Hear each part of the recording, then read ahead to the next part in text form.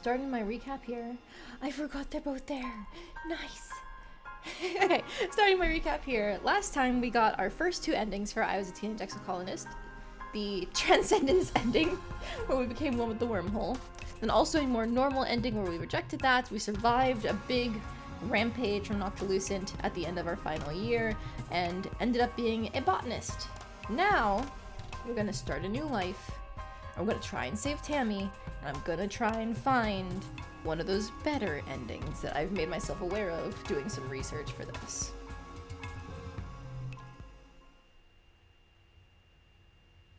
Okay. Wake up again. Hey, there's a little achievement for when you start your second life. Excellent. You wake to chaos, a confusion of light and heat and smoke. Fire. Your head is pounding. You must have hit it and blacked out, but you're unsure how you got here, or what in Vertumna is happening. There's something important you need to remember. Your stomach lurches as the floor crumbles beneath you, your feet, and then collapses. Hi, Nam. Your body aches and your eyes burn from the smoke. A figure appears through the flames. It's your friend? Your friend? Why can't you remember her name? She's gesturing and shouting at you, but all you can hear is a ring in your ears. What's going on? You try to speak, the words come out jumbled. Your throat seizes around a lung full of choking smoke, and you feel dizzy and confused. Your friend pulls you out of the rubble. She throws your arm over her shoulder and half drags you towards the door. Through it, you see a deep, eerie twilight, a dark blue and cold against the heat of the fire around you. Glow season. Hi, doggo! Glowing eyes? You shake your head to clear your vision. Is that some kind of dog, like from Earth?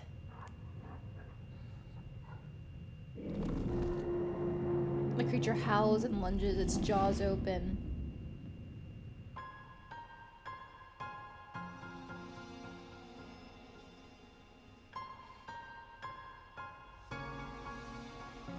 Okay, since this is our second run, I'm gonna be a lot less careful in terms of like looking for new dialogue and stuff.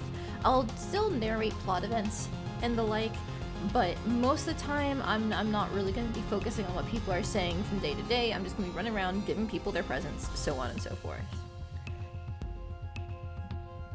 You are born on the Stratospheric, Earth's first colony ship, halfway through its 20-year voyage to a wormhole at the edge of the Sol system.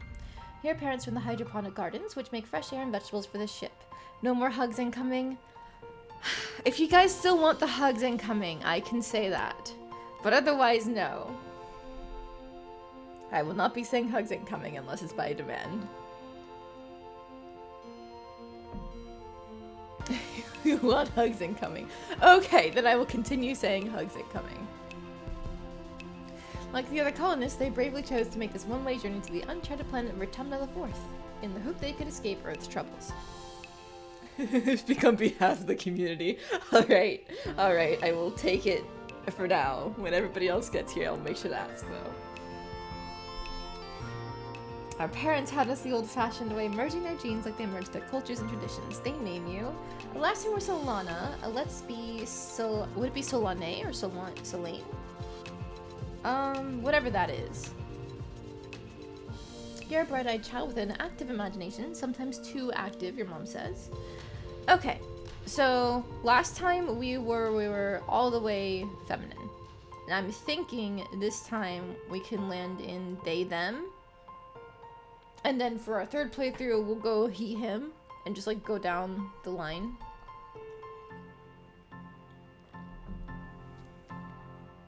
Now, your earliest memories are of your 4th birthday.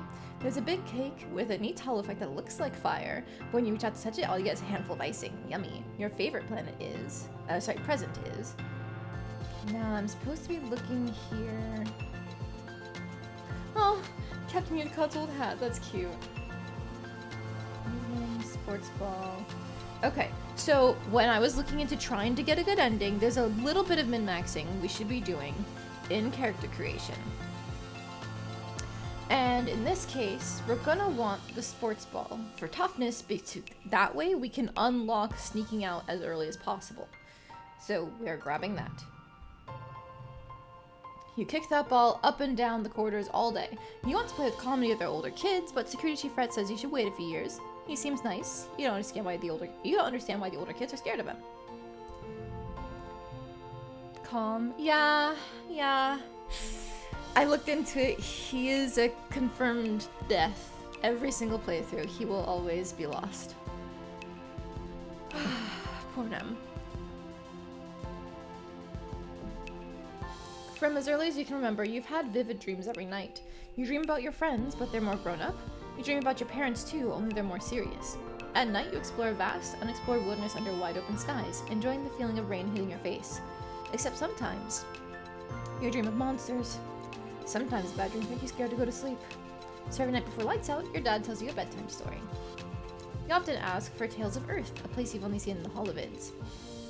Your dad doesn't want to talk about it. How about we save that for another time, he'll say. Or maybe when you're older? He prefers made-up stories. Your favorite is... Oh, goodness.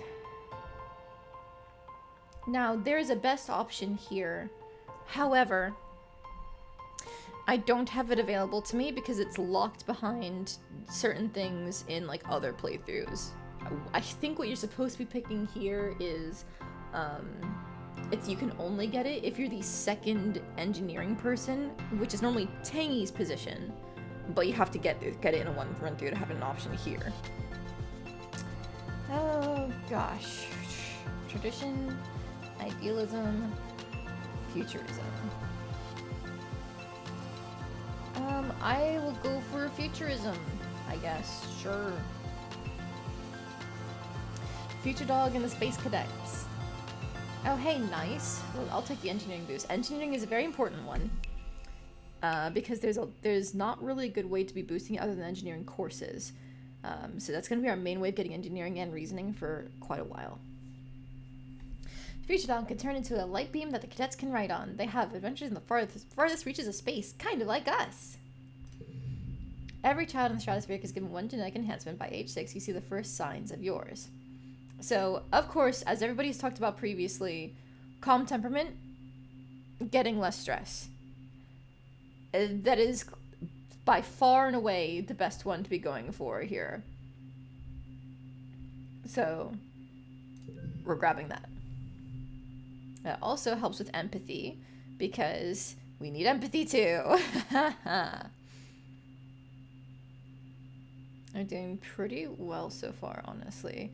Empathy 20 already puts us at being able to get free cake from Tammy, which is good because cake is a very important item. I have learned in my research. I didn't really do much with it last time because I didn't realize it, but every single time you give Cal cake is a little bit of stress gone down. So if you're at 100 stress, you can give him cake if you can afford it and squeeze in one more activity, which is great. I didn't put that together last time, so it's very good that we can get free cake from Tammy. Nothing can faze you. You're rarely frustrated and you don't let anxiety get the better of you. You brush insults aside, always play nice, and never have to be told that sharing is caring. You're especially nice to your friend. Okay, so I personally would love to pick Mars here, even though the card that she gives you at the -1 kudos is kind of lame. However,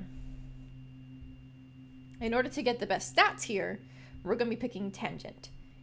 There is technically another option that is better, but we haven't unlocked that one yet either, because that's also something that's reliant on other playthroughs, because we could be picking Congruence, the AI here. And she would give you a bunch of free starting stats. And it's really easy to build up your relationship with everybody here, so it's basically at no cost. So we're going to go with Tangent because she gives us some intelligence boosting. Yep, engineering, reasoning, there you go. You have your holopalms installed at age 8, but holonet access is blocked for kids. Tangent wants to sneak onto the bridge and talk to the ship's AI Congruence, because from the bridge, Congruence has to answer any question. You... goodness. I think even these answers will affect your stat gains too, but I don't remember what I'm supposed to be doing here. I should have written it down. I ended up writing down like the first initial gifts and stuff. And then I also wrote down the benchmarks for different stats Like, for example, max perception, baby. Need that as soon as possible. Oh, I didn't write this down. Goodness.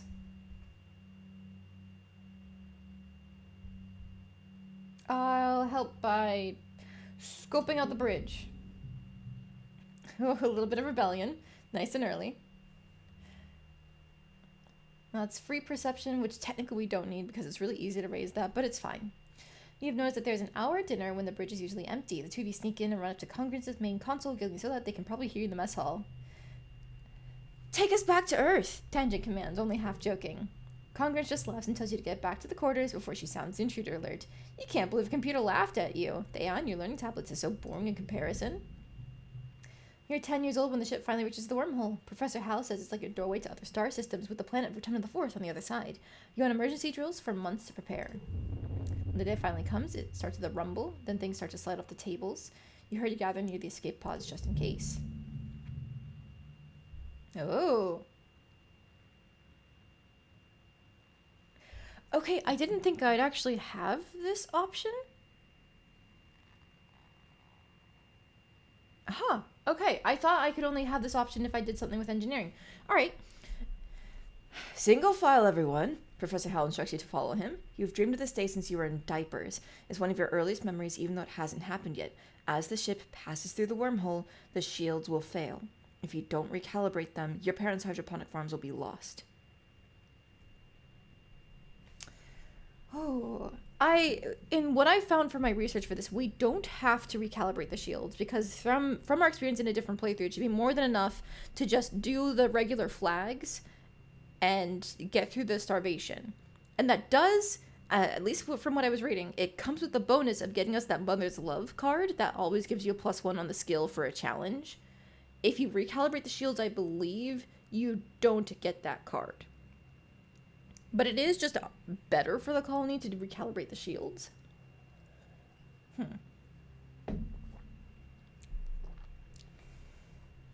Well, it's a little early to save. Oh, fuck, I can't save.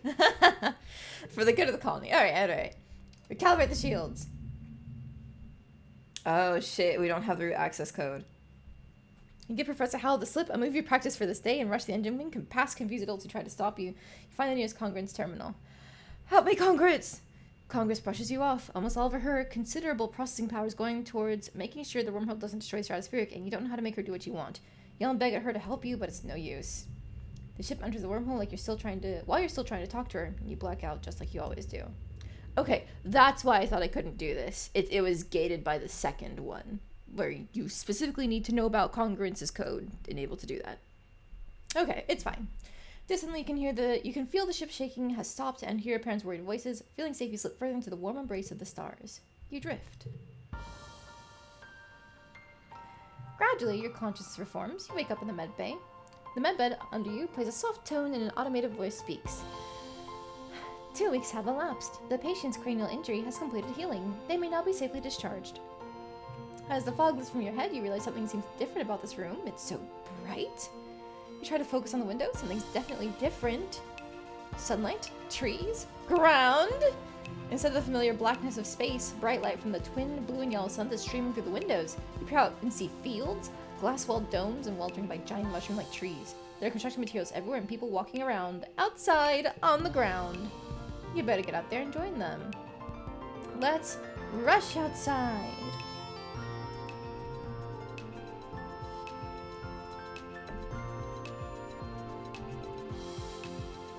Oh, Tammy jumps as you step out of the ship's quarters behind her. You're awake. Are you all better? You better go see your dad. She points southeast towards the geodesic domes. So I'll click on the ground, click on characters and talk to them. Yep. Alright, I think Tammy's the only one who's really going to be out right now, right? Yeah. Okay.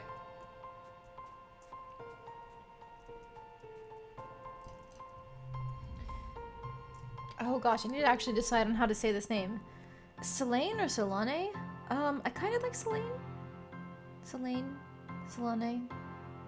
I'll go with Selene. Selene! And Dad gives you a big warm hug. I'm so happy you're finally awake. Doctor thought it'd be best to keep you asleep while you're not Camille. Mother and I thought you might sleep away the whole year, my sweet little gooseberry. Shakes your head and looks relieved. Hugh is clearly very worried about you, covers it with jokes and smiles. Aw, you love your dad. Welcome to Vertamna, he says, gesturing around you. You've never seen the stratosphere from the outside, except in pictures. The ship has been separated in two, and parts taken off to form other buildings and a big wall around the whole colony. The alien jungle creeps right up to the wall. Only the geodesic greenhouses pass outside it, dotting their way up to the hill. How'd you do this so fast? You've been asleep for weeks, my dear Albertine. And these geodesic greenhouses practically put themselves up. But some of this is only a quick, temporary solution. We'll keep growing and improving things. One day a little colony will be as big as a whole city. Oh, before I forget. Pulls a package out from his satchel and hands it to you. You blink and stare at it blankly. Don't you know what day it is? He asks. You honestly don't. You mind that you've been asleep in the med day. Happy birthday! He shouts, wrapping in a warm hug. Your birthday already? You feel a dizzying sense of deja vu. You stare hard at the wrapped package. You know exactly what is in there. You remember it. No, you dreamed about this package some years ago on the ship. Inside will be a small medallion in the shape of a sun that your dad made by hand. I don't think there's any reason not to open it. Like, for now, eventually, we will need this sports ball on. But we can just keep this free +1 for now, right? Let's just open it. How did you know this? It's exactly as you imagined, as you dreamed. A feeling of panic rises in your throat. Your hand shakes, but how? Your dad notices. You okay, Selene? Snaps his fingers. Dr. Instant should have let you out so early. Sometimes the sleeping meds take a while to wear off. They might make your head feel funny for a few hours. You nod, maybe. Maybe that's all it is. Someone shouts your dad's name. Listen, I'm so sorry, Selene, but I have to get back to work. It was an accident when we landed and... Don't worry. We're going to fix it, your mother and I. Professor Hal's expecting you in classes if you're feeling up to it. Your dad says, pointing west to the engineering wing in the rear end of the bisected ship. Then he points to the large doors you came out of earlier. Or you can relax in our quarters till you're feeling better. We'll talk later tonight. Kisses the top of your head and ruffles your hair. Have a wonderful birthday, Selene. I love you. Love you too, Dad. Okay, so we can't go anywhere but engineering for this month, I believe. Oh, hi, Dis. See Dis sitting on the ground beside some bushes. Is he hiding from somebody? He sees you watching the gate in the wall to the south where grown-ups are coming and going. Kids aren't allowed past the walls. They say there's nothing to be afraid of, but then why do we need walls? You stare at the gate and have a sudden rush of memory so strong that you think you might faint. You imagine something crashing through the wall, something enormous and dark and wriggly. For years in space, you've had half-remembered nightmares of monsters, of your ship being destroyed, of sifting through the wreckage that used to be your home, trying to find something. Your dad always told you the dreams weren't real. Breaking you from your daydream, this whispers, I think there are monsters out there. I believe you. No, you don't. You're being sarcastic. I can tell. Nobody believes me. He turns his back and ignores you. Well, you tried. This is so sensitive about being teased. Hi, Nam. Hiya, Selene! Anemone seems really at home here. She's rolling a sports ball around with her foot, making patterns in the weird blue snow. This stuff is different from snow on Earth, because it isn't cold, but it's still neat, and you can make stuff out of it. Your foggy head clears a little. Anemone is simple, physical, real. You always feel grounded near her. What are you making? Just snow spirals, but earlier me and Callum made a big snow pal. You missed it while you were sleeping in med bay. She smiles a broad, gap-toothed smile at you. Now that you're awake, we can play! Have you seen any monsters? No, just some little bugs. The grown-ups would say if there were monsters, right? Well, even if there were monsters, Chief Rat would beat them all up, so don't worry. My mom says we're safer here than we were in space. You both look over at the wreckage of the Stratospheric, the spaceship where you were born. Anemone's mom, antecedent, is probably right about that. Look what the wormhole did to your ship. And why aren't you in school? School? I wonder where everybody was. I'm gonna be late for humanities. It's okay. Professor Hal is chill. He won't mind. We should probably go now. Hey, race you! She's getting a head start. Okay. So, there are two issues.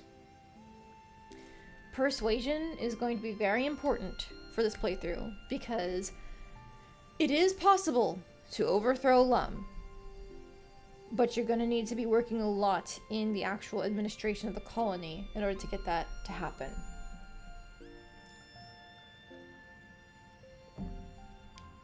That means persuasion. But that also means we're missing out on reasoning. And reasoning is very important. So overall, there's a lot of stats that we need to start preparing to hit. I'm gonna be going with... biology is really easy to level in other ways. But I think it requires some classes being done with reasoning. Oh, fucking hell.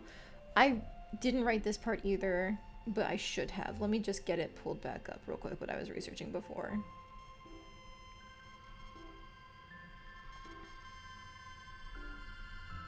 Give me one moment. Sorry, I wasn't as prepared as I thought I was.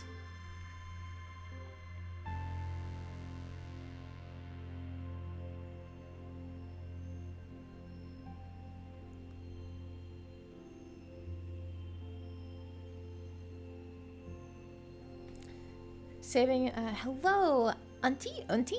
M? Saving time is your number one reason for replaying. Overthrowing Lum was number 2. We're trying to hit both in this playthrough. I'm glad we had the same thoughts.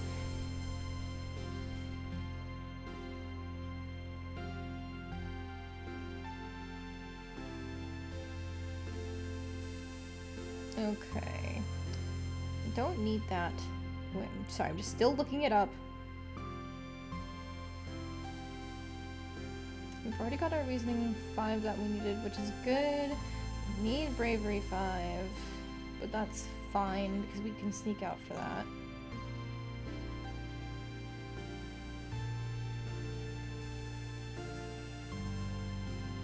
Where is it? God damn it.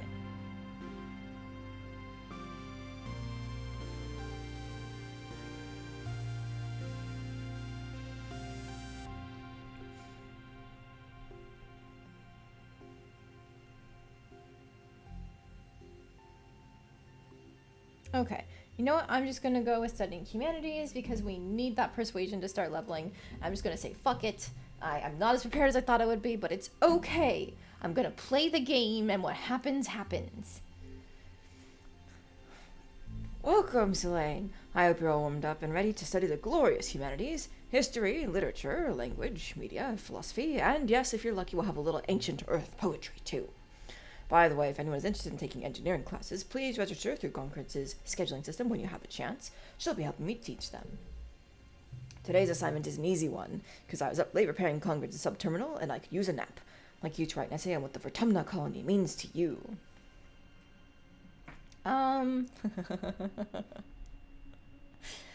Freedom! Equality! Democracy! Oh no, I was hoping for persuasion, but I wasn't looking for loyalty. Okay. You list all the keywords you can think of to describe an ideal government. Did you say freedom yet? Well, you aren't really sure if the colony's government is a real democracy. You know, the council votes on things. Right, we're starting right off the bootlicker. Send help. Although, actually, one of the easiest ways to get started in governing the colony in the first place, like, to build up to that, is to have loyalty at 20 or lower. So, like, technically this is helping me. Although you aren't really sure if the colony's government is a real democracy. You know, the council votes on things, but you don't get to vote. And who chooses the council members anyway? The governor? Who chooses the governor? The council? Maybe just a kid, but you can tell you're missing something here. Okay, I don't need to be taught about card challenges. Oh, fucking hell. This should be possible. I forgot how low the card values are. Good God. There is no way to make this a super goal, unfortunately. I guess it's a good thing we have our sports ball put on, not the medallion, because these pairs, though. First few card challenges in New Run always freak me out a bit. Like, yeah, I got so used to seeing, like, oh yeah, my 5s, 6s, 7s, so on and so forth. And I was like, 0s, 1s. How am I supposed to do anything? Alright, but it's worth it. We're doing it. Why are we already in such high stress? Okay. Parents have been working from first dawn to well after dinner every day. You know growing food is an important job and it's vital to get crops in the ground right away, but there seems to be something more than that. It's such a change from growing up in the stratospheric when you saw them all the time. You stay up and wait for them at night before going to bed. Though you can tell they're exhausted, they make an effort to spend time with you. Oh. Let's not do this option. I don't want that -1, thanks. Sorry we haven't seen much of you, little gooseberry, your dad says. Your mom watches you as she works out a pebble from her gardening tiller, which also serves as a crutch. Have you been holding up? I learned some stuff in school. I'm glad to hear that. I want you to study hard, work hard, and stay out of trouble. Dad smiles. Professor Howell will give you kudos if you get good grades. You can spend those at the depot once it's open. You know, says your dad, raising that at your mom, I think there are lots of different ways to learn, and school is just one of them. You can learn from working on a hobby or by helping a friend. Your mom shakes her head and sighs. You can tell she's trying to put on a gentle expression. We both agree that this colony is an experiment, and that means we're going to do things differently than on Earth. You're old enough now to start making your own decisions about your education and future, and if that means you find your own way, we'll accept that. Dad puts a hand on your shoulder. I'll be proud of you no matter what you do. Try talking to your friends. They have ideas for how you can spend your time. And come by geoponics. We could use your help.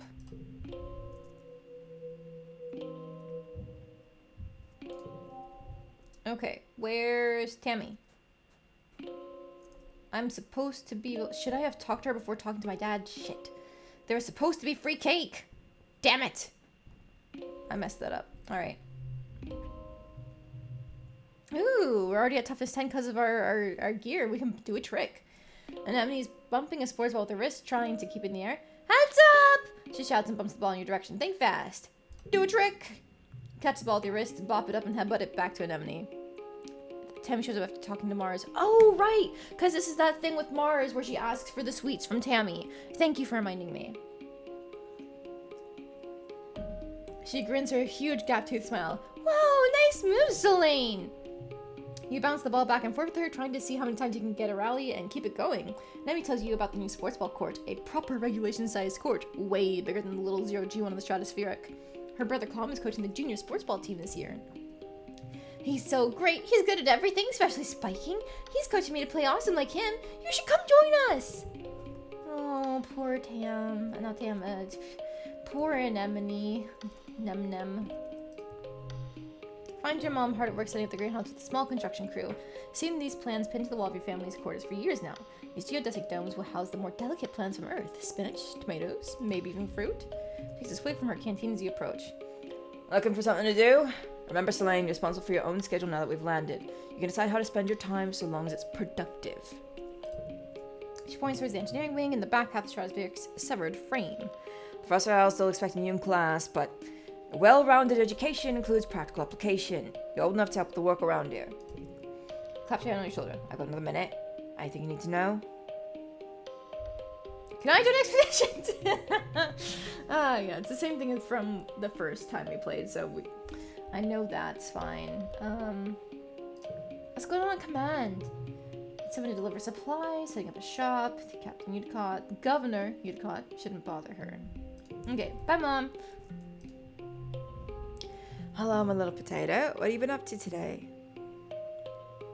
Let's see. Playing in the fresh air. Breathes deeply and looks around. Autumn is magnificent, isn't it? Seasons! I missed seasons!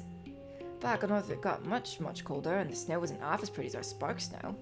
Just wait until dust season. Both the suns will be high in the sky and it'll be real hot then, you'll see. And then Mars. Sharp whistle interrupts your thoughts. Hey Selene, come here, I have a job for you. I'll go over to Mars who's sheltering from the snow. Disturbs everything. It's so gross here. The spark snow ruined my good clothes. At least on the ship we had climate control. Ugh. Tammy made me some soy sweets, but there's no way I'm going out there in all this weather. Since you like running around in it, could you fetch them for me? Okay. Good, she's probably just down the hill near our quarters. She's scared to take more than a few steps from the door. All she wants to do is hide inside and make sweets. Hi, Tammy. Tammy's staring obliviously at the sky, smiling to herself. She startles as you approach. Oh, hello, Celine. Do you need something? I'm here for Mars' soy sweets. Oh, it's so nice of you to help out Mars. She's a very important person, you know. She handed you a box wrapped in a pink and yellow scarf. 1 order of mango soy sweets made fresh this morning. Please tell Mars that she can have the scarf back, okay? She used some of her kudos to nanoprint it for me since it's so dusty here, but I think I'm getting used to it now. Tammy smiles again and tucks her hair behind her big elven ears. Mars is so cool. Sometimes she's kind of bossy, but I know she really cares too. You see Tammy sitting quietly near the entrance to the lounge. You know her for, well, your whole entire life. Back on the ship, we used to play with her! Tammy had the best doll collection. After her mom died, her dad used all his nanoprinter credits to print her a different doll every month for a whole year. Oh no! Why is Tonin so sweet? Oh my god. Ears perk up when she sees you. Oh, hello, Celine. Her voice is soft and dreamy like a beam of starlight. Do you want to play dolls? I sure do. Yeah, friendship and empathy. You don't think Tammy will ever be too old to play with dolls. If anything, she has even more of them now. Takes you to her quarters and brings out the entire Spacey Stacy doll collection. A disturbingly realistic baby with real bowel movements and 2 super fancy posable dolls named Lily and Tilly, who can be programmed to move on their own. Tammy isn't very good at the programming, so Lily and Tilly just roll around awkwardly when you turn them on. You cover quickly by saying they must be breakdancing at a club. The 2 of you spend the afternoon making up stories of the rise to stardom as professional dancers. Oh, that's adorable! You're so cute, Tammy. Tammy has barely left the safety of the ship's quarters and lounged since you landed. She's looking fearfully out from the doorway. I'm afraid of outside. My dad says I need to take baby steps and that it's okay if I approach new things at my own pace. I'll perform a random act of kindness. You start simply. You give Tammy an enormous hug, sharing the love. Tammy gets a lot of hugs, but you make sure this one feels special. She hugs you back, wiggling back and forth happily. She's surprisingly strong. Thanks, Celine. I really, really needed that. Oh, before you go, she adds and produces a box with a slice of cake in it from the folds of her skirt. Do you want this cake? They're so fun to make, but I need someone to help me eat them. I'll make you another on your birthday if you like, and we can trade hugs for cakes again. Cake! Tammy beams when she sees you, like there's nothing better in the world than the sight of your face. Happy birthday! She comes in for a huge hug. She smells so nice like vanilla and flowers, and she's really good at hugs.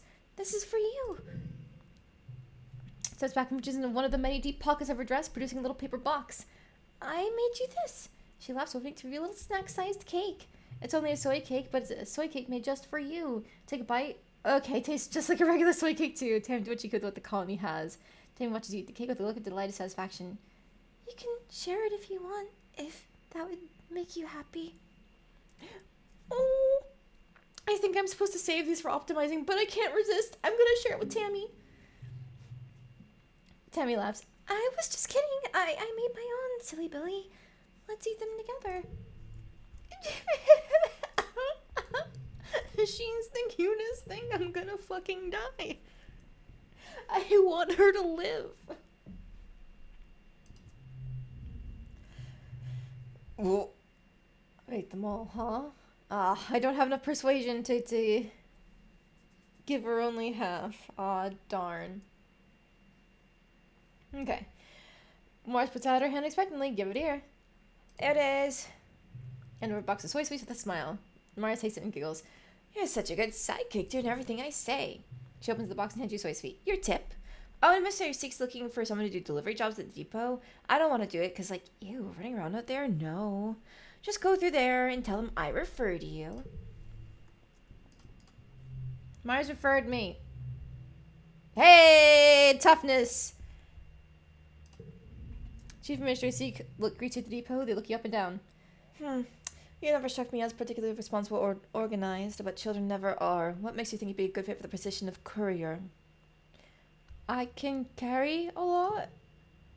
Strong for your age, maybe. But lucky for you, you're the only applicant this week. You've got the job for now, anyway. They use their elegant silence to note this on their holopalm.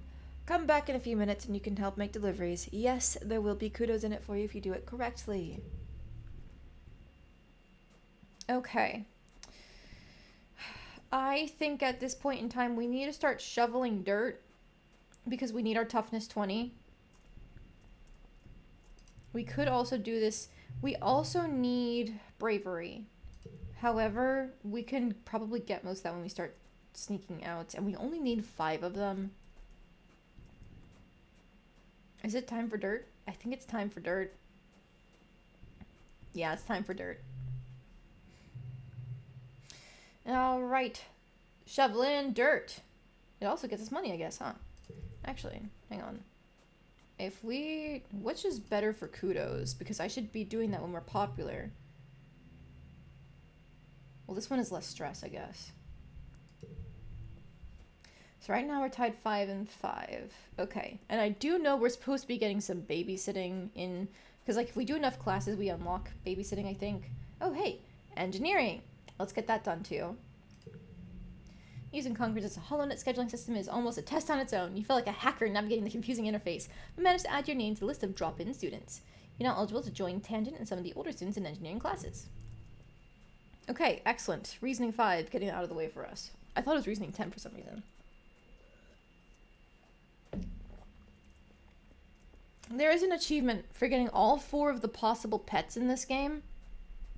And one of them is almost exclusively from, like, doing engineering and then, like, repairing bots. So I'm gonna have to fit that in somewhere. Probably later, because there's a bunch of stat benchmarks we need to be hitting. We don't have anything we can give people yet. I don't have enough persuasion for you either, right? Yeah. And I don't have enough bravery for this. Not even I think he's near our parents. I don't think we have enough toughness for Nem. Yeah. 1 pest per box, the other 3 are from exploration. You just end up with the 3. Yeah, I know the last one. I didn't get the last one in my last playthrough. I got the first 2 pretty easy. But the last one is only available in the swamps. And I didn't go back there after doing all of the regular plot stuff because I didn't want to trigger... I didn't know if it was going to be a bad ending, but it sounded like it. And it would be a bad ending. The whole thing where you blow it up and, like, fuck up the gardeners. So I didn't want to trigger any of that. So I stopped going there. But that is supposed to be where you can get one of the pets. So I'm going to have to try and figure that out this run too, while also fitting in time to to repair that bot and do everything else. We've got a lot on our list. Time to shovel dirt. It's first in the glorious world of agricultural soil conveyance. Oh boy! Good morning, Selene. Looks like you're working for your old lady. Hope you don't expect to go easy on you just because you're my kid. She walks you around the geoponics wing and points out where everything is. Your job is to move sod, compost, plants, garden waste, and equipment from one place to another. Get comfortable with this, she says, pushing a squeaky old-fashioned wheelbarrow towards you. Now, any questions before you start moving that dirt? Let's just get to work. That's my kid, your mom says, slapping you on the back. You stumble a little. Your arms start to ache after the first half hour of work, but you keep going. By the end of the month, you feel utterly drained and exhausted. And good somehow. You can feel your muscles growing already. Alright.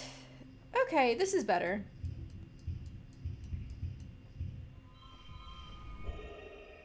There's just no way to get a... Wait a minute. It's a +7 here. What if I were to do... No, that's just the goal as is. Okay. I was thinking maybe I could be cheeky and get more +1s, but no, the extended version is just better. Damn. No super goals yet. Unfortunate.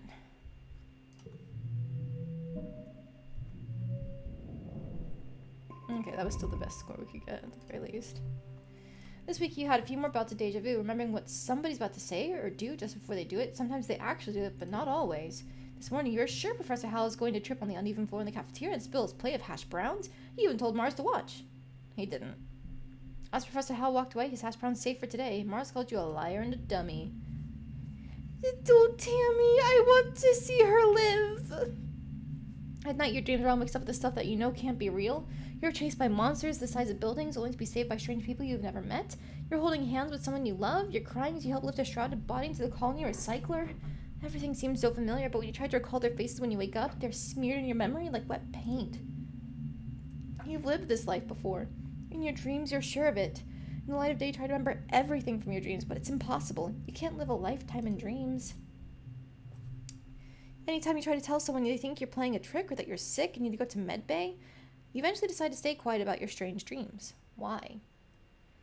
I can't remember what I'm supposed to be choosing here. Fuck it. What did I choose last time? I think I chose secret powers are fun. I just do secret powers are fun.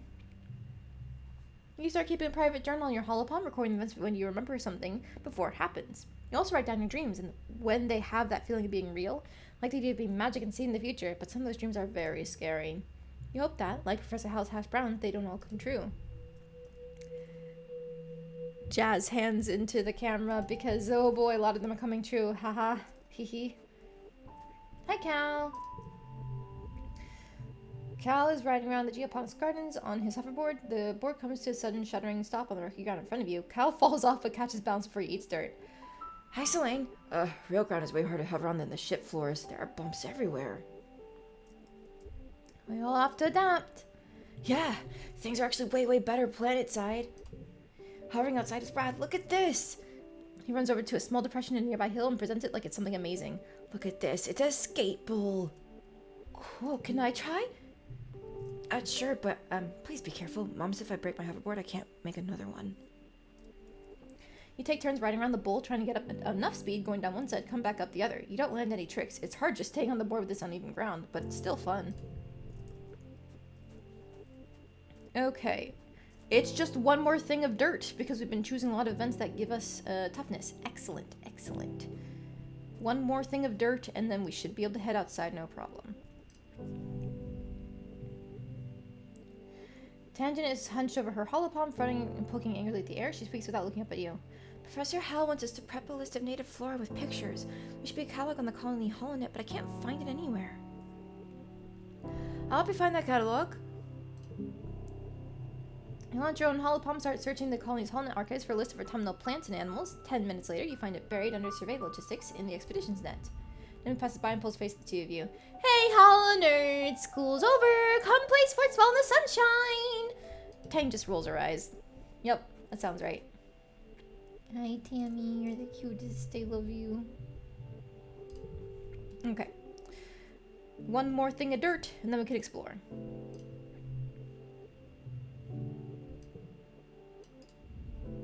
Tammy brought Cal a beaded bracelet. It's too big for his wrist, so he wears it looped into a strap on his clothing. Every so often you catch him fiddling with it and smiling. You wonder if he knows his crush is visible from space. Oh, that's the cutest thing! And they can actually be together in this run through because I'm making sure Tammy lives. No, I'm not doing harder challenges. It's hard enough as is. Ooh, nice. Oh, there's no good way to put this, huh?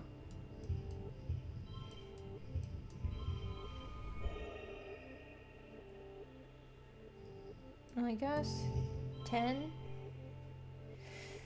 The pairs are definitely more worthwhile than the color bonuses, huh?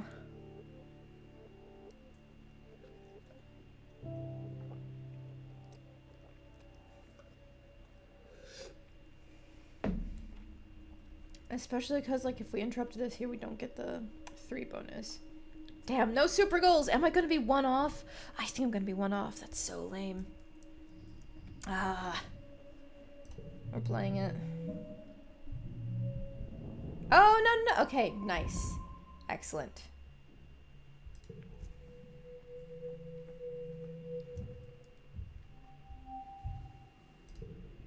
Hello, Em. Welcome in. Oh, Ego. How's your shift today, Em? Oh, also I forgot to ask earlier. Auntie, what would you prefer the pronunciation to be for your name? They're hanging out together, guys. Aren't they cute?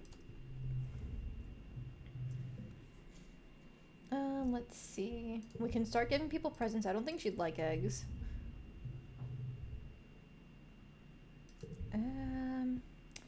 Well, I might as well. How's life on a harsh alien world going? It's going pretty well. We did a little bit of optimization in our starting picks to make sure that we could unlock a bunch of things right away. And we're about to unlock the ability to go outside on explorations. So that is very nice. And it's halfway between auntie and uncle. Oh, so usually the U from the letter uncle. So yeah, auntie. Okay, got it. Thank you.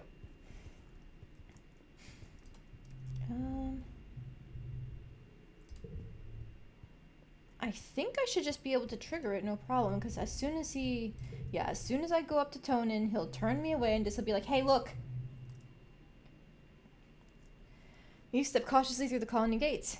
Hey there, kiddo. Uncle Tonin walked away with a smile. I'm afraid Expeditions is off limits for now. It's not safe out there for kids. You better toughen up so you can join the squads when you're older. I'm tough enough. Well, so you are. You know, I'd say you might be having a growth spurt, Selene. They better watch out for you on the sports ball field. Listen, I can see that you're a tough cookie. I'd love to have you on my surveyor team in the future, but you have to wait a few more years first. Come see me when you're older, okay, kiddo? Dejected, you drag your feet as you walk back to the gates to safety. Psst. What's that? You look around questioningly. Psst.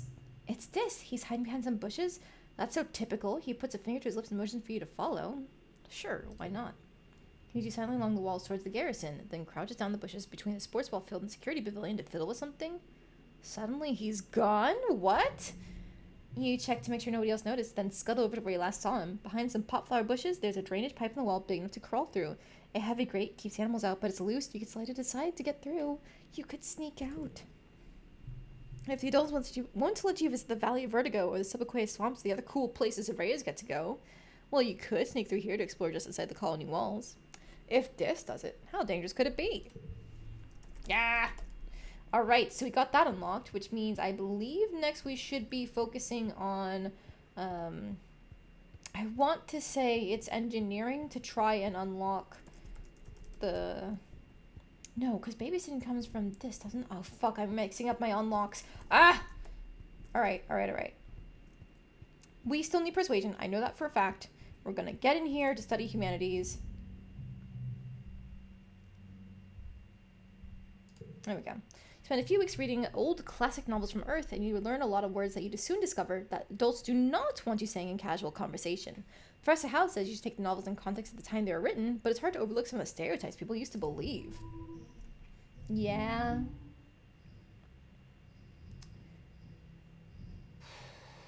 Okay. I can do this.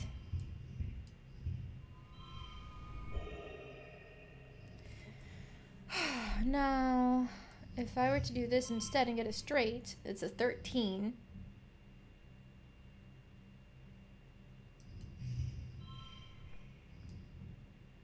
Okay. I think I've got to do this.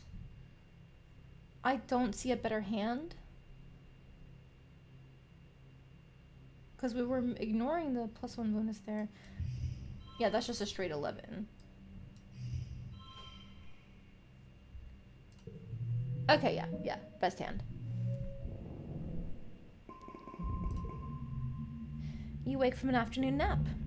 This dream you're in is one you've had many times. The air is strangely pink and fluffy, kind of sticky, and you have to push your way through it. It feels like every step takes an eternity. Push through the pink cloud and emerge into the children's creche, a room you know well, to see your friend Tammy standing before an enormous bear made of pure light. It lunges at her, through her, and she collapses to the ground like a fainting fairy tale princess? Huh? You wake with your heart racing. Tammy's leaning over where you've been sleeping in a nest of pillows. She shakes your shoulder gently. Oh, I'm sorry, Selene, she says, as speaking to a small child. I think you were having a nightmare. Are you okay? Are you? Nothing bad happened in the dream, but you feel sick with dread.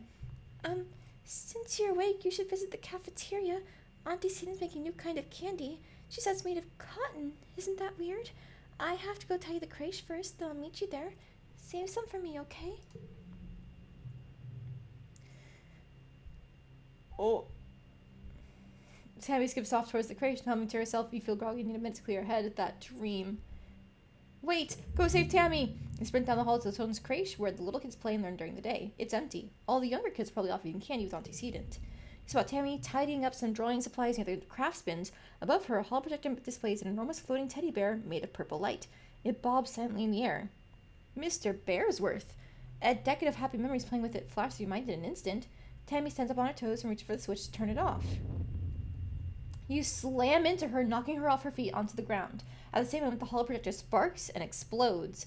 The bear disappears and the whole room goes dark. Yay! She's living, lads! In the dim emergency lighting, you see Tammy's eyes wide with surprise and fear. She sits and rubs her elbow, staring at you. Sorry, are you hurt? It's okay. She sniffles, looking like she might start crying. Why'd you do that? Oh! I just saved your life. My life? She peers into the dark room, looking even more frightened. How? You tried to explain that the holo projector was going to shock her, but she doesn't seem to understand. What? But it's Mr. Bearsworth. It's just a toy. She doesn't believe you, but that's okay. You're just happy that you followed your dream and got here in time. You decide not to mention the dreams. She seems weirded out already. After a minute, the lights come back on. The projector is dead, a thin trickle of stinky smoke coming from the base. Don't worry, she says, brightening as she gets to her feet. Professor Hal can fix it. He can fix anything.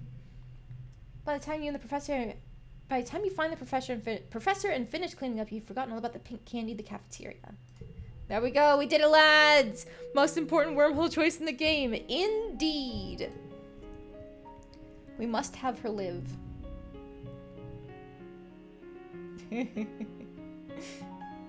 I should have saved before doing this. Selene, we need to discuss my brother. Oh, who? This? Yes, this. I saved my friend this time. Yes, we did. She's not my childhood friend in this playthrough because we chose this one. For the stats, mostly. But it's okay. She's alive and that's what matters. No tears playthrough? Well, there's gonna be some tears because, Nem's brother is still gonna die. But everybody else we're trying to save. We're gonna set ourselves up for a golden route.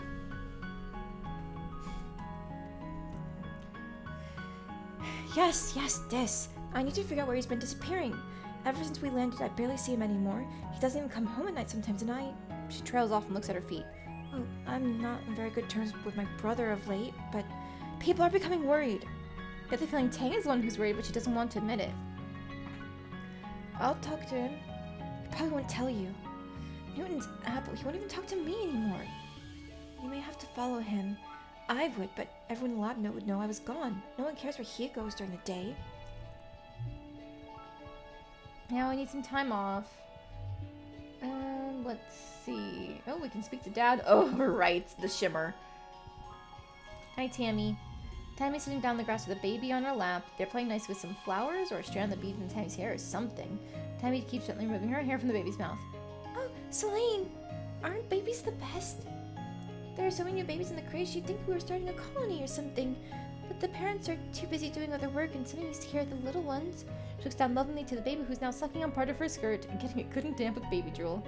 You can help too. It would be fun. Baby chooses this moment to spit up a big puddle of pale yellow liquid onto Tammy's dress. Oops. Then she holds them out to you. Could you take them for a minute while I find a towel, Selene? Baby hiccups and rolls their eyes. They still look a little queasy to you. Of course. You hold the baby against your shoulder and pat their back the way you've seen parents do sometimes. They let a satisfyingly loud belch and you feel a trickle of liquid run down your back. But you don't care, because there's nothing better than that fresh baby smell. You decide you might take Tammy up on that babysitting job. We can make her more confident! I want her to be the most confident girl in the world. Meet your dad adjusting a watering pot in your mom's flower garden. He's having a sneezing fit, his eyes running in red. You're alarmed. You've never seen him look sick before. People were hardly ever ill in the stratospheric, except sometimes when the zero-G rooms made them queasy. Not to worry, my little beanstalk. I'll be fine. Just Paul make my head a little stuffy. He wipes your nose with his handkerchief and looks around, or wipes his nose with the handkerchief and looks around. Everywhere you turn, the air is soupy and tinged with pink from all the floating pollen. On Earth, we used to call this hay fever. Even though it had nothing to do with hay. Your mom cuts in, carrying a large bouquet of flowers. A native flower seem to be in full bloom this time of year. She buries her nose deep in them. They smell fantastic. Dad smiles kindly, agrees that they sure are beautiful, then he blows his nose loudly. Sniff the flowers tentatively. They do smell good and they look harmless. Your dad's eyes look sad, but maybe that's just the allergies. Hi, Selena. The last few weeks have been very hard for you. This might be a good time to relax and stick around the quarters wing. No. Oh, I can't help with the animals yet. Okay. Mom probably doesn't have anything. Mars probably doesn't have anything. Alright, this, following up with Tangy. Tells us that his sister Tangent wants to know where he's been disappearing off to. His eyes flipped briefly to yours, and he stares vaguely off towards the engineering wing where his sister is reading on her holophone between classes. He doesn't say anything. She's worried about you. Okay. She doesn't care about me. Tangent's just worried she'll get in trouble if I don't come home one day. She doesn't care about anything but her schoolwork. I mean, if I can already go outside, I don't need to worry about being friends with him right now. Better tell me or else. Looks down on the patch of bubble blood sprouting from a crack in the wall. He squirms. I don't have to tell you. Just leave me alone. Alright, I tried. I guess I should have waited to be friends with him, huh? Oops. That's my bad. I messed up that flag. Okay, well, we're just gonna sit out here. Babysitting, I think, is one of our big empathy boosters. But for now, we're just gonna relax in the lounge. The lounge is a long, well-lit hall along the outer hull of the ship's midsection. It's strewn with tables and cushions and serves a communal living room for the tiny one-room spaces every family is assigned. You flop down into the lounge's big beanbag pile of some of the other kids. Cal's a dazed, beautiful look on his face. The air smells so good on Vertumna. So does the dirt even. You notice his clothes are filthy, but obviously Cal couldn't care less. And he bounces in. Holy crap, there's so much space to run around and play in. Calm and Chief Red set up an outdoor sports ball court, and it's way huger than the old one on the ship. Tangent carefully sets one cushion from the pile and perches on it. The school's expanded some of the empty engineering bays. We're getting a big new lab to do experiments using local resources. There's so much to learn about this planet. Emmy rolls her eyes, but Tang continues. We shouldn't forget our studies just because we've landed. Oh gosh, this is obviously gonna be per person. Tammy's at 10, Tangent's at 20. The lowest of these all is Anemone, so Anemone. School, let's play outside. Selena's right. You hear over your shoulder, and you start to find Dis standing right behind you. When did he get here? See those huge beasts in the jungle as we were landing? I wonder if there are more out there. You've had less of the deja vu dreams come to life feeling this week, and you start to think that you've imagined it, so you get a prickling sensation in the back of your neck and remember that Mars is about to enter the lounge and tell everyone to look outside. You stare at the door. Mars walks through as if on cue. OMG, everybody look outside. They're hosting a flag over command. She says, clapping her hands excitedly. You know what that means, right? Vertumna's officially humanity's first exocolony ever. You look out at the flag, feeling dizzy, and silently mouth the words along to what she says next. You remember this moment so well. This is history, kids. And we were there. Let me take a look at these cards. Do I want to get rid of a 1? Not really. I'd rather get rid of my zeros. Well, if I get rid of the blue one, then technically it's a better chance to get some of my other ones. Let's just keep these.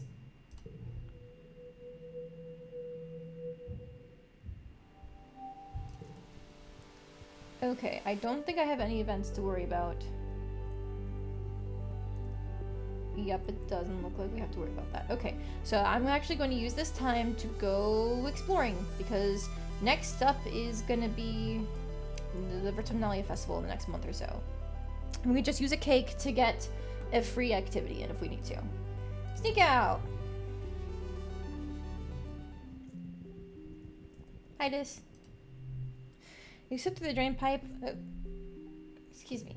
You slipped through the drain pipe and out of the colony before anyone saw you. Anyone, that is, except for a dark form watching you from the trees nearby. Could that be? Is that Dis? He turns and disappears into the jungle. Now you're sure of it. That definitely was Dis. He's not allowed outside the colony either. Follow him. Scamper after him through the brush, heedless of branches and brambles scraping at your arms and legs. Without a proper environment, you get all scratched up. This kid is fast. You could lose sight of Dis and can't find his trail again, but you do learn something by trying. Okay, I think these events don't do anything over here. We'll go this way instead. Your way is blocked by a strange, small creature with 1 foot and 4 large eyes, 2 of which blink sideways on top of his head like frog eyes. This must be a hop-eye. You've heard people talk about them, but you never see one up close. It keeps thumping its foot on the ground really loud. Okay. Aminals. I hope we can do something here.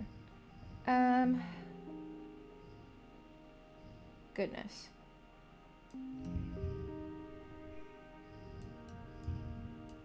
That's something. Not a bad hand there. You are definitely going to have the highest value. Okay, there's a pair bonus there. We should be able to get this next one, no problem then. Yeah, super goal! Nice. Let's go.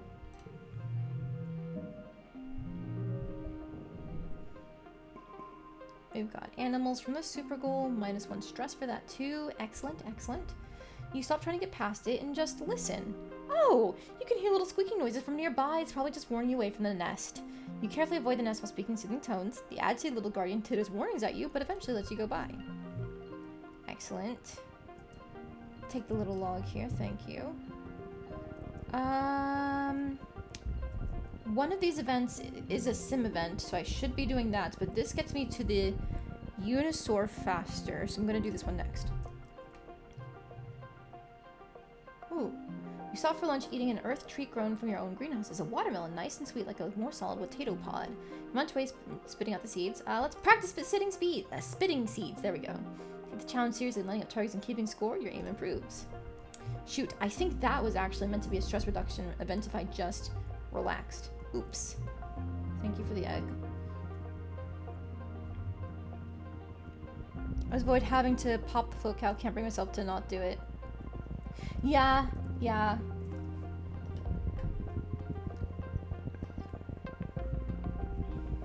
I don't like that it's a stress event. Otherwise I'd be going in that direction. Hello, Dis. You spot Dis sitting in a clearing, but not before he sees you first. Instead of sneaking away as usual, he stays still as you approach, like it's totally naturally be sitting in the middle of the jungle so far away from the colony walls. Now that you think about it, you're a little glad to see him. You are so far away that you can't see the walls anymore. It's really weird out here, and it's getting late. Can't bring yourself to not avoid it. Yeah. When you have animals 20, then it's a lot better because you can just milk it. But otherwise, it's like, why in the world would I do this? Hi, Selene. Sister's worried about you. Tangent? I doubt it. She only worries about her schoolwork. She doesn't really care. How about I show you something cool and sneak out will be our secret, okay? He jumps up and walks a little ways into the trees. You follow. Just a few minutes away, the ground drops off in a large stone outcropping just out over the cliff face. Dis walks right to the edge without slowing. It's a long way down. Come on. Try to be brave! Okay, what if we... Because that's a color there, but we could also get a nice pair here. I'll try this. It might not be a good idea. Yeah. We'll just get some pairs in here for free. There you go. Yeah, super goal! Hell yeah! Hell yeah, let's go! We need at least 5 by the end of the year so we can sneak out and get the heroic bonus. So worst case scenario, we might have to do a little bit of sports ball, but this is a nice way to get it for free, essentially.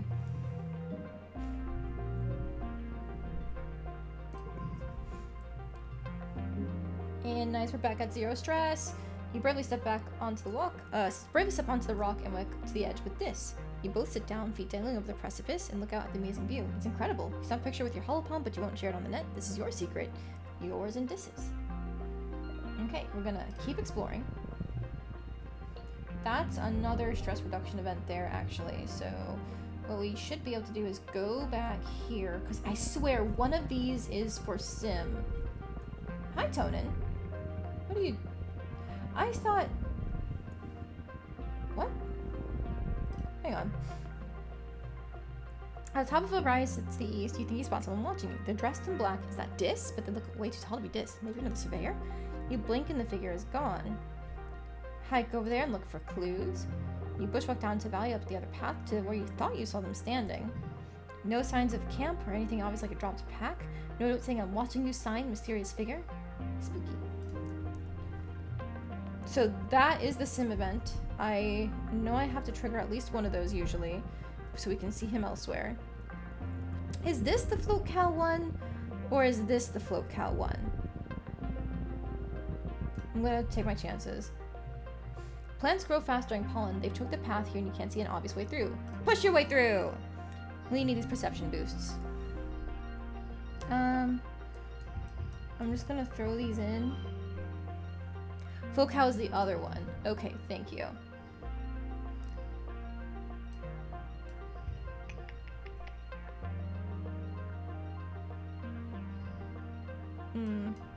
Okay, let's do this instead.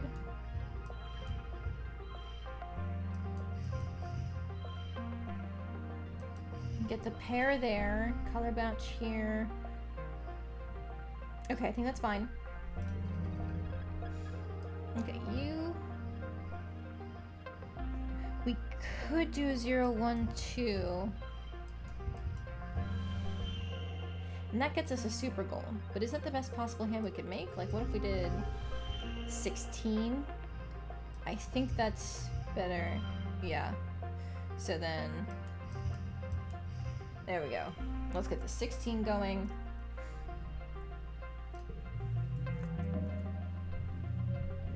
That wasn't the best hand? Fuck. Shit. I don't know what I could have done better than that then. Oh well. It's just a single kudo. We actually have quite a few already. You find a good stick and whack whack whack your way through the tangled new growth. Take that to nature. Okay. Tonin, what are you doing over there? Well, we're at stress 42, so we should be fine to hit the Unisaur event. They are in the clearing, the most majestic creature you've ever seen. It's like a unicorn from your dad's storybooks, both leathery reptile skin that shines when the light hits it. It moves so softly like it doesn't even disturb the ground. It could be dangerous, but you want to see what it does. Be as quiet as possible. Okay. Let's just get the zeros out of the way. Oh, I should have saved one of them. Fuck, because I could have set up a straight. Ah. Alright. Fine, we'll just do something like this. Tammy. We probably want to do something like this. 17. 15. 15.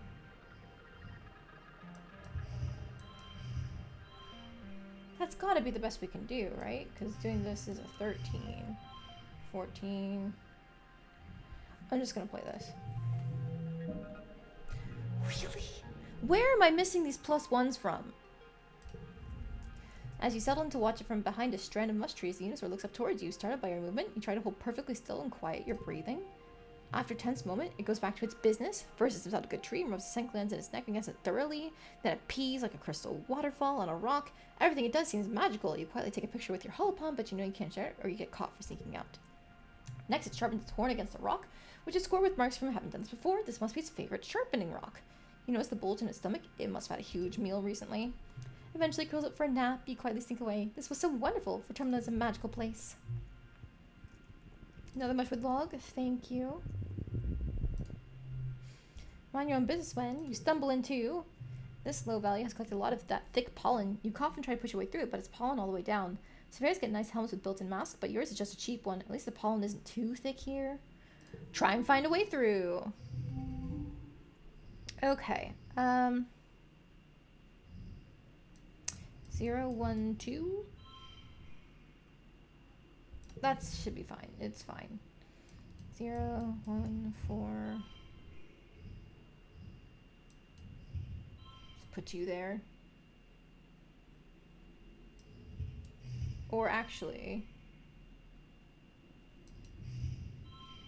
because then we get the okay, yes. We do this and then we're good. Nice. This one has the highest value. Okay, but that's a pair there at the very least.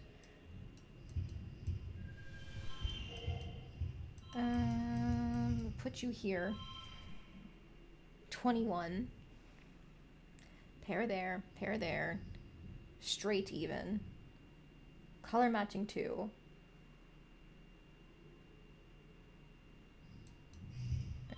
Because that ruins the straight. Okay. Let's just play this. Thank you. That should have been the best score. Pollen makes your face itch. It makes it all the better when you find a route to higher ground and come out of the worst of it. And the egu. Thank you. Come across a cluster of mush trees. They're not fully grown yet, but they're still pretty big. Might be good to harvest them before they get all gross and mushy during the rainy season. If you're older, you could probably cut them down and get some kudos. Let's give them a friendly pat. You like the mush trees. You give one a pat and are surprised when it moves under your hand. It's not the tree, though, but a camouflage creature lying against the trunk. Its small looks like a little...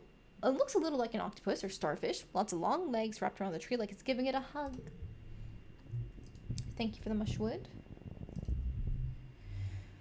Let your mind wander as you're walking and bumble straight into a field of gelatinous blob grass. Totally transparent, the sticky fronds are hard to see, but even harder to ignore, especially once they start glomming onto your boots and slowing you down. It's like trudging you through thick mud. You stubbornly decide to keep going, paying close attention to the visible signs of this blob grass field, and there aren't many, just an absence of other vegetation. Look through a path through. We'll get our perception of one way or another.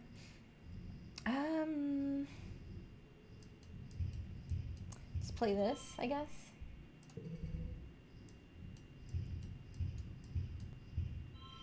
The flesh isn't bad. One.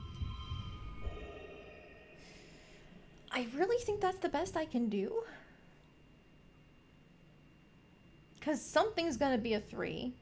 Get a pair here. It's the same thing no matter where we put. Fuck it. There we go. There it is. You can hop along from that rock to the fallen log, then climb over those old pieces of surveying equipment. You get the villainous blob grass. You spend a bunch of time on it, though, and it takes some tricky balancing. It's tiring. Okay, I kind of want to speak to Tonin. But also... up here... What is this event? I don't remember what it is. But I'm kind of curious anyway. Head over here, the road curves right, and there's a steep hill heading off to your left. But there's a really great view from the top of it, but it's going to be a scramble to get up there. Hike up it! You're packing some bushes at the base, so you'll be light on your feet and then start the trek. It's tiring and even steeper than it looked from the bottom, but some broad mushroom-capped trees provide shade. The view from the top is spectacular. You can see all the way to the colony walls in one direction and down a little sawmill in the other. Then you spot it. The rock. The most perfect boulder you've ever seen, teetering right on the edge of the slope we just climbed up. It's almost as tall as you are, must weigh at least 2,000 kilos, but it's practically teetering there. You think with enough muscle you could push it over. Nope, I know this. It ruins my bag. Resist the temptations. Not today, Rock. Not today.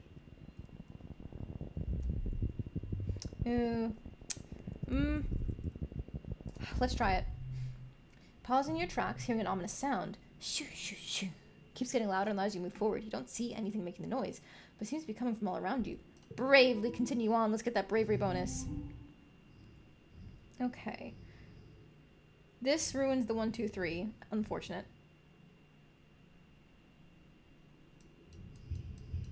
Let's play it anyway, I guess. Because it's a color, really easy color boost. +1 to the card to the right. 1's color match there. 0, 0, 0, 1, 2. For the straight. Now if I were to put this here, that's a 9. I think the 3 of a kind is kind of necessary for this. Here? 10, 12, yeah. Throwing it out. Nice, nice, nice. Yeah, it's just alien crickets. Phew! They're so tiny, but there's a million of them. They look like little blades of grass and rub their sides against stuff to make that shoo, shoo, shoo noise. You tuck your pant legs into your boots and continue on your way. Ooh. Some wood. There's the colony itself. Oh, the original event that I passed up to get here. There's some farmland somewhere. Oh, hi, Tonin. You spot Uncle Tonin, Chief Surveyor Tonin, that is, bumbling about, preparing some automated survey equipment in a clearing. He's very cautious, jumpy even, but he's making a lot of noise. Every few minutes he'll pause to listen and check his surroundings and then go back to banging away. You shouldn't be hard to avoid if you don't want to get caught sneaking out. Sneak past him. Let's get that perception boost. Okay. Let's do that. Line you up.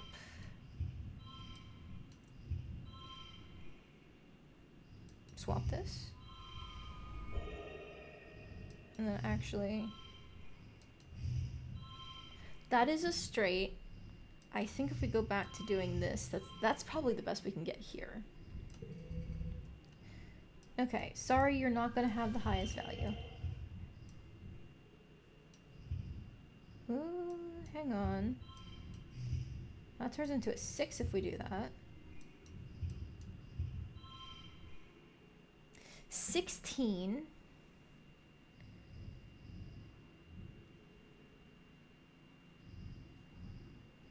That turns into a 2. No, none of these are zeros then. 14. 17.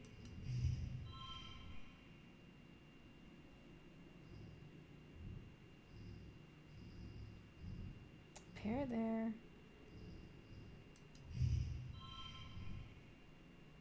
I think the 17 is the best we can get. I'm just gonna play it. Damn it. I missed something. But we got some more perception. You sneak past Chief Surveyor Tonin easily, walking while he makes noise and ducking down when he stops to check his surroundings. Too worn out. We're going home. Nice. We got +2 bravery. Hey, we're already at 5 bravery. Excellent. Okay.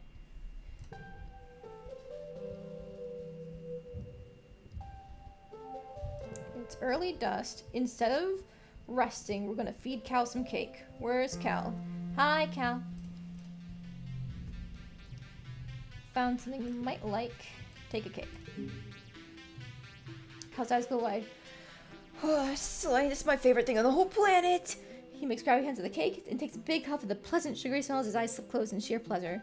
Wow, Selene, you're really the best of the best. Here, you have a piece too. Let the icing melt in your mouth and let all your worries melt away with it.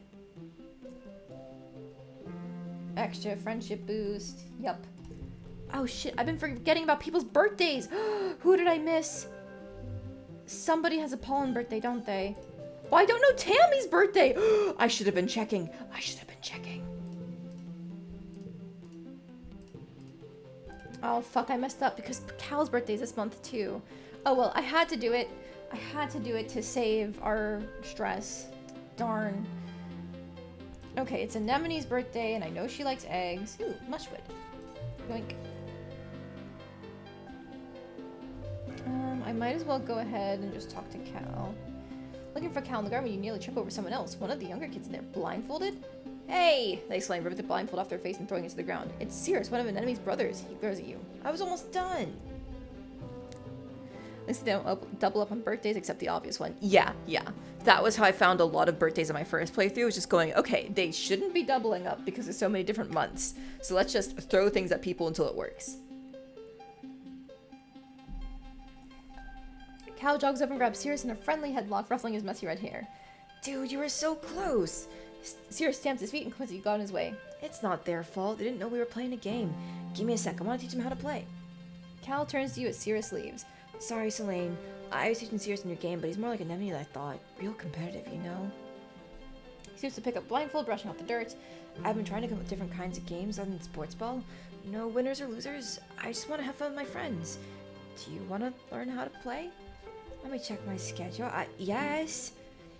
Cal's smile looks like it's gonna stretch right off his face. Radical. Okay, so first put on this blindfold.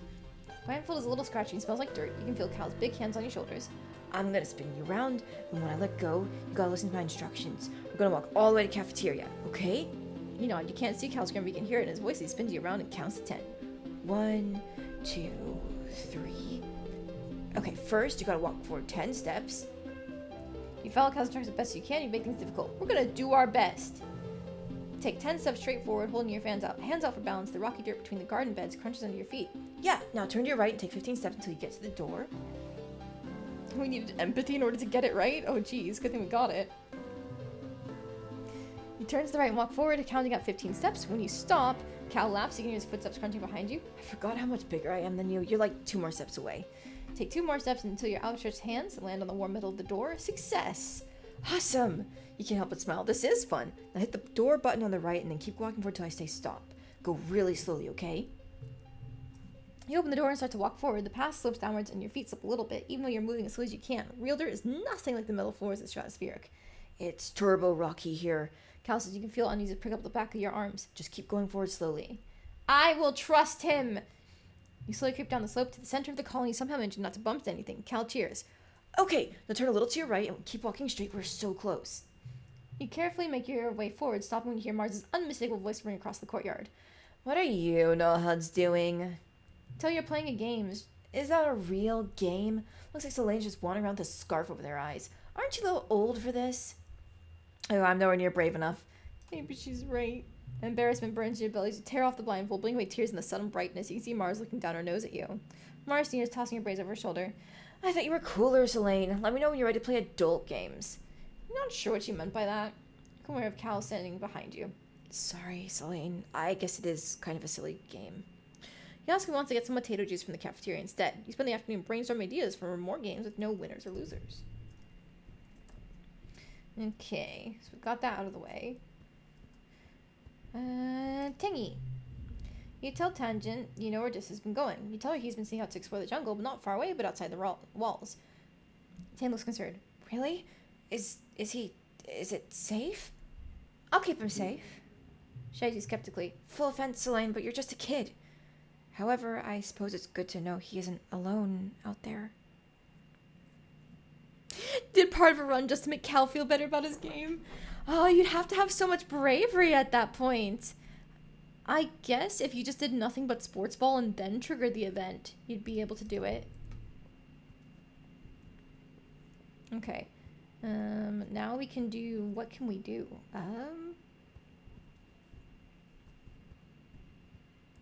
We don't have any biology yet, and we're going to need biology for the xenobotany section. So... maybe we should study some biology? But we're going to need some engineering, and we can technically get biology by working on the farm. And that'll help with toughness. Let's do some engineering. Professor Hal rubs his hands together. He waits for the class to settle down. He's in a great mood. This must be his favorite subject to teach. If biology and chemistry are the wet sciences, then engineering must be a dry one. But believe me, this class definitely won't be dry. He winks. It's weird. We'll also be learning math, physics, computing, robotics, architecture, and astronomy. Tangent raises her hand. Will we also learn about nuclear engineering? Yes, at a beginner level. We'll have an overview of atomic theory and take a field trip to the engine rooms to learn how our ship's nuclear reactor works to power the colony. What a weird kid you are, Tangent. But alright, you do you.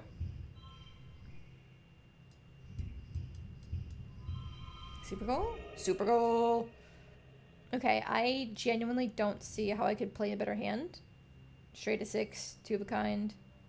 So I'm just gonna go for it. Hell yeah.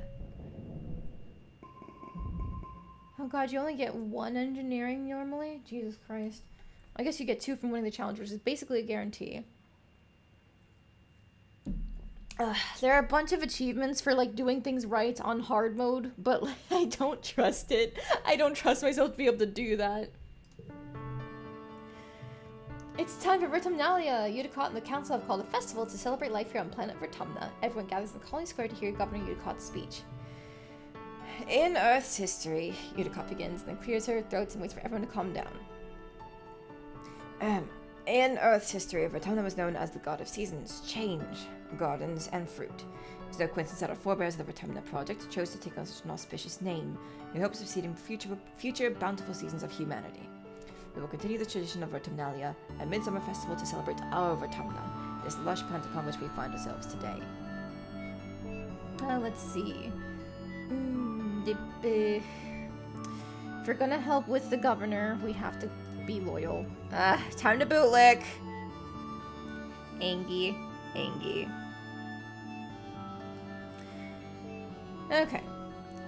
Let's see. Everyone cheers and applauds. The members of the council all get up on stage one at a time to give their own short speeches. Governor Udicott announces each one. Governor Udicott, command. Chief Administrator Seek, command.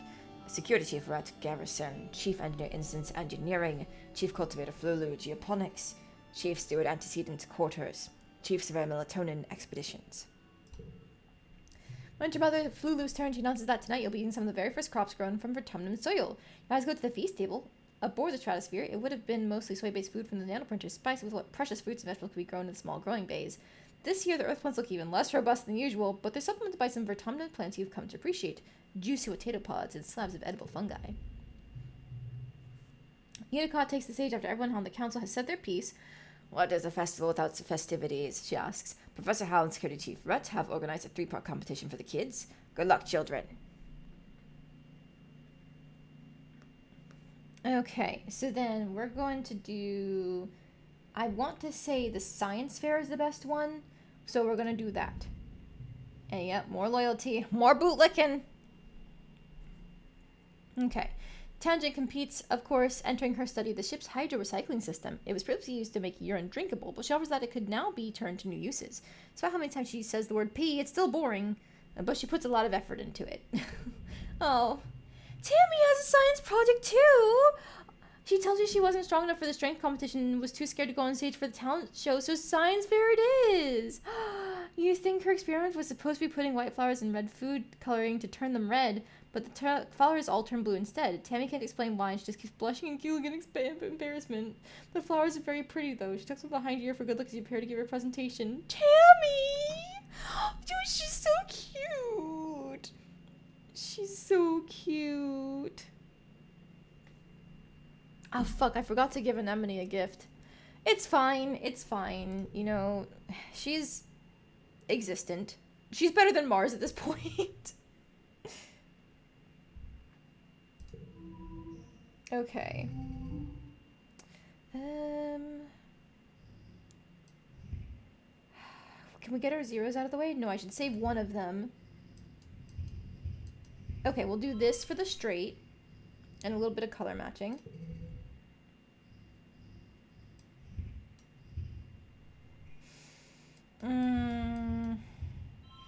Is it better to do this or this? No, it's the same either way, huh? Okay, what if we do 8? Okay, the 8 is better. Yeah. Oh, we might not be able to do this, huh? We had way too many fucking zeros.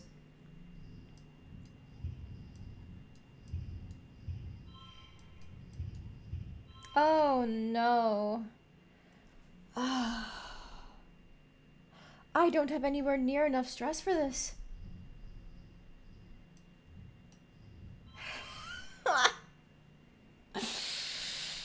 Oh, I thought I'd be able to do this.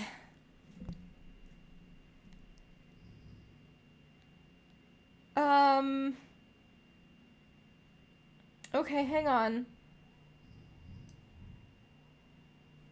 Oh, but that fucks it up. That fucks it up.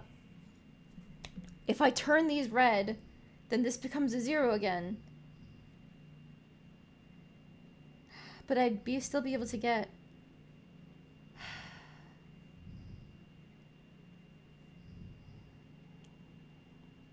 I might... What if I swap the 2s? Like this?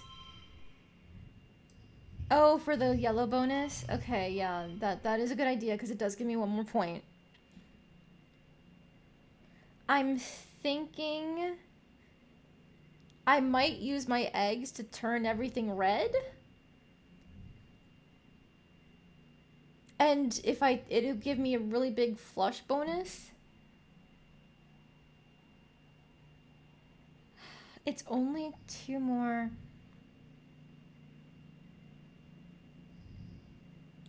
I would also get a pair bonus if I turned this into a 2 and put it here. Okay, let's try that. Fuck, no. Okay. And then I guess I could just turn this into a 2.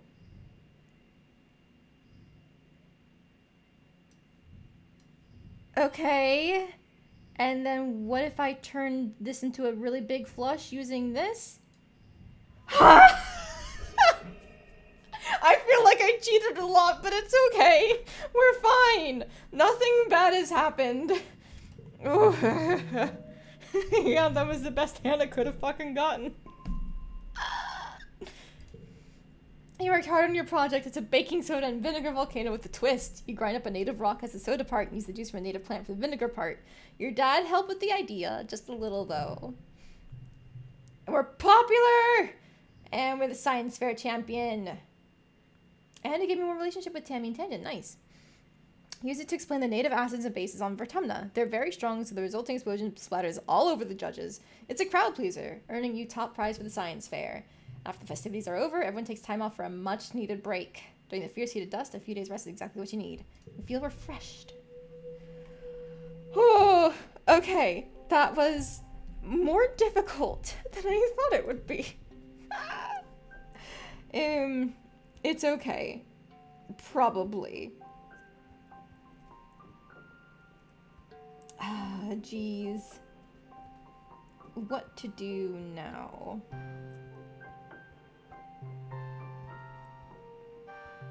I guess it'd be... Is it babysitting, maybe? Yeah, I thought that had more kudos than dirt and stuff. And this does help with empathy. And that would get us a spa, where we can start getting rid of old cards eventually.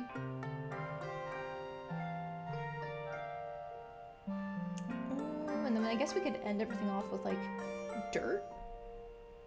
Probably. Okay, let's see this event with Tammy. And you know what? I'm just gonna... I haven't saved recently. Life to mid-dust. I just saving to be safe. Tammy also almost doesn't notice you approach. She's bent over her hull palm, intently taking notes until you get close enough that her ears wiggle and she looks surprised. Or she looks up, surprised. Oh, hello, Selene. She greets you cheerfully. I'm so sorry, I didn't see you there. You ask her what she's studying, and she flushes pink and tugs on her ear. I'm not studying. I'm making this my friend's favorite things. She looks a little embarrassed. And well, you're my friend, Selene, so what's your favorite colors? And what's your favorite color? Blue, yellow, red, black, pink. Oh, what's a good color for our character? I feel like our character wears a lot of blue, don't we? And her hair is blue?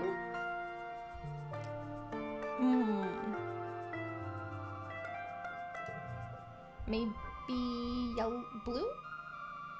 Me as a person, I love pink. And I also love like aquamarine and orange. I just love anything that's bright, really. Even though I mostly wear black and red. It doesn't make any sense. Don't worry about it. Let's go with blue. There's no chance to ask what your favorite dessert is. Ooh. Dessert? I prefer the sarm. That's so stupid. We're not that stupid. Okay, fresh fruit. Carefully notes as well. Okay, last question. What's your favorite toy? Toys are for immature children? No, why are you being mean to her? Let's see. Stuffed animals! Okay, now I know what to get you for your birthday. Ask her what her favorite things are. She puts her index fingers to get the sight shyly. I like the color yellow, and my dolls, and my favorite sweet is cake. Does it actually show up for her?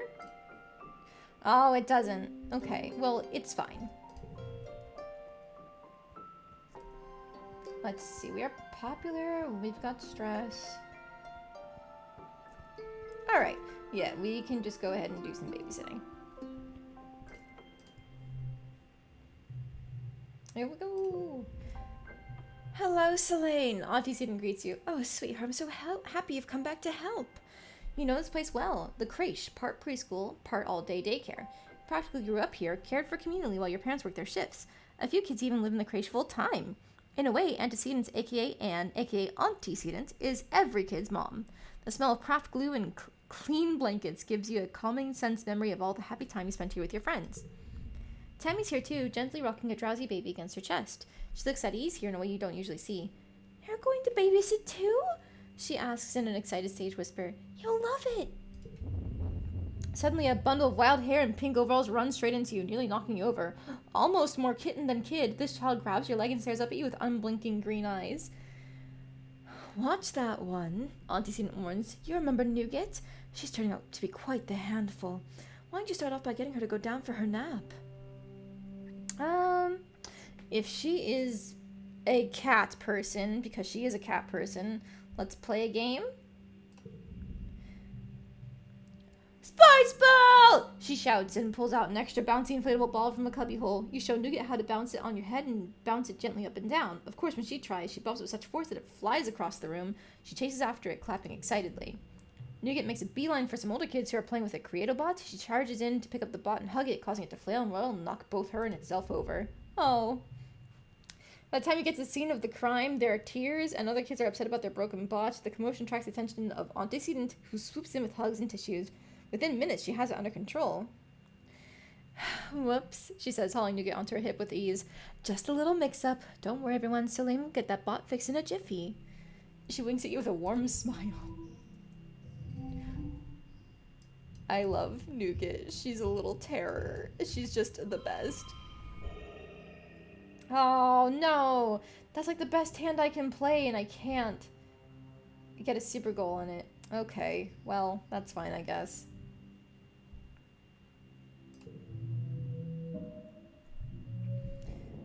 Still get a decent amount of empathy. Nice, kudos. Nice. Excellent. And it's relatively low in stress, too. That's nice. Late dust. Can I just give him a throwaway present? We can! Alright, well, take a log. Cal accepts your gift with a genuine smile. Thanks for thinking of me on my birthday, Selene. Okay, I forgot about Nem, but we at least remembered Cal. Nem, we will make sure to get up there. I promise. Let's see. His birthday is late wet. We don't have any medicinal roots for him, so I guess we're just gonna have to give him and Tangent some logs. Do I have enough? I have just enough. Okay. Tammy's birthday, we still need to find out when hers is. But she's already pretty up there, so I don't want to use my cake on her. Mars is next month. I might give her the cake, because everybody likes cake, right? And I don't have any flowers. Oh, but the cake is meant to be for stress relief if we need it with Cal. It'll be fine, maybe.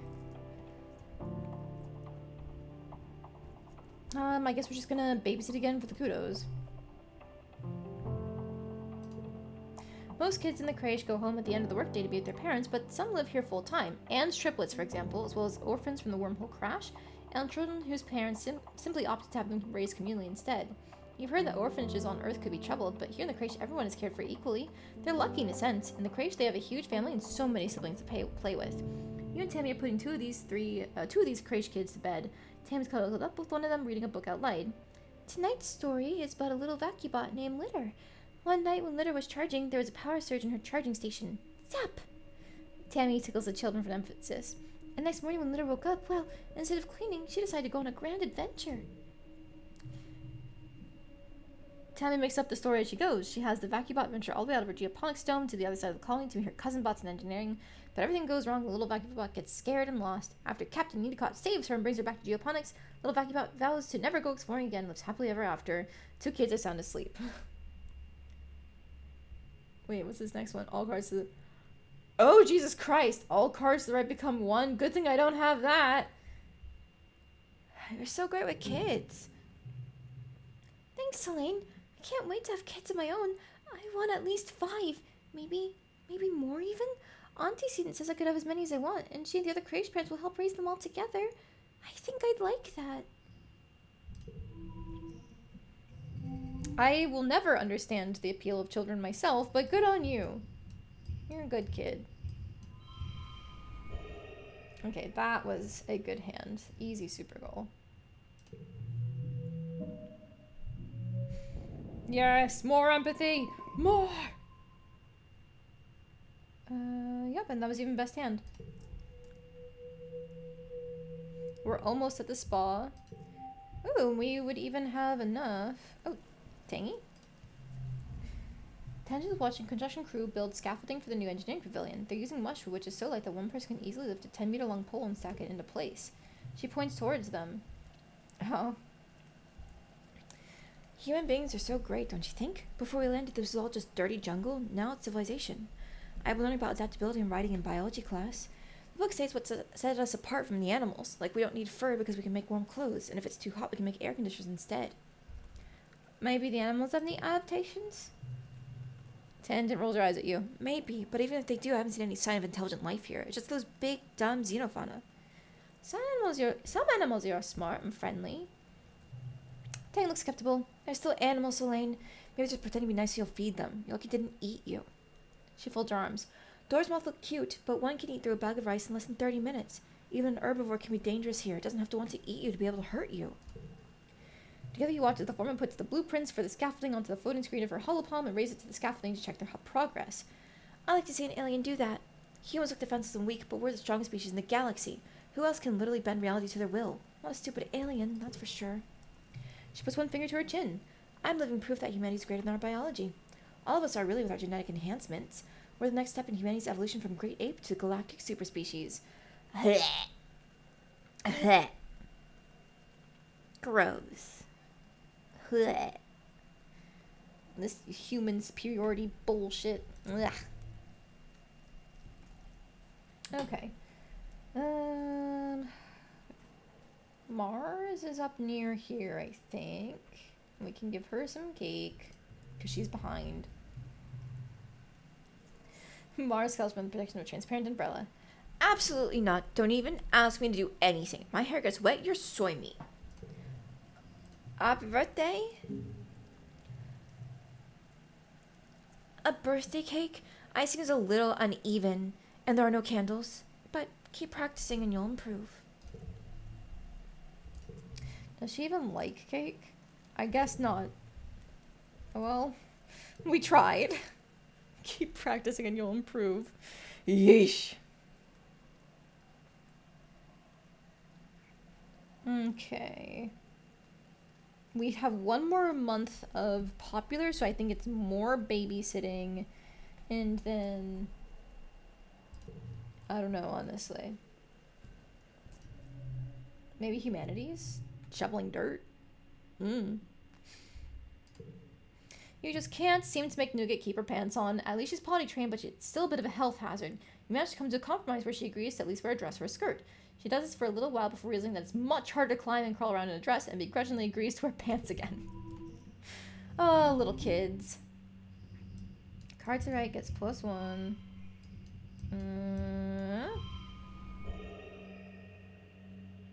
That is a super goal. Getting that moved doesn't do anything. So yeah, I'm just gonna play this. Yeah.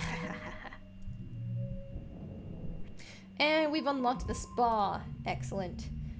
Oh, you're having a terrifying familiar dream. A monster crashing through the walls. Unfathomably large, every part of it wriggling and moving and searching for something. It tramples through the colony as you watch helplessly. Time shifts to the wreckage of your home. You're picking through it, looking for something. Tears streaking down your dust-covered face as you lift heavy pieces of debris, searching. You wake up shouting no, but your voice is drowned out by a deafening rumble from the skies outside. The bedroom window is covered in water? It's pouring down from the clouds. You guess it must be rain, but you've never experienced it before. There's a bright flash from outside, then another crack and rumble. Thunder? It must be a thunderstorm. It's still the early hours of the morning. You've already almost forgotten your bad dream, but you're too unsettled to go back to sleep yet. The rain beats down on the roof of your quarters, joined down with great peals of thunder like the footsteps of an angry beast. Let's go to our parents. There we go. Stress reduction. And more bootlicking. We need to get to 20. Your dad is awake too, watching the rain from the large porthole in the kitchenette. He gives you a hug and you gaze out together. This is good. Means we'll have plenty of water for the crops. pure, healthy water, just like on Earth. Everything's gonna be okay, my little potato. Know your dad tight and hope he's right. He's such a good dad. Alright. Is the spa in here?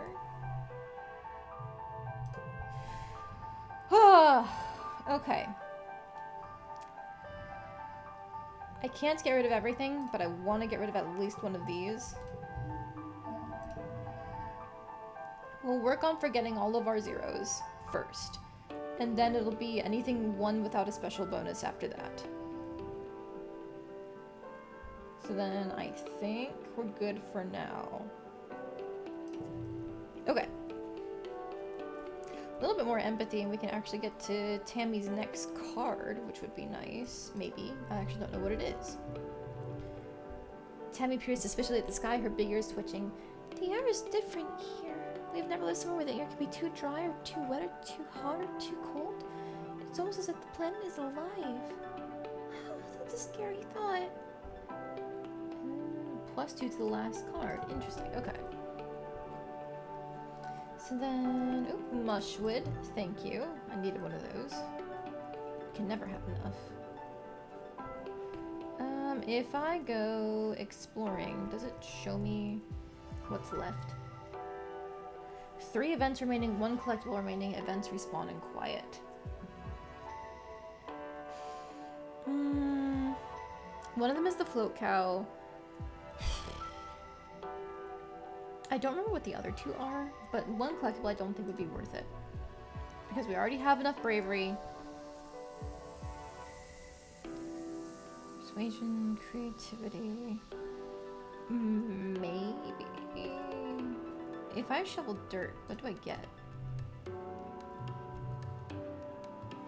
It's just more toughness. But there could be some events that are... I don't remember. What are the events in shoveling dirt?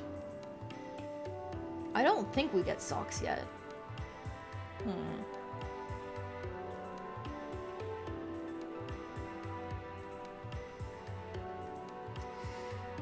Let's just do more humanities to try and work on our persuasion, I think.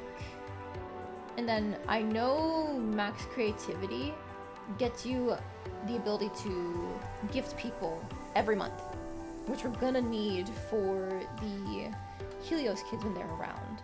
So I think I'm gonna try and push creativity while I have the chance here. Eventually we need to do more engineering, but you win some, you lose some. That's why you're supposed to learn about different styles of dance. Mars takes this fairly easily, but Tang objectively refuses to, saying she'd rather be penalized for non-cooperation than make a fool of herself. She sits the whole month out doing independent study on the philosophy of medicine. No matter how much Mars cajoles, bribes, or begs Tang to dance with her, she doesn't budge. Fellas? Is it gay? Huh? Huh?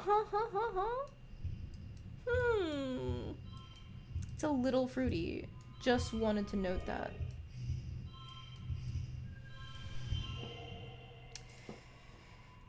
We get the pair bonus, a little bit of a straight there. Color bonus, color bonus. I'm just playing it. Yeet. Nice, nice. Okay, issue.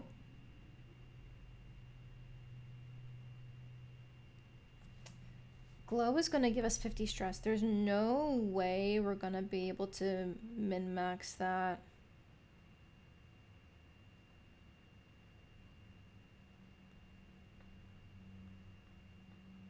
I'm probably just gonna have to relax. There's no way around it. We're only gonna get 1.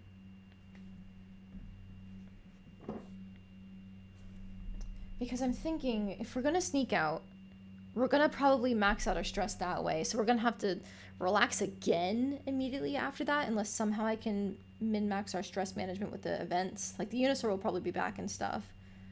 Okay. It's potentially possible. Yeah. Okay. Let's continue here. And then more humanities, I think. Persuasion's alright, creativity's alright. Bravery, empathy. Yeah, most of the stuff isn't hitting their first checkpoint this time. Humanities. There is some sort of emergency in engineering that requires Hal's attention. Today's class will be taught by the ship's artificial intelligence congruence. Good morning. Today we're going to talk about the formation of the Vertumna group and our decision to leave Earth. It's a very exciting topic, and we think you're finally ready to hear about it. Let's dig in. You know how it started? Economic and environmental instability, coupled with deeply entrenched hatred, had thrown the Earth into chaos. And you know how it ended. In that chaos, your parents formed the Vertumna group with a plan to leave Earth. 20 years later, they and their star-born children, you, slid through a wormhole and ended up here on a planet you call Vertumna. But there's so much you don't know. Congruence pulls up a hollow-projecting and unassuming human with a firm maternal gaze. This is planktonic ascendant Wang Botha Schmidt, she says, the spiritual leader of the Vertumna movement. They are what the people call a speculative fiction writer.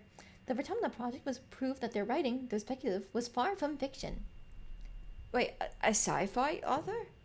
Yes. Their best-selling novel, Life Beyond the Einstein-Rosen Bridge, told the story of a fictional utopia on the other side of the real-life anomaly at the edge of the solar system. Scientists had been investigating the wormhole for years, but it took a poet to imagine we could travel through it. Wang Botha Schmidt's writings centered around the idea of humanity building a technological utopia on another world. Translated to 100 languages, this was a compelling idea to people at the time, so fans started connecting in vert space. Far from just a book club, these people bonded over mutual aid amid the increasing unrest in their own countries. They were committed to Wang Botha Schmidt's idea of a future where everyone is treated equally without prejudice. But they realized it couldn't be done online, Congress tells you. Though committed to social justice, the group saw the impossibility of forming a truly egalitarian society while also reckoning with their own implicit biases and the diverse context of their real lives. They realized that this was the work of generations, and the solutions must look to the future, as Wang Botha Schmidt did. So they got together. The image of a squat concrete building with a rooftop garden replaces Wang Botha Schmidt. Around the edges of the classroom, the holoprojector gives the impression of towering walls topped with razor wire. The first Vertumna colony, Congress tells you. 400 people volunteered to sacrifice their own cultural beliefs to walk through these doors, agreeing to come up with a new way of life that would be taught to their children. Babies were conceived from egg and sperm donors chosen by lottery and raised communally like you as a second generation of the Vertumna group. Those babies were your parents. So they mix their DNAs, they mix their cultures. So they mix their cultures. The holo projection now shows the compound under siege. As more colonies were founded, word got out about the Vertumna group's social experiments. Congress continues. Assimilationism was an unpopular ideology at the time because it had been used to commit terrible genocides on Earth. This, combined with the panic that the Vertumna group was destroying the family unit or raising an army of gene-tech super soldiers, brought the colony under attack from all sides. Everyone fears what they don't understand. The image of the burning compound is replaced with the stratospheric on a launch pad. Luckily, the next phase of the Vertumna project was ready to launch. 100 colonists were selected to leave Earth on a colony ship to see the far-flung corner of the universe with a new human culture. The ultimate goal of the Vertumna group was you, children, a generation raised completely unburdened by the troubles that plagued Earth. Isn't that lovely? How did they build the ship? Orbital voyages were a hobby for the ultra-rich in an earlier century, so there were several relics to be found in museums. Difficulty was not in acquiring a ship, but in making it spaceworthy and in the logistics of the launch itself. The group crowdsourced enough funding to purchase and repair the ship. As for logistics, well, you're speaking to the solution right now.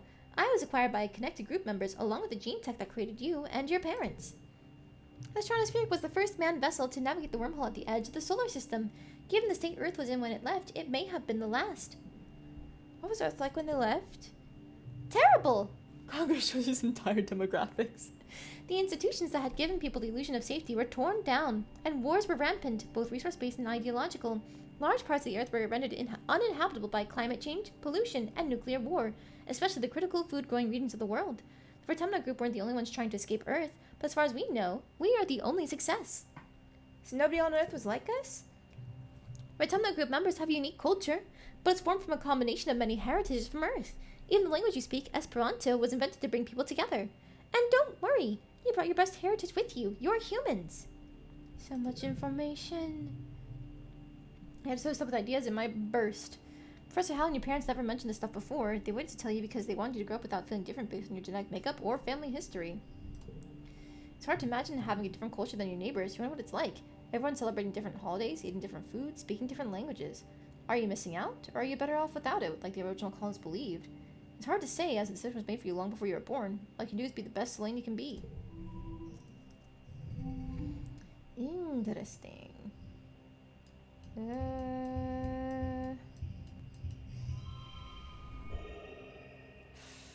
That wasn't a very good hand at all. God. It'd almost be better if you... Yeah. It'd almost be better if this card didn't have the +2 on it, because at least we get a better 2 of a kind there, huh? I don't want to use resources on this, so we're just gonna take the normal. It's fine. The days have been getting shorter, with only the yellow sun barely skimming the horizon. One morning you wake up in the darkness and have to check your hollow palm to know what time it is. You see a hollow stream from Mars. Good morning to all my pals, if you can even call it morning. They've hit a glow season because, like, everything is crazy glowing out there in the dark. I'm staying the heck inside for the next month. What's the point in even going out if you can't see anything? It's gonna be a long, boring month. No, right, it looks cool out there. You peek out the window. The wormhole's the biggest you've ever seen it, like a massive fiery ring in the sky. The planet must be very close to it now. And out in the jungle, something new is taking place. The plants are flowering, glowing, iridescent blooms, and everything's full of life. There are strange new sounds, long hooting calls and gurgling roars. After Mars' message and a notice from the council warning everyone to stay safe inside, Tammy's and the other spheres have been called back and the gates closed for the month. There's a tension in the air as if everyone is waiting for something.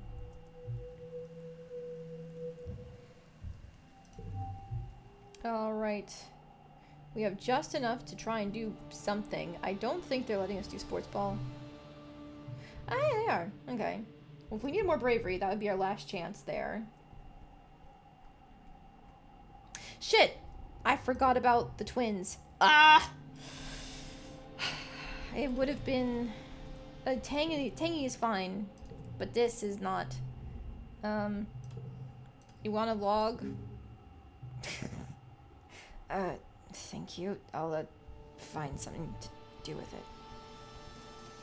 Yoink for the crystal cluster.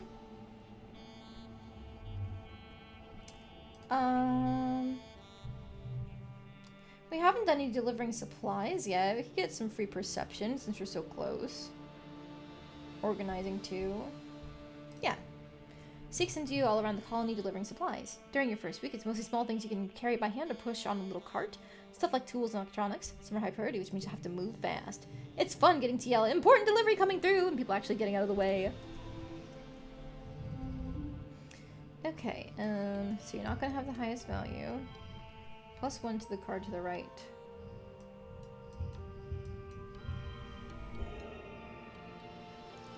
That is a super goal.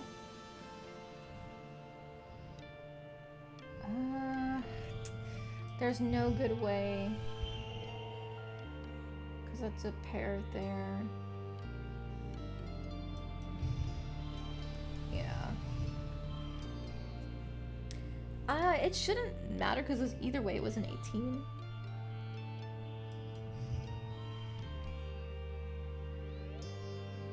Yeah, it's fine. I'll just play it, I think.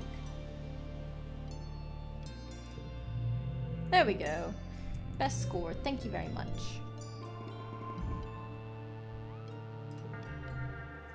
Oop!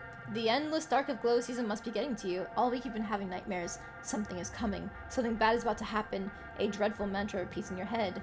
You're hardly even surprised when the emergency sirens start up. You pick out the gates. Yes. They should be closed, but they're open. Just as you dreamed. Or remembered. But the details are foggy. There are monsters. The closest assembly point is the children's crèche, but from the opposite direction you hear shouting and loud popping noises. Gunfire? Is the colony under attack? Let's help fight! You'll try your best to be brave and fight back. First, you dodge some helpful grown-ups who point you back to the crèche. Then you head outside to get your bearings. You can hear yelling from the stairs to the command and a commotion to the southeast that geoponics where your parents are working.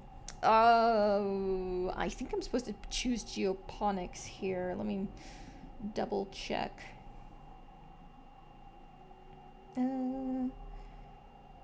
Yeah, geoponics. Parents are defending the greenhouses from a pack of knee-high creatures which seem to have eyes growing all over their bodies. Their oily flesh ripples with a constant, subtle motion as their individual eyes blink one at a time, incessantly. You can't tell which end is which with these horrible things. This feels familiar. Cal is standing nearby. Wide-eyed, he slowly picks up a shovel and moves beside you. He reluctantly holds the shovel in front of himself like a weapon. Easy, doggies. We don't want to hurt you. Get out of here, both of you. Run! Your mom shouts, attracting the pack's attention. In a flash, you're remembering, like eyes on one of the creatures. You know, you've done this before. You know it's frightened. You know it's going to attack. You know what to do. Now, there is supposed to be a challenge here which could get me more points. I think... Let's just figure out what it wants. Look into its too many eyes and see fear. This creature is scared of you. To Cal's mention, you go crouch down, try to look less threatening. Choose two eyes around and look into to communicate with, and then it pounces. There we go. Yes. So we want this because we want the free points from completing it with a super bonus. Now, if we're gonna get the super bonus, that is the question. Okay, well, that's a pretty good hand to start with. 0, 1, 2, 3. Also, very nice hand. So you're just gonna be a 3, I guess.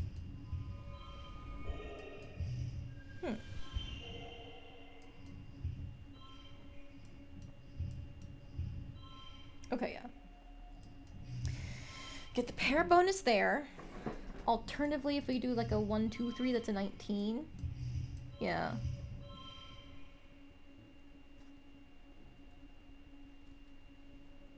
Either way, between these two...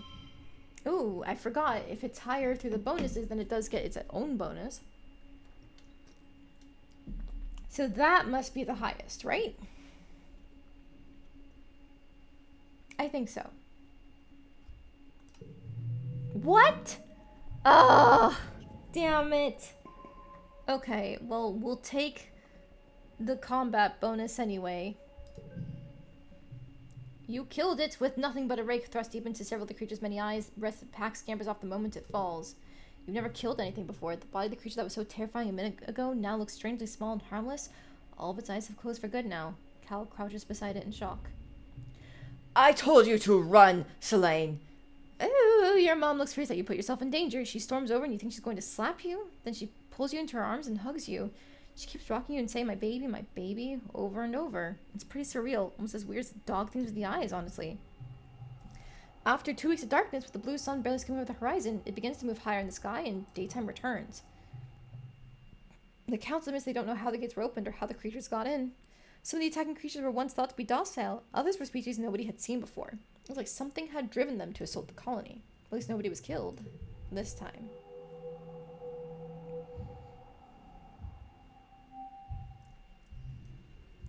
Childhood is fleeting. We are 11. Oh, hi, Dad. You're looking a little worn out, my little firefly. Dad greets you, looking concerned. You know, despite what your mom might say, there is such a thing as too much work. Maybe some on over in the lounge would help you recharge the solar cells. What do you say? Maybe I just need a hug? Dad throws his arms wide. Well, get in here, Tiger Butter. After a long hug, you do feel a little better. Your dad gives incredible hugs. Aww, that's cute. Thank you for the roots.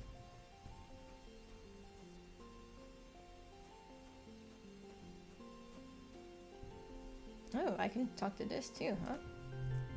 Dis is sitting near in the grass in big gates that lead out to the jungle. He's just staring out into nothingness and picking absentmindly at the weeds. He pretends not to notice as you approach. Sit down with him. You sit uncomfortably as you sit, but don't say anything. You both just hang out and sing and doing nothing. You stare out the big gates. The grass in the colony is trimmed short by garden plots, but out there it's wild and as high as your waist. Head Severitonin is prepping his equipment for an outing. He's bringing a lot. Maybe he's going to stay out overnight. I wonder if Dis will ever acknowledge you when he says, I've gotta go. As he starts down the hill, he pauses and says, This is a good spot. I'll probably come back here tomorrow. nice. And then Tangy. Tangent is standing still with her face held up to the sky, letting blue snowflakes land on her cheeks. They melt almost immediately, and she doesn't move as you approach. After a minute, she winces and rubs her eyes. It stings because it's made of acid. Acid snow? Professor Howell says it isn't harmful and is an important part of the natural cycle here. It freezes at 12 degrees Celsius and turns into tiny crystals that are so heavy they fall from the clouds. You can see them under a microscope. She sticks her tongue out and lets some of the flakes fall on it. It tastes kind of sour, but sweet. Fascinating. Tank pulls a sample jar out of her coat. We know what it's made of, but our understanding is incomplete. She says, and places the jar on an outcropping of rocks. The big mushrooms changed in shape and color before the snow began to fall. I wonder, is there some sort of signal that precedes the changing of the seasons? What happens if I expose samples collected in dust season to snow from quiet season? A small, excited smile creeps onto Tank's face. There's so much to learn about this planet. I can't wait. You and your brother are so much alike. Tank narrows her eyes. Yes, we used to get that a lot. I guess it's still true if you think of sneaking out of the colony. It's the same as valid scientific research. She frowns at you. He's so dumb. She mutters and shoves her hands under her arms. He only cares about feelings, especially his own. These poor twins. They're always going to be at each other's throats. There is a way to intervene, actually, I found out. So that's another one of the things we're going to be trying to do in this golden route. Real quick, I see we have 50 kudos. I'm just going to preemptively get rid of my giggling, or maybe my wondering, my crawling. I'll just do giggling. Because I'd rather have my calm temperament for more stress reduction. Okay. We have no, not toughness. Heroic. So what can we boost? Out of perception, combat, animals, and toughness? Yeah, just toughness. Okay. Geoponics it is. You join Cal at a particularly fragrant pile of compost. He's trying to use his hoverboard as a wheelbarrow, carefully pushing compost off it into the pile. Don't you just love this? Your hoverboard? Yeah, it's cool. No, I mean just this. He waves his arms, dirt encrusted up to the elbows, to take in the entire greenhouse. We get to plant stuff and watch it grow. Even if we're just moving dirt around, we're still helping. Why do you like it so much? Well, I like digging holes in the dirt because it's full of surprises down there. I found a worm. Let me see if I can find her again. He sticks his hand into the compost and rubs around his tongue sticking out of his mouth. Oh, I guess she got away. She was real shiny like a rainbow. Wait, I just thought of a thing I like better. Getting dirt out of my fingernails. I don't know why, but it's the best. No conditions. One set will turn cards red. That's unfortunate. Okay.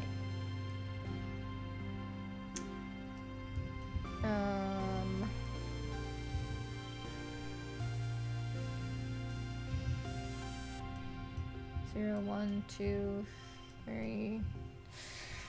Oh, it's sloppy for the straight.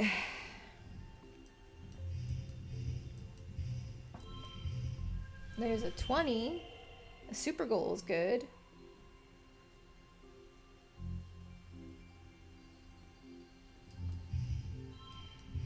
Yeah, we should probably just keep this straight. I really want to say that's the best we can do. So I'm just gonna go for it. Hey, nice. 6 toughness! Let's go! We are the strongest kid alive!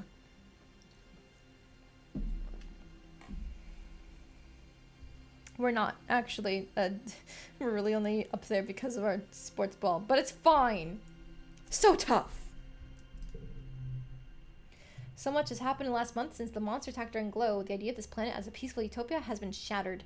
The security squads are training new members and keeping close watch on the gates now. They're reinforcing the walls and even installing a few robotic turrets. In class, you have drills on what to do if the colony's attacked again. And all the excitement, you forgot today was your birthday. Your parents haven't forgotten, though. They wake you up early with enthusiastic shouts of "Surprise!"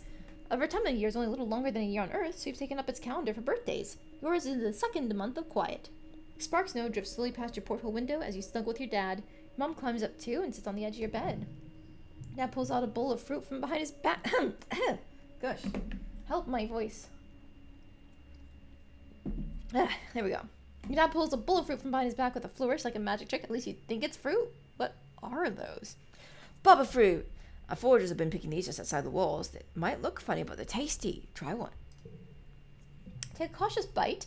pulp is soft and tastes a bit like lemon, only more blue. I bet you can't wait to join the surveyors out there. Who knows what else you'll find.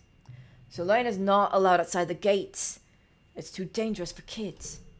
Well, I know, but eventually... Your dad says, but your mom cuts him off again. But not now. Not since the attack. Not with everything we know is out there now. No delusions, thank you. I don't want that card in my deck.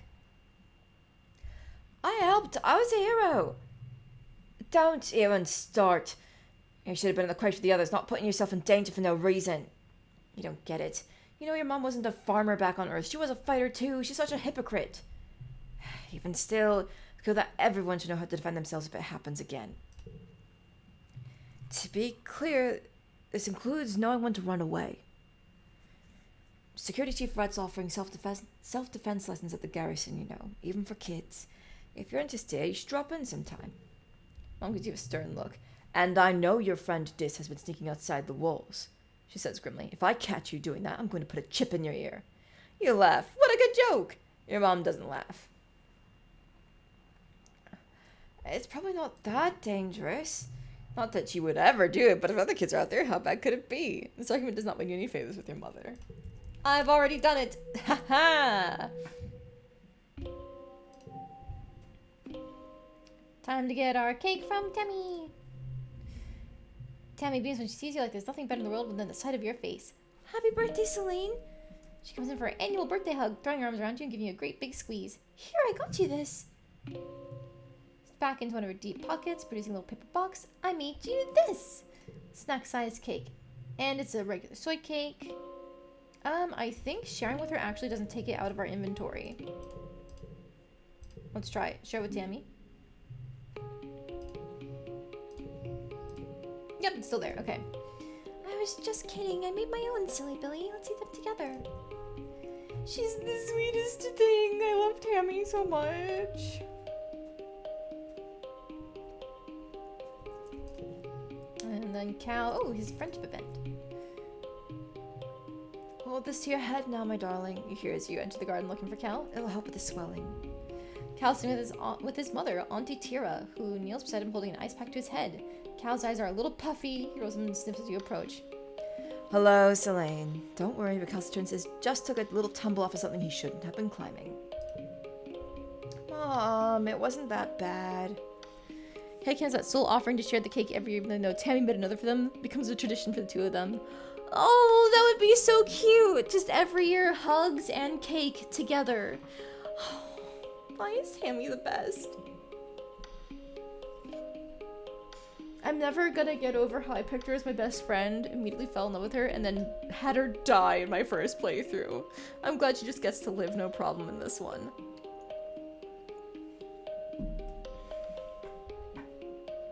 Are you gonna be okay?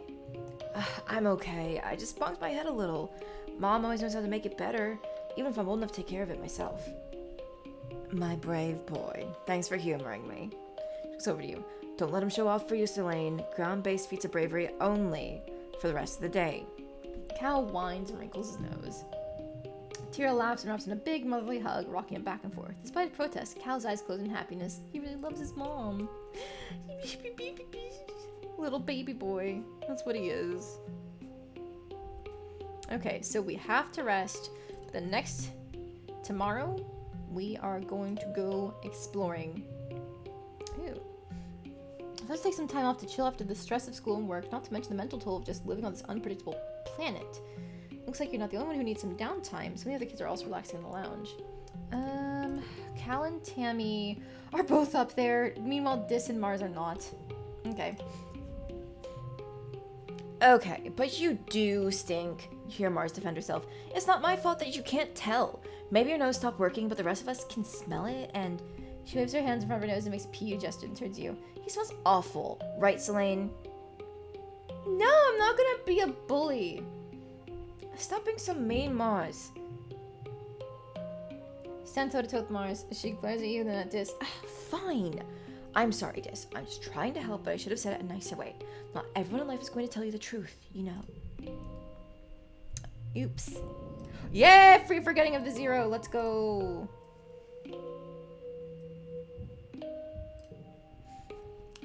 When would Tammy's birthday be? I don't know. The twins are late wet. Mars is early wet. Anemone and Cal are dust.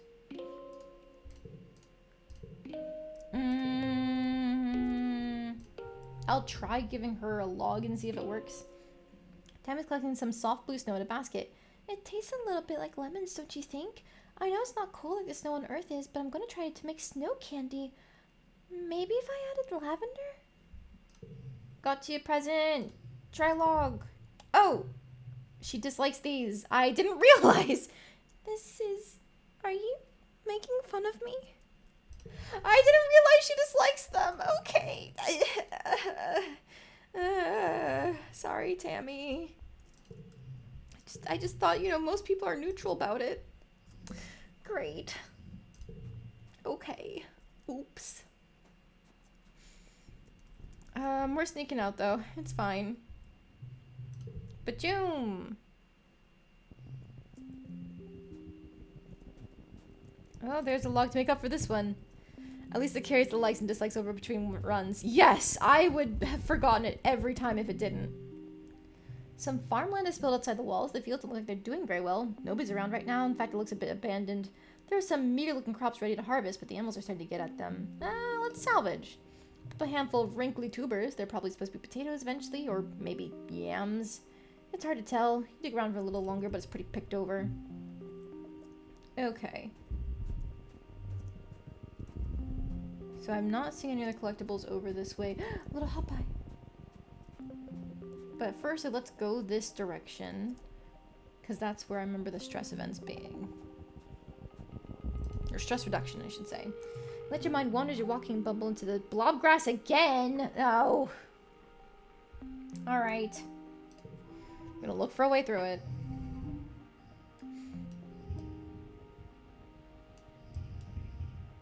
Two, 3, 0, 3, 2. I think this is probably a good one.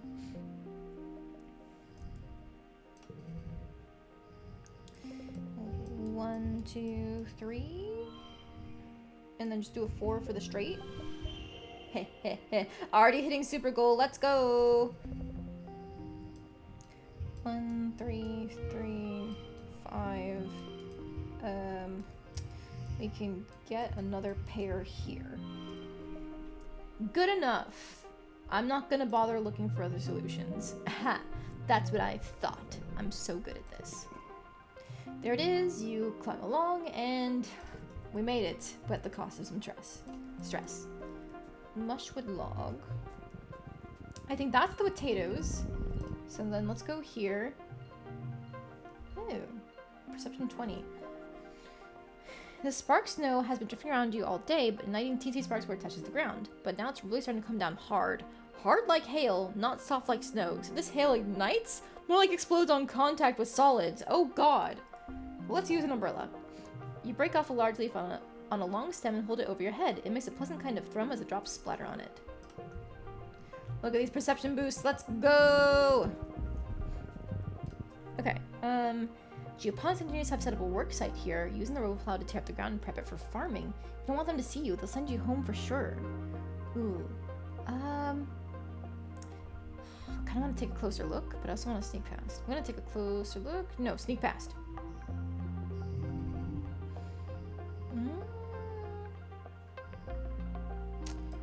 Two, two, two. Bam, boom, bam. Let's go with that. Okay, nice. And then we can get 2 pairs here. The sports ball's really been coming in clutch with the +1 bonus to pairs. Oh my god! The Tammy card and the Cal card have the same values? Isn't that kind of gay? They're together? Alright, I'm sorry. Alright, yep, that was the best hand. Excellent. Skulk under the trees at the edge of their operation. The loud grinding of the roboplow hides any noise you might have made. Collectibles glow! Nice. Hello, Hopeye. You are the end of this place, aren't you? I think you are, because I need to take you back with me. I should do this then. We're just gonna relax for the stress reduction. There we go. So now I can go back to the beginning and loop around to get the other events. Ooh, I just missed some routes. That was almost bad of me. And this way, I think? Yes. Another Hop-Eye event here. This might get me some animals. Hop-Eyes are usually docile little creatures. They don't even come up to knee height. They eat grass and hop away when you come near. I think the Unisaur events can also reduce stress because they're so pretty. Yes, yes. I think it's very fun that in this area they reduce stress, and then in the swamp you have to go fighting them. How the turns table. But yes, they eat grass and hop away when you come near, but something is wrong with this group up. You see them fighting each other, getting enclosed and rolling on their backs, kicking with their big foot, punting each other up to 2 meters away. It's neat behavior, so you sit and watch until you suddenly realize you're surrounded.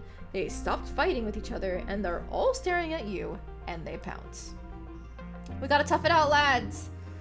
Yeah. This is definitely the time to be playing this.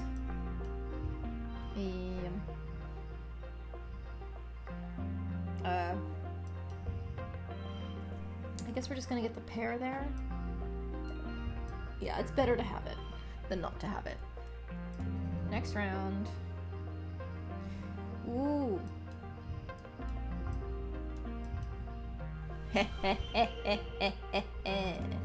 Very nice four of a kind there. I need 2.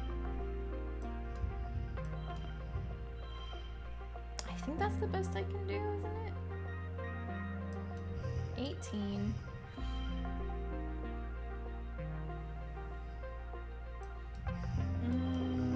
Hang on. That's still straight. That's 22. It's so satisfying to hit the super goal already on the second round. Yes! It makes me so happy when it happens. I'm going to play the 22 and pray. I might be regretting this. Okay.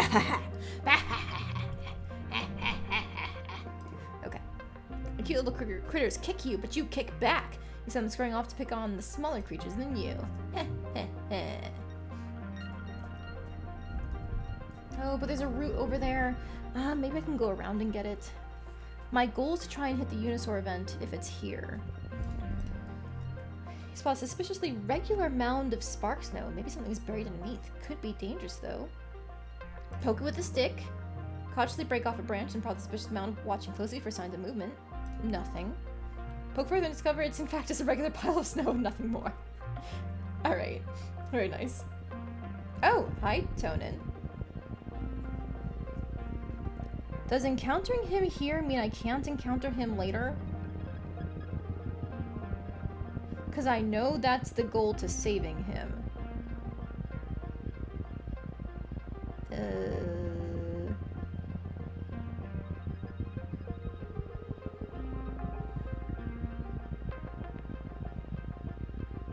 Saving him is only in wet season. But does an event with him respawn if I come back out during wet like I plan to?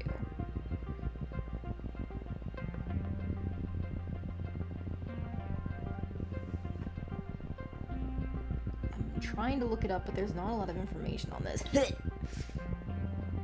Doesn't block it. Saving him is the new boss encounter. Oh, okay. Thank you for the information, Auntie. Spawned Uncle Tonin, Chief Surveyor Tonin that is. He's cautious but jumpy. Bang, bang, bang. Making noise. Sneak past. Free perception. Let's go. Okay, just get a 3 of a kind right away. 0.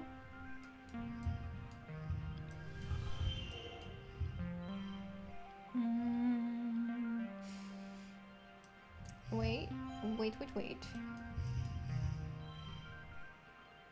There's 2 pairs, not pairs, of color matching the flushes there, so that's fine. And then...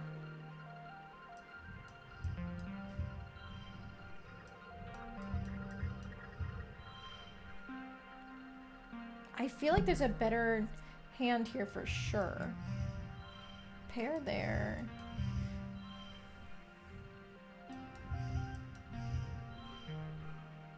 Do I play that? I think I might play that. Ah, I was one off. Something I missed.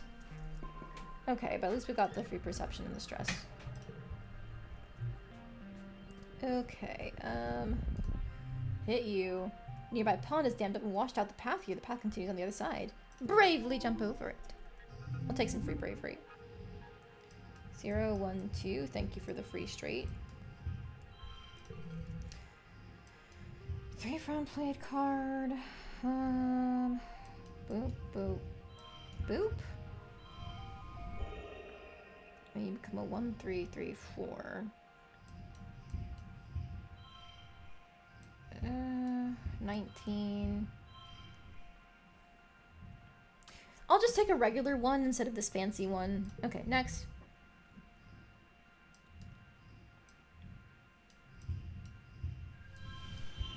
Three of a kind here.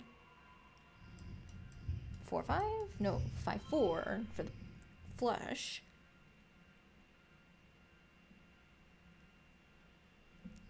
I think that's fine.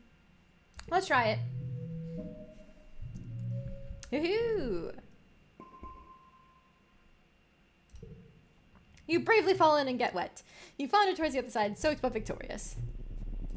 Yes, we just made it to the Unisaur. Hell yeah, okay. Let's be as quiet as possible for the free perception boost.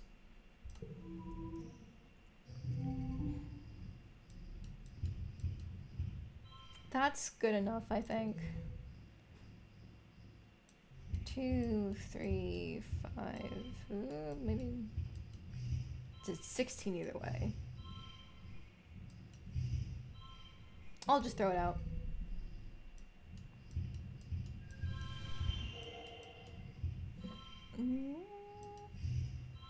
There's a pair bonus there. 22, 24, 22 again, 24 again. I don't think I'm getting anything better than 24 based on how I've been shuffling the cards around.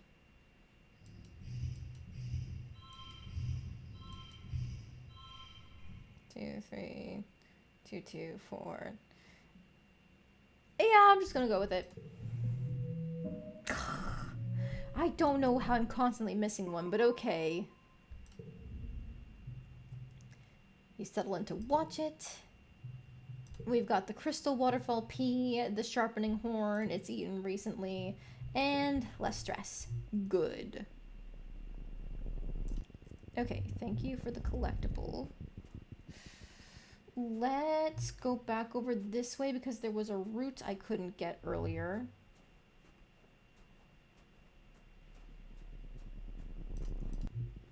Okay. And then I think I need to do this upcoming event and then the hop eye. That's the final one, and that would be I'm forced to go home from there. Okay. Planet is full of all sorts of bugs. Little wrigglers, hopping beetles, shining creepers, and snaily things. Oh my. You crouch in the long grasses and explore a square meter in great detail. There's so much to see. Don't even know what any of these things are? They might not even have names yet. If they touch one, we might get bitten. Let's watch. He stares with big eyes at the wonders of the natural world. Stop looking at me with them big ol' eyes. Oh, fuck. I'm gonna have to go the long way around. Okay, hang on. Stress management is very key.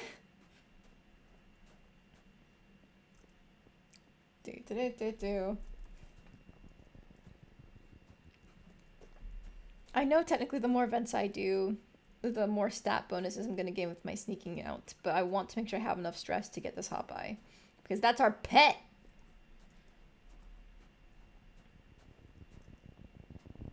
Hello. You hear a sad, hiccuping sound and follow it to find a sick hop eye. It's hunched down low, its foot completely nestled under its body, shivering uncontrollably. Its enormous eyes roll around in confusion and fear at your approach. Since you have to sneak out again and wet, you can get any events you don't get this time. True! True! Thank you. I almost forgot about that. Even though I just said earlier, I want to get Tonin alive. I'm gonna take it home with me. You are my pet now. Okay. 0, 1, 2. Just get a free little straight right off the get-go, and the free +1. 3, 3, 2.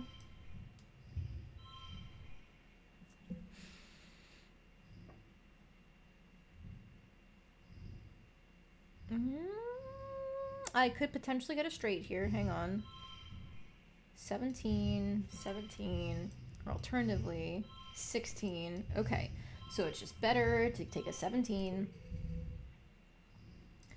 1, 4, 3, 5. Ooh.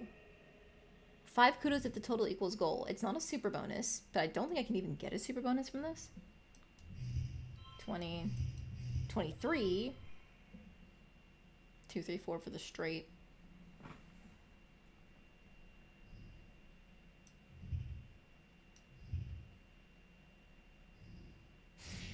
Hang on. Hang on. If we do 26, that's not a super goal. Okay, I think I'm just gonna take the kudos. Oh. Yeah, I'm gonna take the kudos because we need those for getting rid of our 0 cards. Yeah, I know I could have gotten a 26. Hopeye hisses and tries to bite you. It doesn't want to be touched. You throw your jacket over it and then carefully pick it up and put it in your pack. Crack the zipper a bit to give it some fresh air. And it helps you make a little nest for it in an empty part of the geoponics barns. Every day you bring it food and water and gradually nurse it back to health. Cal takes an active interest in their recuperation. Utopia says that Hopeyes don't really have a gender. He says you're watching out the pen together. Or maybe she said they're both. And they're really social. So what are you going to name them? Let's see. Last time we went with Popeyes. I think Hop Solo is a fun one. Hop Solo. A vagabond, a scoundrel, a ruffian with a heart of gold. Does that make you Selene Baca? That's cute. Cal offers the Hopeye piece of bopper fruit. Cute. Hop Solo plucks the fruit from Cal's hand and hops into your lap to snuggle down and nibble on it. Cal snaps a show with his hollow palm and shares it, capturing it friends for life. Oh, I forgot how good the writing is for the pets in this game. Oh, you crawl through the big drainage pipe behind the sports ball pitch, carefully sliding the metal grate back into place behind you, then carefully check that the coast is clear. Good thing, too, because Uncle Tone is passing by on his way to the garrison. You curl up in the shadows and wait for him to leave. That was close. Okay, nice. So we have 82 stress even.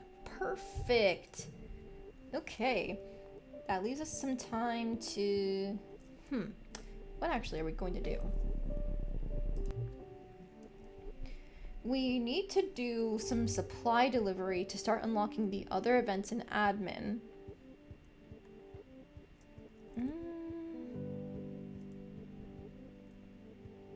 Yeah, that might actually be what I end up doing. Let's do that. Okay, you catch Cal at the gates of the gardens. He's carrying a big bucket of rocks. Hi, Selene.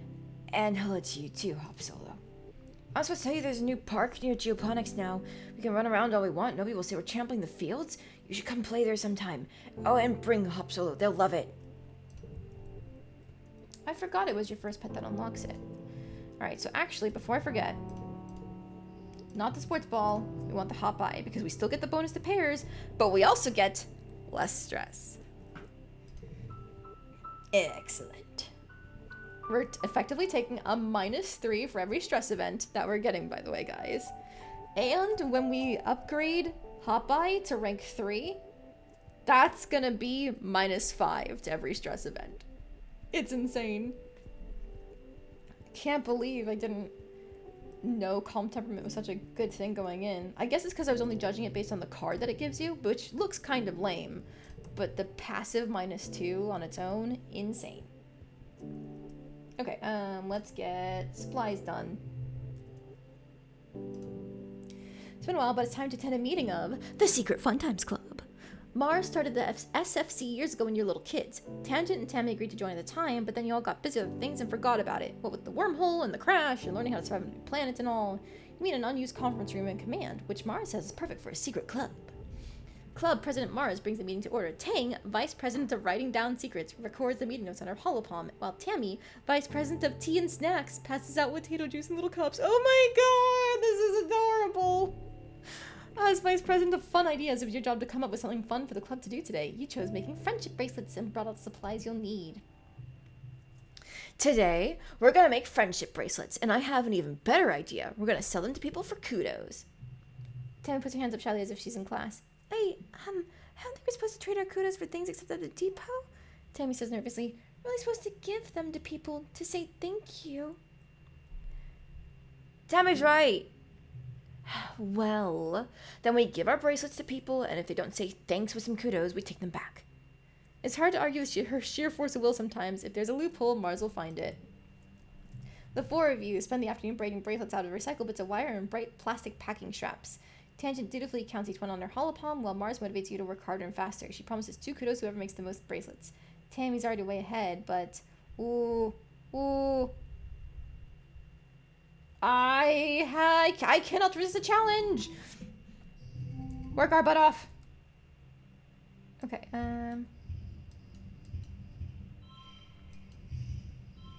12, 15 for the pair there. 12, 12. Okay, yeah, let's just get that 15 and go for it. 16 and go for it. Okay, this is not a physical challenge, but thank you anyway. One slot card gets +1. Oh, I didn't realize. Is the straight better than the pair? More than likely. Wait. 2 pairs. Or, I guess a single pair. There we go. These guys match. A straight there. A 3 of a kind. Okay. Ha ha ha. Excellent. 1 creativity and 1 kudos. Oh no! I hurt her confidence. You braid until your fingertips are raw and red. Your work suffers, and Mars gets into her role as foreman, throwing misshapen braids back at you, insisting you do it better. But in the end, you earn your 2 kudos. Oh no. Mars takes all the bracelets at the end of the day. After I sell these, I'll put the kudos in the club treasury. Meeting adjourned. You ask Henta and Tammy if they think Mars is actually going to sell them. I think so, but the club doesn't even have a treasury. She'll probably just keep the kudos for herself. Doesn't seem to care. I'm sorry, Tammy. I'm sorry. I didn't mean to be mean to you.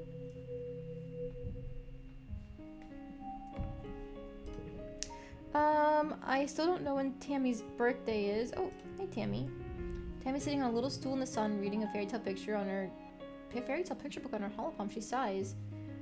Are you okay? I'm okay. It's just that, look at all these pictures of princes and princesses. The princes are always the taller ones, but I'm so big. I'm even taller than Cal. How can he be my prince if I'm bigger than him?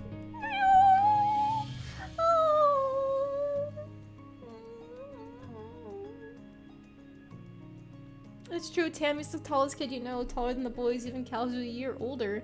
You know, she and Cal are close friends, but you never thought of him as her prince before.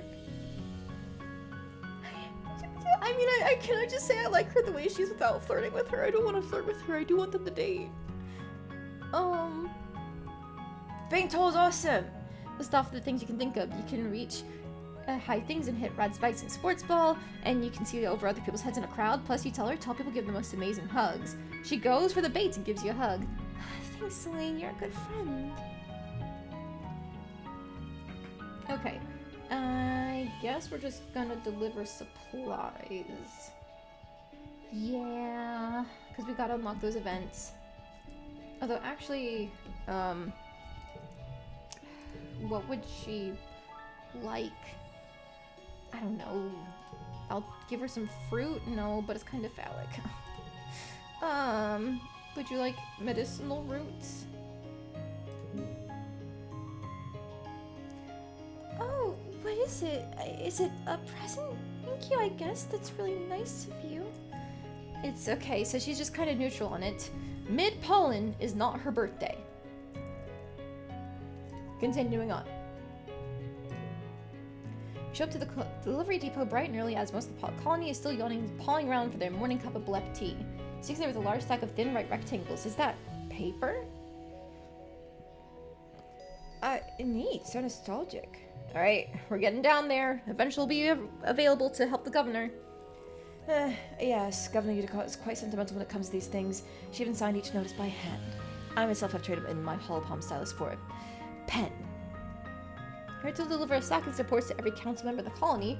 Seek asks you not to read them, but says just boring adult stuff you wouldn't understand anyway. Clutch the paper to your chest and nod. First stop is engineering. Paper. The governor is sending messages by paper now. Is this a joke? Tell me this is a joke. You shuffle your feet nervously. Seek seems serious to you. She skims the first page, muttering to herself. And there's sensitive information in here full of superfluous, technophobic, sentimental foolishness. You back quietly away. Next stop, the cafeteria. Auntie Seton takes the notices carefully with both hands. Paper, what a strange idea. And oh look, Governor Utica has even signed it. What marvelous handwriting she has. I wonder when I'm supposed to do this when I'm finished reading it. Do it in a dissembler?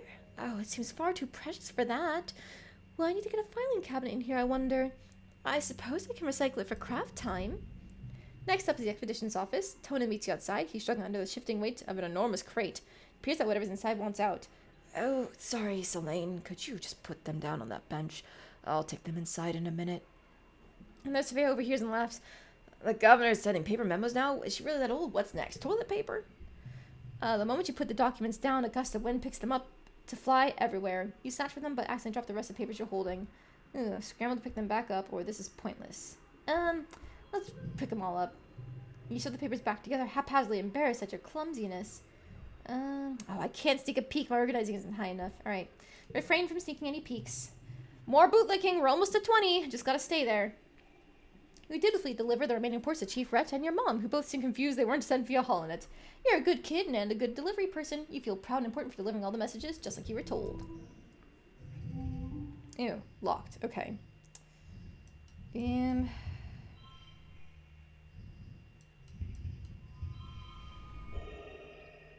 Okay, instead, I can get the pair bonus there, the 16 there. This being locked really fucked this up, huh?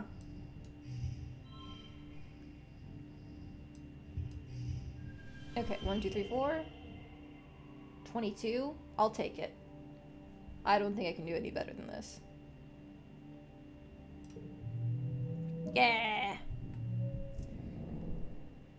A nice little organizing boost, and even some perception. Only 7, stress 2, let's go. You're finishing breakfast in the common area when Marspan struts in. Look at you eating cereal, and I'll bet you don't even know what day today is.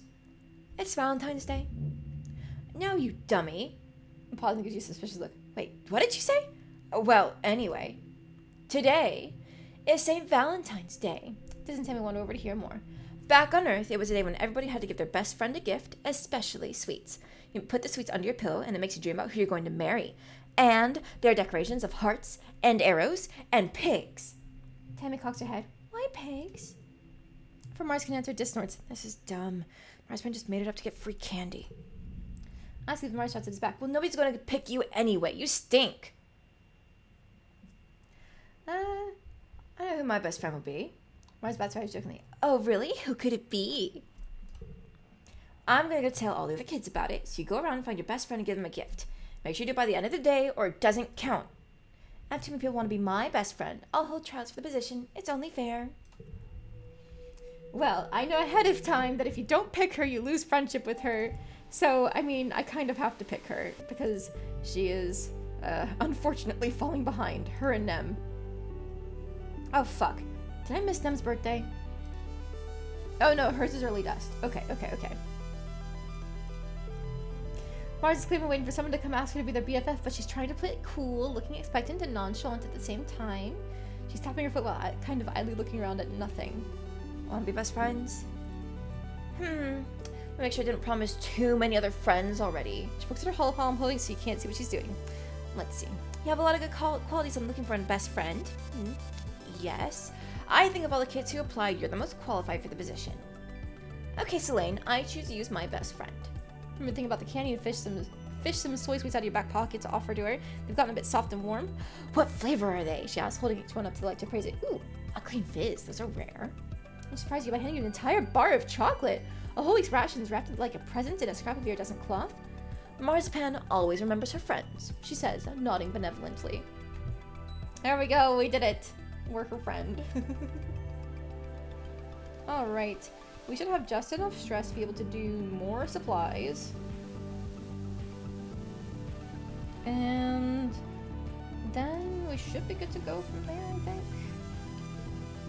Mars is actually to recruit some new members for the Secret Fun Times Club. Who do you approach about this fun, exciting opportunity to make friends and be your own boss? Let's see. I guess it'd be Cal. Yeah, it'd be Cal. Because I don't think this wants to work with Mars.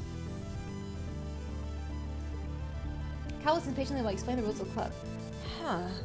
He says when you get to the part about the plenty, you have to say join. I don't know if I want to say, like, humans are the best. What if we change it so it's more ambiguous? Like, humans are really cool. I mean, humans are great, but animals are good too. Take some politics, but you think you can convince Mars. Oh, one more thing. What about Anemone? She's really cool too. If I'm in the club, she should defo be in the club too. It's hard to argue with that. Looks like you got a 2 for 1. Anemone and Cal are both at the next meeting and very excited to be part of the group. Mars looks excited to have more people to boss around. Anemone can be vice president of kicking stuff. You know, like if we need extra security or like if we need to open a door and can't use our hands. Cal will be vice president of transportation. Mars continues. Cal pulls out his hoverboard and grins. That'll be useful if we need to get somewhere fast. Or if only one of us does anyway. He can deliver secret messages too. Mars makes them raise their hands. Do you promise to always be cool kids and do fun stuff together and never tell any adults about the Secret Fun Times Club? Cal and Anemone agree readily.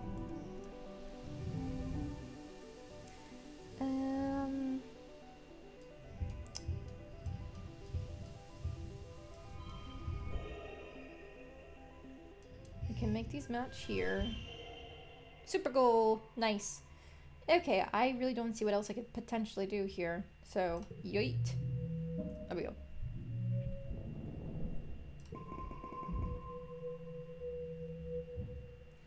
Okay, now this year I can remember Nem's birthday. Thank you for the mushwood log.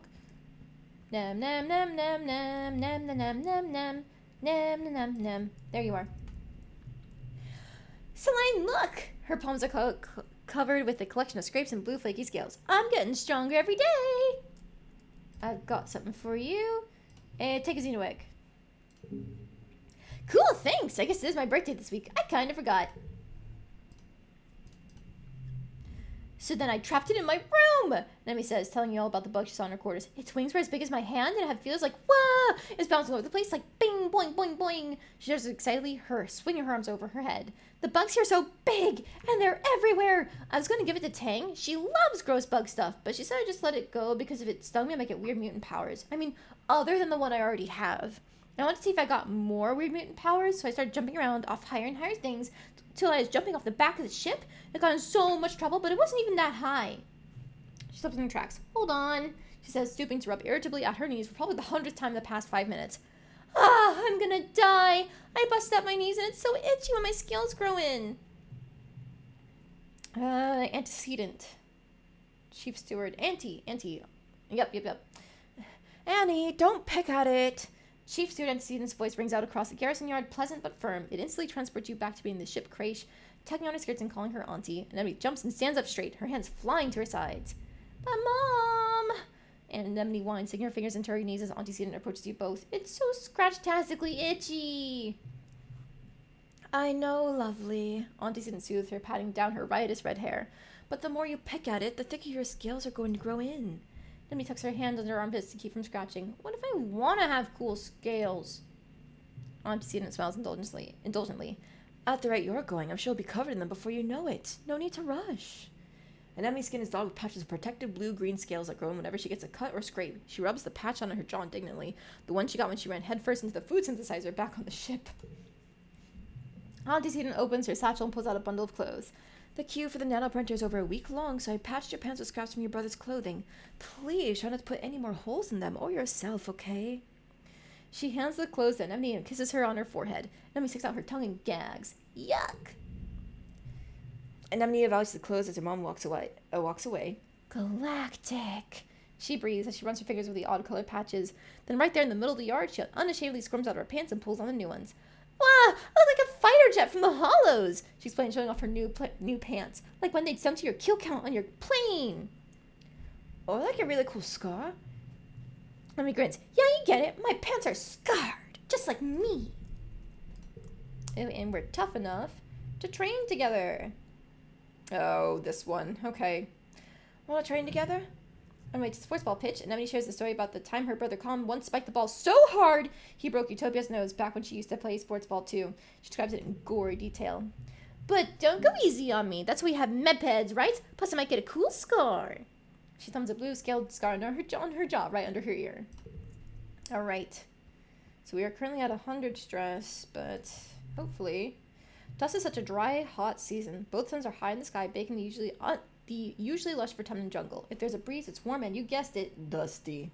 Your parents are up every day before dawn, which comes far too early for your liking. Usually gone by the time you have to wake up, and they're home after you're asleep. You have to visit them and work if you want to see them. Good morning, Gooseberry. Your dad greets you cheerily. Have you come to see the harvest? Your mom and I are gathering crops from actual Vertumnan dirt this week. Let's see. I just miss your mom. Ah, Buttercup. I'm so sorry. How about your mom and I take the day off and we have some family time together? I like that. As promised, your parents leave work early for the day and spend it with you. They take you for a long walk all the way along the colony walls and have a picnic overlooking the mush tree jungle beyond. Head back to the lounge to play a Brit space game, and over with the three of you play mice, and you have to build things and solve puzzles together. As your parents tuck you in that night, you think this must be the best day you've had in a long time. Oh, that's so sweet. And I was right. He gives you a couple different stress relieving events if you're lucky. And I think this one only happens in dust. Let's see. We can, I guess, keep delivering supplies. Yep. Is there anything nicer than freshly nano-printed supplies? They're so warm and they have that new smell. That card gets +1. Ah.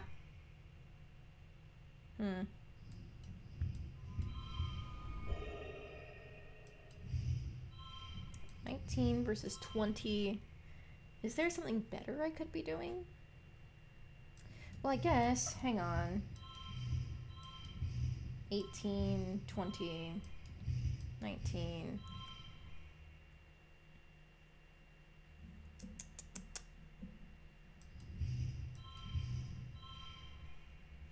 Yeah, I don't think there's anything I can do to get higher than a 20. Because even the straight version didn't really do much.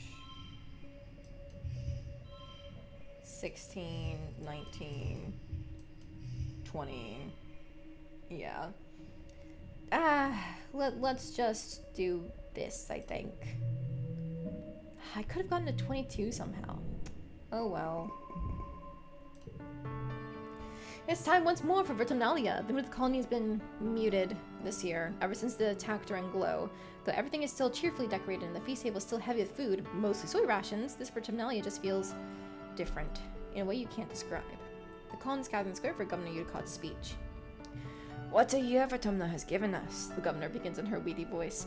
I stand before you, so proud of everything the colony has accomplished in such a short time. I've always hoped that we would bring with us the best facets of humanity.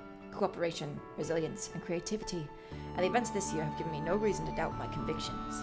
These creatures were unexpected, but I urge everyone to consider what it means for life here. If Vertumna can sustain megafauna, then that means conditions are good for us as well. Our friends in geoponics are already working on the logistics of domesticating the wildlife. Your dad, a second cultivator, stands and gives a sheepish wave to the crowd. There's a smattering of applause. Mars elbows you. Hey! Did you hear? My dad says Udicott's gonna announce the depot's open to the public. You shoot her a question look and she rolls her eyes. You know, shopping? Somewhere to spend all the kudos we've been saving up. Gonna be candy and toys and makeup and nice smelling soap. Not the boring kind, the communal showers. You know the concept of shopping? They do it in the Hall of Vis from Earth, especially ones Mars likes, but you've never actually done it. The colony provides everything you need, but it would be nice to buy yourself a treat. My dad gives me an allowance, Mars says, shooting you a look of pity. It's too bad your parents make you work for yours. He and Mars tune back into the speech as Justice Udicott, as expected, announces the opening of the general store at the depot. Mars gives you a knowing look as she claps. Udicott just for the council members to stand. Finally, the council remains unchanged from last year. We are, as always, proud to serve you as the colony and your government. He starts up as Udicott finishes. Thank you for all your hard work and your perseverance this year. Together we will build the future. Oh no! I can't do the science fair because I'm not smart enough! Shit. Alright, I guess we're doing bot wrestling. Because we're pretty tough. The crowd person sets up the annual Virtualia Games. Like last year, there's a talent show, a science fair, and bot wrestling now with an obstacle course.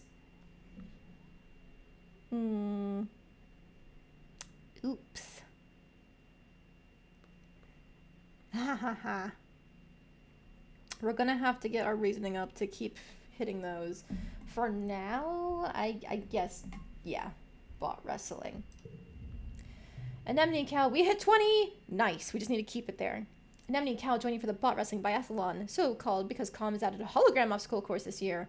Competitors will each get a turn to wrestle a hydraulic bot, trying to keep it closed for as long as possible. This time, though, all competitors will first have to sprint across the festival grounds, dodging and leaping over obstacles. Each obstacle trigger will subtract from your time.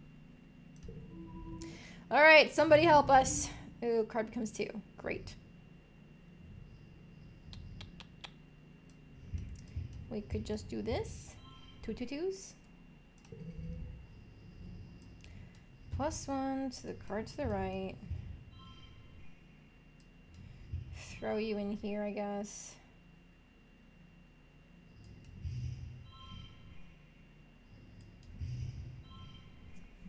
Yeah, 14, 16.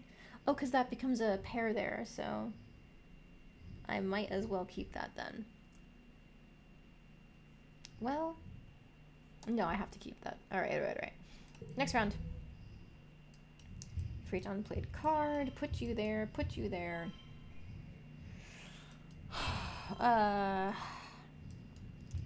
This is really hard to do without losing 1, 2, 3, 24. 1, 2, 3, 4. If only this one slot wasn't a 2 here. Because trying to do it like this. Yeah, that's a 20. Rip. Yeah, that's the best we can do. At least got the best score. Well, look at you go. You do it. You expect the hologram obstacles to move. The last one dances around and gets in your way when you get close, but your reflexes are fast enough to dodge it. Com hoots and hollers proudly at you when you absolutely destroy the competition. Even Anemone has to begrudgingly accept you beat her fair and square. She takes your hand and tells you she'll win next year. After the festivities are over, Evan takes a time off for a much-needed break. Mars organizes a water fight that takes over the whole colony, even the adults. It brightens everyone's spirits, even in the thick heat of dust. You end up on the top of the western wall with this, launching water-filled poof shrooms down on an unsuspecting Anemone in the sports ball court below. The wall seemed like a neat place to hang out and relax, much quieter than the lounge if you're looking for some solitude. Alright.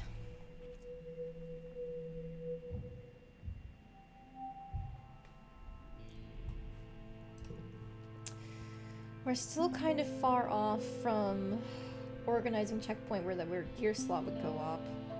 Go up? Go up. There we go.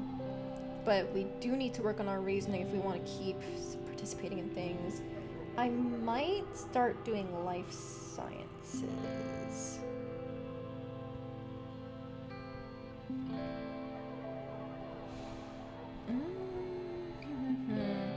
But I also need to make sure I have enough stress for saving Tonin. And I need to make sure I can hit those other events while I'm there. But I don't want to rest at all. Okay. Let's do some more organizing. Supply depot. Oh, yeah, we just got the cake. Okay. It's another meeting of the Secret Fun Times Club. You're trying to figure out what to do today. It's your job as Vice President of Fun Ideas, but you're having trouble coming up with something. Think, Selene, think! What's that smell? Ting asks as she joins you. You think she means something farted and you giggle, but then you can smell it too. It's like burning? Like burning mustard or spices, strong and acrid. And the overhead lights start to flicker. Oh, that keeps happening, Mara says with a shrug. Like, the same time every afternoon. Nobody knows why. It's a mystery. She and Tang look at each other, and then at you. A mystery! They jump to their feet. There's a mystery afoot, and the SFC is gonna solve it! Tang brings up a fresh notepad on her holocom and adds 2 bullet points. 1, weird smell. 2, flickering lights. Cal sniffs the air. The smell's coming from that vent, he says, pointing to a screen in the corner. Ooh. We can get a schematic to see where the vent goes. Pull up a schematic of the ship on your holopalm and track down where this vent goes. It takes a snaking route around the ship and connects to the cafeteria kitchens. It smells awful in here. Auntie Seaton is here, fanning the nanoprinter with a cutting board while it belches out foul black smoke. Oh gosh, kids, don't come any closer. This darn nanoprinter's on the fritz again. Everything that comes out is awfully burned, and I don't want you to breathe in the smoke. Every gosh darn day. Tammy quietly points upward. The lights are flickering here too. Take a closer look. There's some kind of black dust near them. That's weird. Little clumps of it are stuck to the wall and ceiling, all around the outlet in the back of the nanoprinter too. Climb up onto the counter, much to Auntie Seaton's annoyance. Put your hand near the black dust. Your holopalm makes your hand tingle like it's vibrating slightly. Tangent climbs up with you and tries it too. Electromagnetism. The ferromagnetic materials in our holopalms are reacting to the presence of magnets or an electric current. I think it's in this dust. Clue 3. Electromagnetic dust. Auntie Seaton shoots out of the kitchens. Out. Go play somewhere else, my darlings. We've got supper to prepare. You follow the clumps of black dust through the lounge, down a long hallway to the children's creche. It's quiet here, and instinctively you all walk softly and stop talking. You slowly approach the playroom. Shh! Tammy says you reach the door, and you stop suddenly. Enemy Cal and Mars bump into you from behind. Sorry, I hear something. It's like something eating. Something really, really small. Tang notes this, but to you at least, the room is silent. It's dimly lit except the hollow-projected teddy bear in the corner that keeps flickering on and off. The one that nearly killed Tammy. You thought Professor Hal fixed it. We don't have enough bravery or persuasion. Fuck. Wait for someone else to go first. Tammy steps up. It's time for the Vice President of Kicking Things to do her job. As she steps in, all the lights in the room suddenly turn on. 2 musical toys start playing all at once, and a toy robot begins spinning in circles, whirring. Mars shrieks. Tangent rushes forward and grabs a glass from an art table and slams it upside down on the counter. I caught it! Ooh, look at this art! You gather around to see. Under the glass are what look like 4 round metal things like ball bearings. As you watch, one of them starts to roll. It advances to the edge of the glass, then rolls in a ring all around on the inside. It stops. Then a pair of long silver antennae emerge from the top of the ball. They click together, producing a bright spark of electricity. You all jump back. The other 3 balls graduate and begin snapping their own antennae. I think we solved our mystery, Tang says with a growing smile. Sure enough, you find more magnetic black dust and something else. Tiny bite marks in the electric cord leading to the holo projector. They must be feeding off the electricity, then storing it like a battery to use for self-defense, and this dust must be their excrement. Fascinating. Report your findings to Professor Hal. He realized that these pests have in fact been siphoning off electric current from your ship since it landed, and are responsible for some dangerous power surges. Hal gives you all some kudos in advance. Kudos in thanks. Let's go! That was doubled by our popular bonus. The mystery of the weird smell. That's a cute card. Okay, that's not a bad spot for that to be locked in, I think.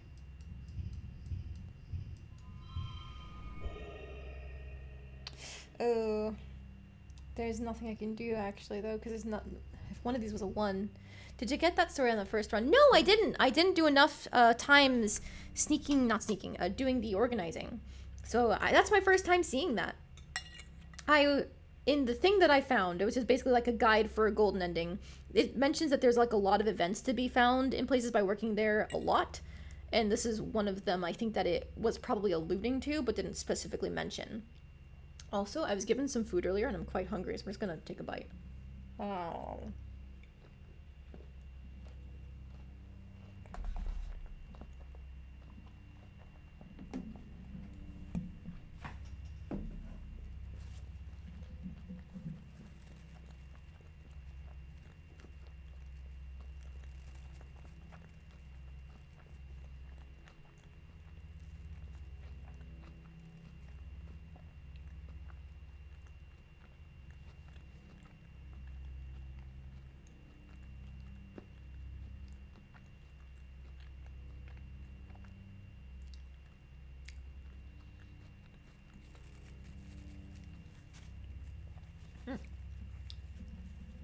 That pasta is pretty good. Characters make a connection about what the dangerous power surges might have caused. Yeah. I was putting that together myself. That would have been what killed Tammy the first time around. If those bugs had been here the whole time and the projector was acting up. Tangy even had a little dialogue where she was sitting there trying to figure out how Tammy could have been hurt because Hal had already fixed that projector. That's why. The bugs.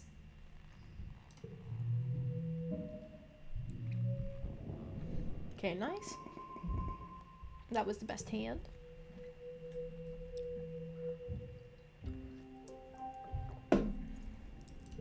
Late Dust is Cal's birthday. He's doing fine, though, honestly.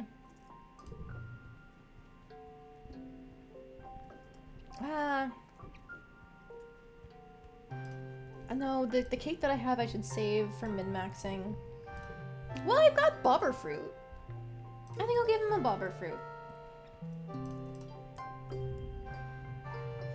Cal's doing some stretches in the open air in front of the garden. Yoga. The child poos in downward dog. Flops over on his back. Other most activities have side stories that connect to other events. There's so much that you never hear everything at once.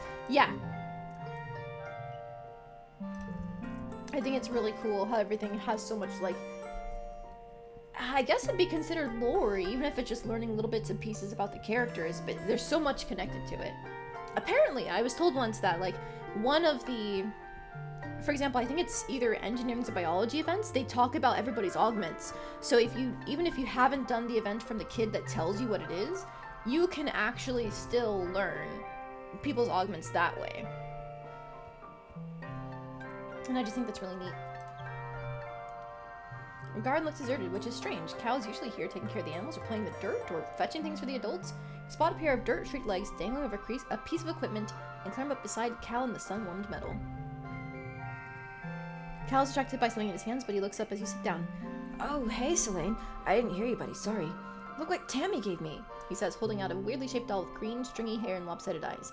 She's the best. It's so cool that she can make stuff from what other people think is just garbo junk. He lies back against the machine and raises the doll to the sky, like it blocked the sunlight from his face. Tammy's my best friend. I know we all grew up together, but Tammy's really special, you know? Yeah, she really is. Cal is pleased. I'm glad you think so. We used to play together all the time in the Stratosphere, like, all the time. Man, I remember one time. Cal squints into the sun and rubs his chin. Sorry, just before you got here, I was just thinking about how we were like 4 years old. I promised that we would get married when we were old enough. And Emmy teases me about it. She thinks it doesn't count because we were just kids, but I keep thinking about it, you know? Looks down at the doll in his hands. It's ugly. It's truly ugly, but maybe that's part of its charm. What do you think, Selene? Oh, it's so romantic. Cal smiles and his cheeks turn a little pink. Do you think so? Really? Man, that's... He looks away from you and strokes his thumb over the face of the doll, where the stitching was done with a little more care. Looks like Tammy meant the doll to look like Cal. Well, if you squint. Thanks, Selene. That means a lot. I hope she feels the same way. You and Cal spend the rest of the afternoon basking in the warm sunshine, chatting about growing up in the Stratospheric. He gets a little quiet whenever Tammy comes up again, but otherwise it's a perfectly happy day. Oh, it's so cute. He's in love. Oh, I didn't know I had a Mars event either. You know, Selene, you're alright. Mars says you approach. You blink at her, trying to figure out what she means. You're an alright what? Your sudden silence, Mars laughs and tosses her head over her shoulder. You're alright. You actually have good taste, unlike all these other nullheads. Ever since we landed, it's been help with this, Mars, and don't waste resources on that, Mars. It's boring. At least you understand the importance of sophistication. You hit the breeze of Mars a bit longer. At some point, Disc goes out of living quarters and has to pass by you both, clearly trying not to draw your attention. Where is he going now? Mars mutters to you, then raises her voice so Disc can hear. Try not to get eaten by aliens. If you die out there, they can't use your body for fertilizer. Don't be a waste. Shut up, Mars. This is cool. You say it loud enough for Disc to hear. He looks at you with wide eyes before scurrying towards the walls. Huh. Disc has a little smile. No accounting for taste.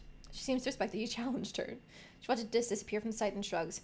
Maybe you can get through to him. I've tried, but he doesn't care about contributing to the colony or being popular or earning kudos or anything important. Do you contribute, Mars?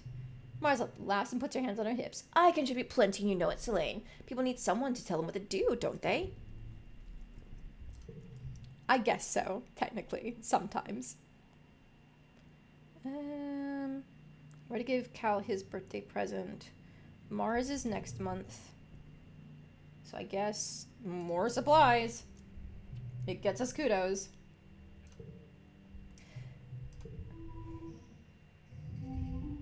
Oh, that's a horrible space for it to have gone.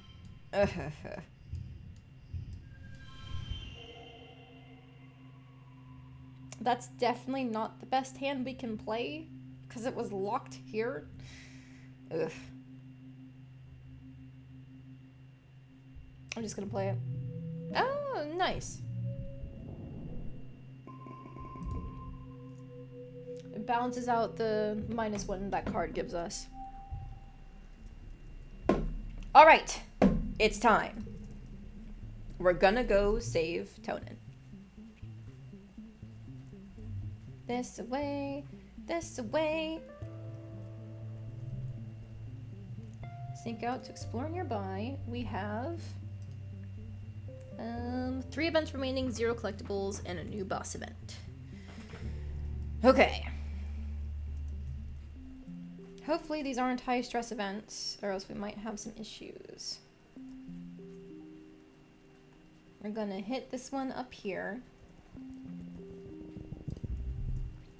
Leave the path and sneak through a strand of mush trees to one of the little sawmills dotting this area. It's a small but busy operation. 3 people feeding mush tree logs into some kind of machine, while a 4th one directs a 4-legged robot with a plasma saw mounted on the front.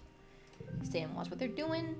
Stay out of sight and watch how they do it. When one tree crashes down, it almost seems like the others are wincing. It's probably just your imagination, though. They aren't planting new ones or leaving any behind. You know the mush trees will grow every year, but can they still regrow when you cut down everything like this? Even the smaller trees and bushes are getting ground up for mulch, with a scary big grinder that sounds like a roaring beast. The entire process makes you uneasy, but also proud of how industrious your colony is. At some point, we do need to start pumping up our bravery.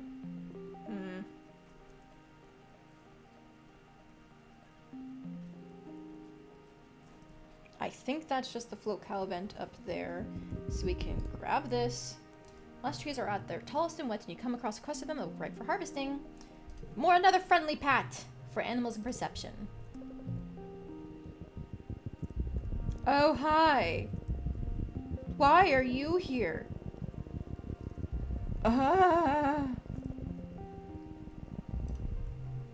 You hear screams from just over the next bluff. Human screams.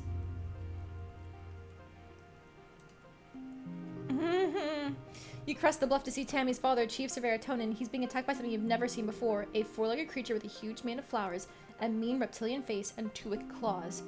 Is this a manticore? You've heard of fierce creatures like this outside the walls, but you never expect to see one so up close. What is one doing so close to the colony? Uncle Tonin is pinned on one of the creature's pointed legs. He's struggling to get free, but the manticore keeps dancing around like it's playing with its food. You can hear it from here, growling, clicking its mandibles. But you snuck out. If you try to help, he's gonna know you snuck out, and your parents are gonna be so mad if they find you here. Panic rises in your chest. How could you even help him? It's a huge, deadly monster. Oh God. Let's fucking die, kids! Oh no. Fuck! I needed more bravery! Ah! Shit! Can I... Fuck. Help me! When was my last autosave? And it was right during this month. Oh, fucking hell.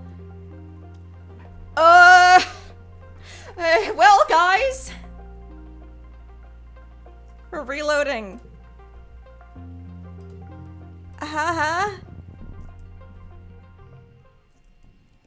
That was the point, was to try and save him. Oops. Hi, Dad.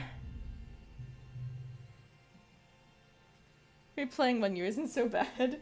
Yup. Give me a hug, Dad. Thanks. I just saw the future. God, what was I even doing at this point in the year? Oh, fucking hell. I think... did I shovel dirt? I did shovel dirt because I have the heroic bonus. Acid snow. You and your brother are alike. Done. The future. Yeah, the future. Sit down with this.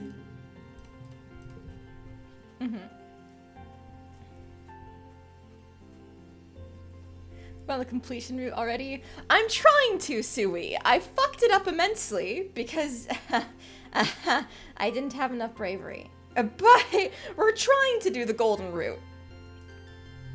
Because Tammy's alive. I'm just gonna, instead of shoveling dirt, I'm just gonna play sports ball because it'll at least get me a little bit of toughness and some bravery. Nemne meets you on the court. She's bouncing from one leg to the other in excitement. My brother Kam is organizing the youth team. Kombucha offers you a high five and greeting, then tosses the sports ball your way. Let's start with the practice game to see what you're good at. You and Anemone are team captains. Pick your team. Anemone used to practice with Cal and Mars on a ship, but Tammy? You're surprised to see her here. Kam will in to even up the teams, but he promises to go easy on the other side. Let's see. Let's choose Mars. I'll play Spiker. Mars runs to take position. Seems like she's in it for the glory. Hopefully she'll want to share some of that with the rest of the team. Anemone chooses Kombucha, of course. They bump fist. Your next choice. Oh, I'm picking between Cal and Tammy. Cal, because he's better. Mind if I play goalie? Sports ball is fun, but it feels mean to score against the other team. Face off, 3-on-3. Okay, alright.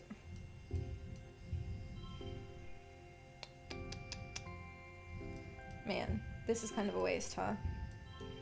Ugh. Just play it and go.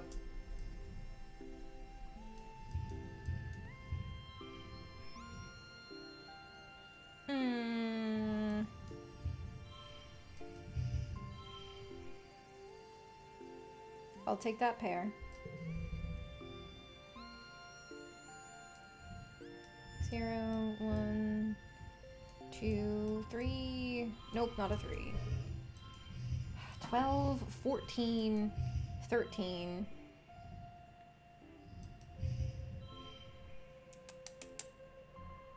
I think that's the best we can do, unfortunately. Yeah, I'm just gonna play it. Couple of times you realized too late that I missed helping with socks and had to go back multiple years. Ugh, God. That sounds awful. Cal makes an amazing jump save, but is winded when the ball hits him in the chest. The score is tied with Anemone and Calm putting the pressure on. Then BAM! You score the match point with a rad spike from all the way from the net line. Okay. A little bit of bravery, a little bit of toughness. Today is my birthday. We got a bobber fruit. They're talking about us being too dangerous. I helped. I was a hero. And then, no sneaking out. It's probably not that dangerous. Okay. And then I'm pretty sure... Oh, hi, Tammy. Right, birthday! Birthday cake. She gives us the cake every year, and we share it. Oh, and then Mars. We can get an event for you here. Oh, the alright event. Shut up, he's cool. What do you contribute? People being told what to do. And you know what? I've been told what to do, so I believe you. Oh, Cal got knocked over. You gonna be okay? He really loves his mom. Alright. So this is my birthday, which means it's not gonna be anybody else's birthday. I guess we can double check if Tammy's is late quiet. Okay. We are at full stress, so we must rest. Oh, and you know what? While we're here... Yeah, I will get rid of this giggling.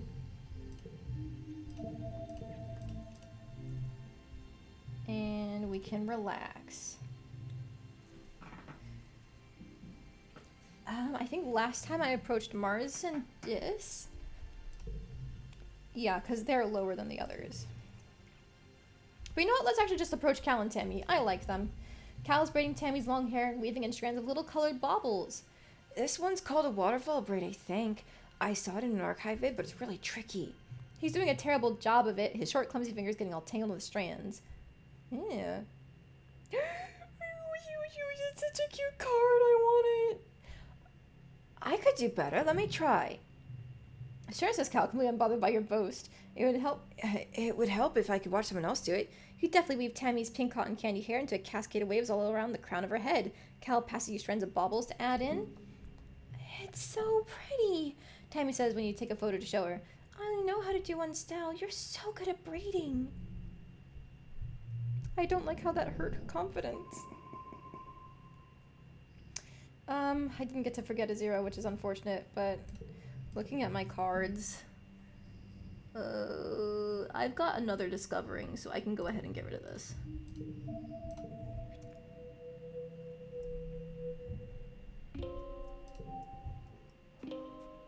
Okay, so then now that we are good on this, I'm going to preemptively save here.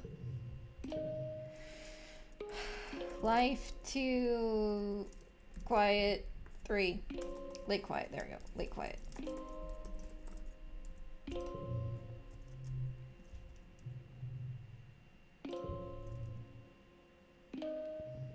And I think I had to do some finagling this time around.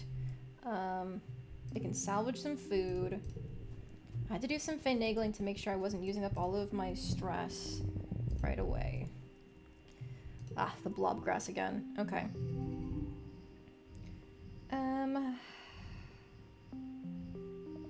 0, 0, 2. We'll just do that.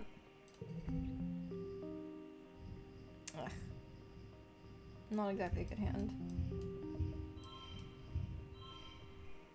I'll just play it. 1, 2, 3, 4, 5. Ha ha ha ha. A giant straight. Let's go.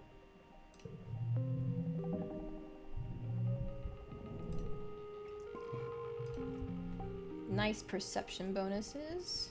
I'll take a log. I'll take a root. We do one more event here. Spark snow. We find an umbrella. Grab you. We can sneak past the geoponics folks. 0, 1, 2. Yes. That's a horrible card. Oh, Jesus fucking Christ.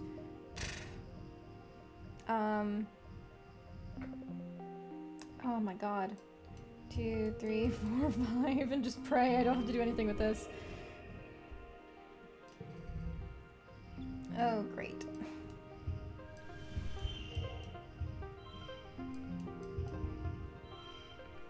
Okay, what if I just...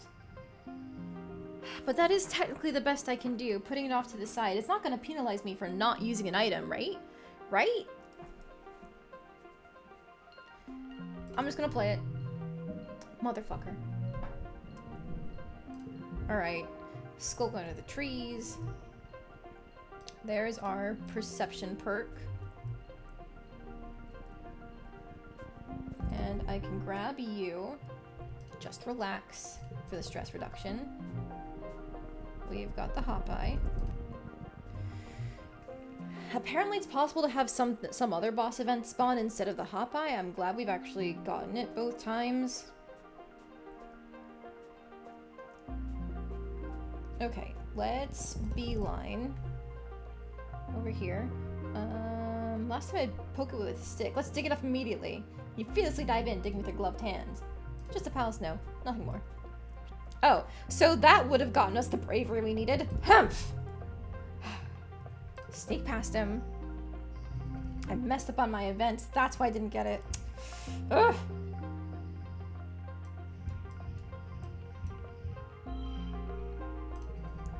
Three of a kind there. 0, 1, 2, 3. Yeah. 3, 4.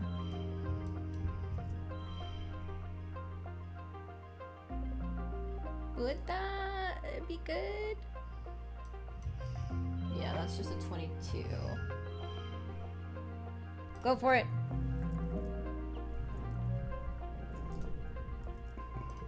Nice. Perception is doing all right.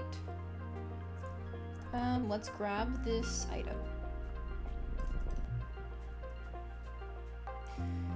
And we need to make a beeline towards the Unisaur.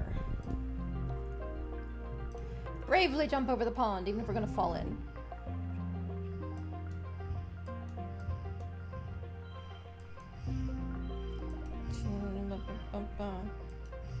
Yeah, it's fine. Just leave it like this. +1 for each card. 2, 3. 1, 2, 4, 5. 1, 2, 3, 6. Yeah. 1, 2, 4.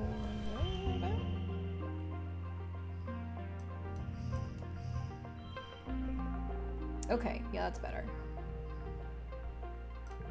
19. Ah, that wasn't enough. Okay, well, at least we got the bravery. Thank you, Unisaur. Be as quiet as possible for the perception boost.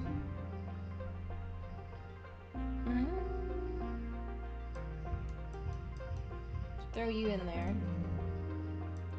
This one's the card to the right. 2, 3, 4. Throw you in because we can.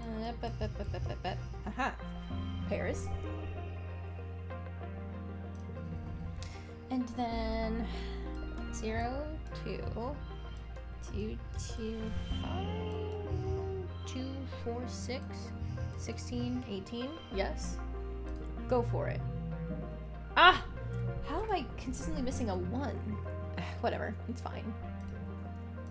We're about speed here, making sure we're catching up to where we're supposed to be. Give me the mushwood log. Give me this event. Last time I just watched. Let's touch one. Ew, you touched it. Oh, so that also would have given me more bravery. Okay.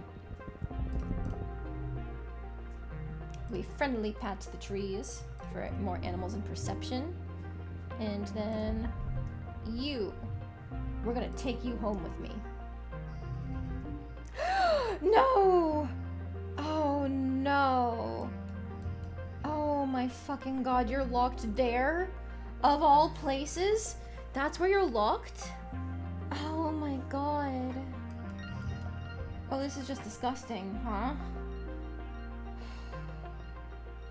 7, 9, 9.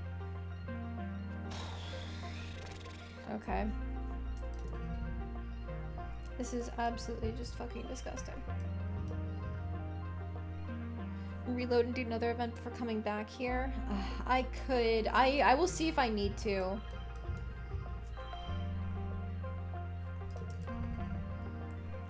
$26. I was able to do it last time. But Jesus Christ. Yeah, this is not even close. That's so fucking disgusting. It would be this one, right? The one at the top? Yeah. Ah, that was awful. It locked a 1 card right in the middle of everything. Okay. I should have enough stress. It's always the locked cards that ruin plans. It really is. I should have enough stress where we can survive this event because it's the yeah. Stay and watch what they're doing. We get the card. Get the perception. We're at 98, but that should be enough.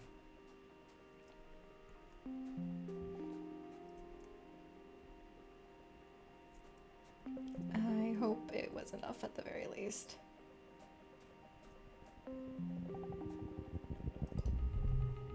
Hi, I'm taking you home with me again.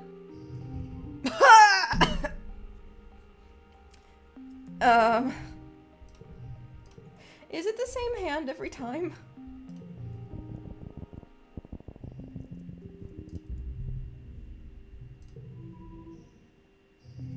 Oh my god, it's the same hand every time.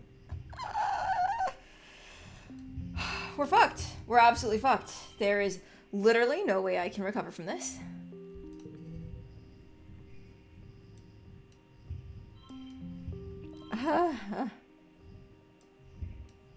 I do have a save right before sneaking out. Oh my god. I at least have a bunch of high value cards this time.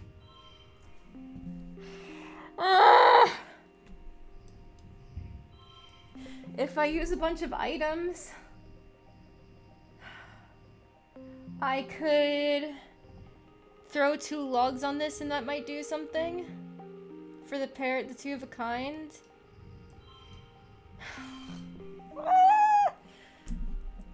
Help me. Help me. I could use a Xenohang? On what even? I could make this a 4 of a kind. Please? Thank God. Alright, I'm just gonna do it. Hop hisses and tries to bite. You're coming home with me. You are Hop Solo. Now we have the little lad. Carefully check that the coast is clear. Okay, and with that we have more than enough bravery. That fucked up my stress though. I hit an extra event. Oh, Jesus Christ. Gotta take the route, thank you. And then Cal, you're letting me know we got the pet park. Because after this I did a bunch of delivering supplies and I just can't do that anymore. Dad, you want to give me a hug? No. It was 10 bravery to help Tonin, so we hit it this time. I had missed 2 different, well, not missed. There were 2 different events where I picked a different option besides a bravery option. And that was what fucked me over without realizing it. I'm gonna take another bite of my food because I'm hungry.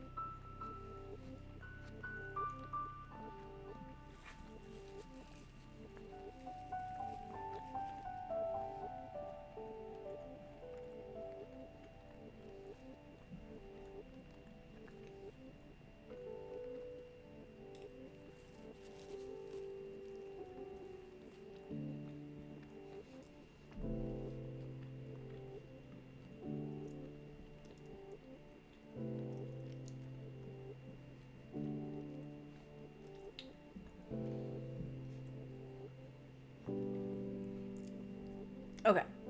Sorry. I know that was a lot of chewing. It's a pumpkin ravioli, which is very good. I enjoy it quite a bit.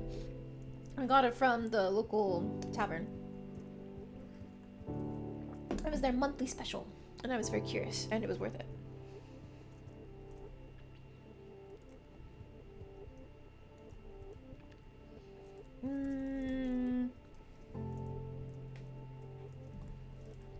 Yeah, I'm just gonna have to deliver supplies, and maybe I can try some sort of cake stuff.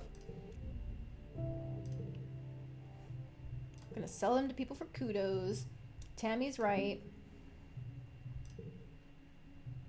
Last time I worked my butt off for the creativity, but that gives me extra stress. What if I just let Tammy win? Tammy's Tough Fingers have practiced this so many times she doesn't even need to look at her work. She's a bracelet weaving expert. Her color choices are a bit random though, resulting in questionable combinations like olive green with hot pink. Mars takes the bracelets at the end of the day. After I sell these, we don't have a treasury, it's okay.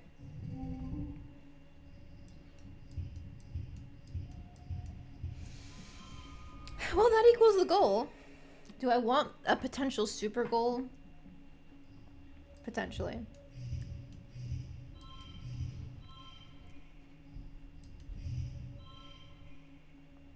Nah, it's not worth it. I'm just gonna put this here.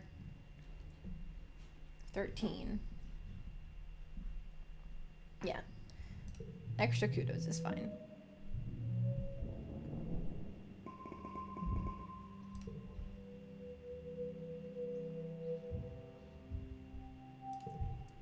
Mid pollen. God, I don't have enough cake to Cal abuse my way through this.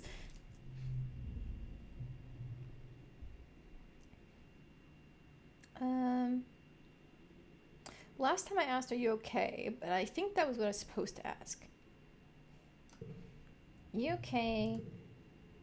And last time we said being tall is awesome. What if we try he'll catch up? We tell her that Professor Howell said boys usually start puberty later than girls. Tammy's just an early bloomer. She sighs again and strokes the face of one of the princes with her finger. But I want to live happily ever after right now. Oh, she's crushing so hard. That's adorable. I love them. They're cute.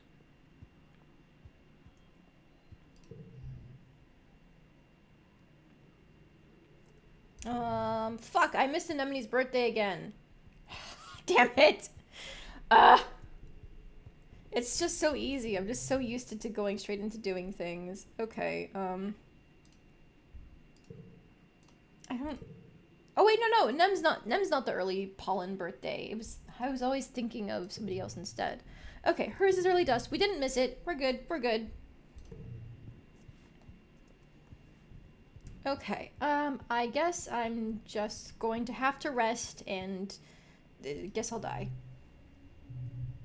Relax in the lounge room. We're missing a deliver supplies, but what can you do?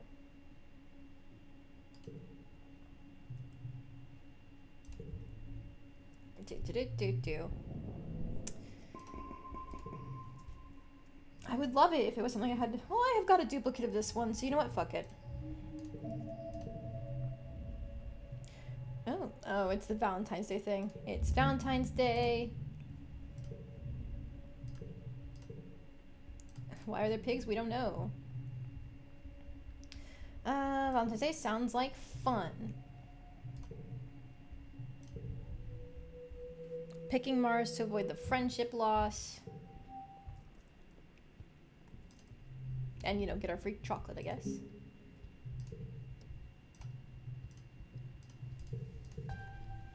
Okay, and then I think that's everything is fine from there. Okay, now we're back to deliver supplies to try and hit our organizing, or get our organizing pulled up. It's not gonna be enough for much, but it's fine. Neat, so nostalgic. Gimme that lack of rebellion, because we need to help the people. Scramble to pick them all up. Refrain from seeking any peaks. We're so loyal. This way you probably won't run out of points against the Manticore without being able to push through. True enough. That is a very good point.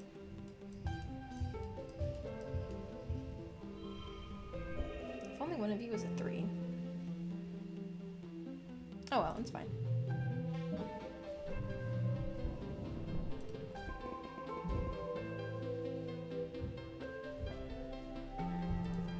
Now it's Nem's birthday. Oh, wait. Do I even have an egg to give her? I don't.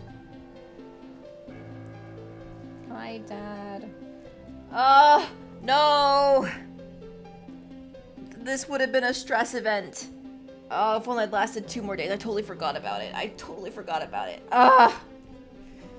want to die. I want to perish.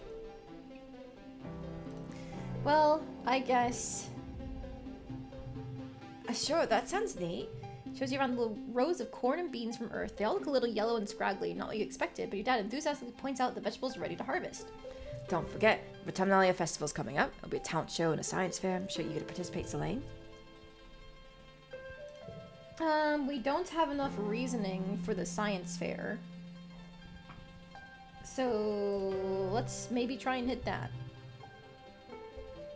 Yeah, we probably won't. Yeah. Is it worth it then? Fuck it. You're bringing supplies to Medbay when you see something unusual. Tangent curled up on a bench, her head pillowed on a rolled up lab coat. She's fast asleep. You stop and stare. You never see Tang sleeping. She's always so busy. You're surprised she even has time to nap. You turn to leave her in peace when you bump into Anemone. Wah! She hardly ever sleeps. Like just a couple hours a night. Is she sick or something? Back Tangent snoozing peacefully. I'm so jealous of her genetic enhancement. She hardly needs to sleep at all. She's probably stayed up all night studying for this morning's history test. Shh, let's let her sleep. Thanks all upon Beef's soft alarm, she sits up and stretches, looking totally refreshed and alert. She sees you watching her and gets annoyed. Just a power nap. No reason to gawk.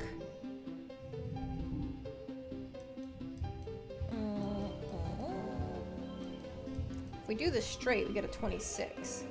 But is it potentially better to throw you in the middle of these two? 23. No, it's not.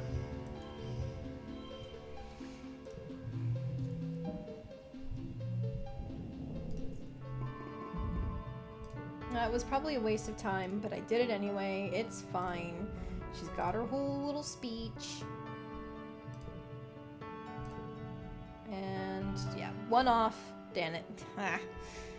Bot wrestling it is. Card becomes 2 up there. Okay. That's potentially not awful.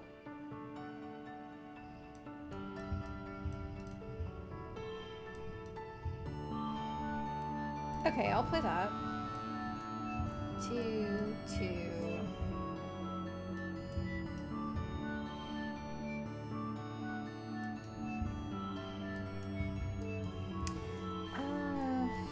If it's 15 either way, I'll just do this now.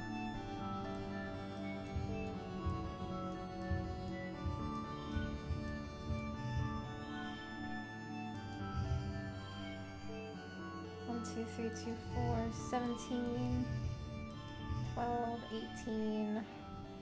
Oh, I just need one more.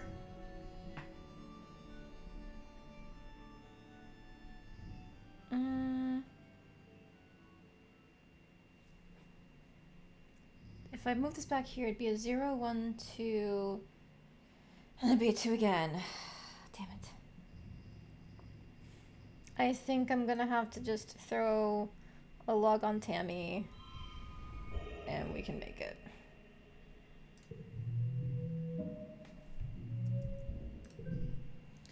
Look at you go, you did it. Calm hoots and hollers. Oh, that was so poorly optimized! I feel like crap. No, I don't feel like crap, but it's very much like, Engie. I didn't even have an egg to give, did I? Yeah. Ugh. Hi, Nem. Oh, yep. The bug story. And here's your mom. Like a really cool scar. And then we can train together. Okay. We need to catch up with Nem. She's fallen behind.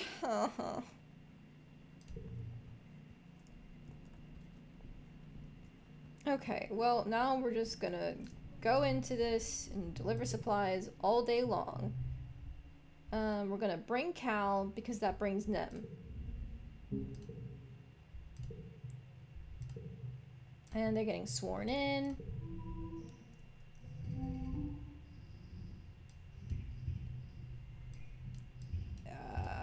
I don't know, man. I'm just gonna play that.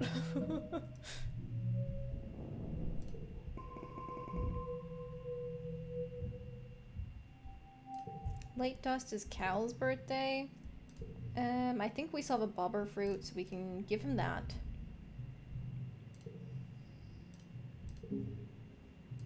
Yep, and then... Yes, she is special. I like her a lot. That's romantic. I think it's cute.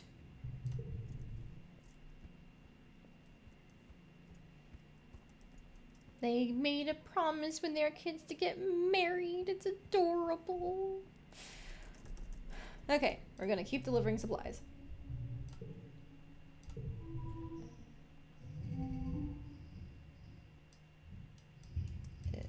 Like that.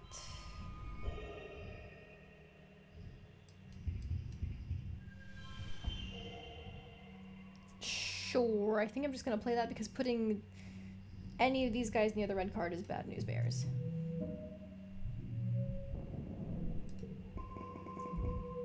Oh, fuck, I haven't had my hop eye on this whole time, and it's basically the same thing.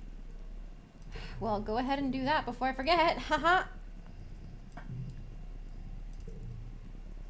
Mushwood. Okay, now it's time. I'm going to save beforehand. We finally caught back up. Okay. Age 11, wet. Early wet. Save Tonin.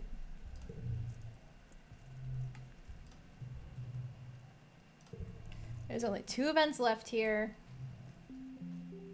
I don't even know where one of them is, actually. Because I'm pretty sure I did this one. Oh, right, the hop eye over here. I'm gonna defend myself against the whole pack of them. 0, 1. Let's take a match.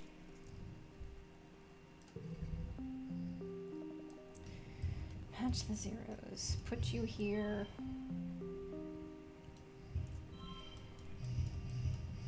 Like that. Put you there. 2, 3, 4, 5. Perfect. Easy game, easy life. We need it because the upcoming event is bad. We still don't have enough animals to help the float cow, unfortunately.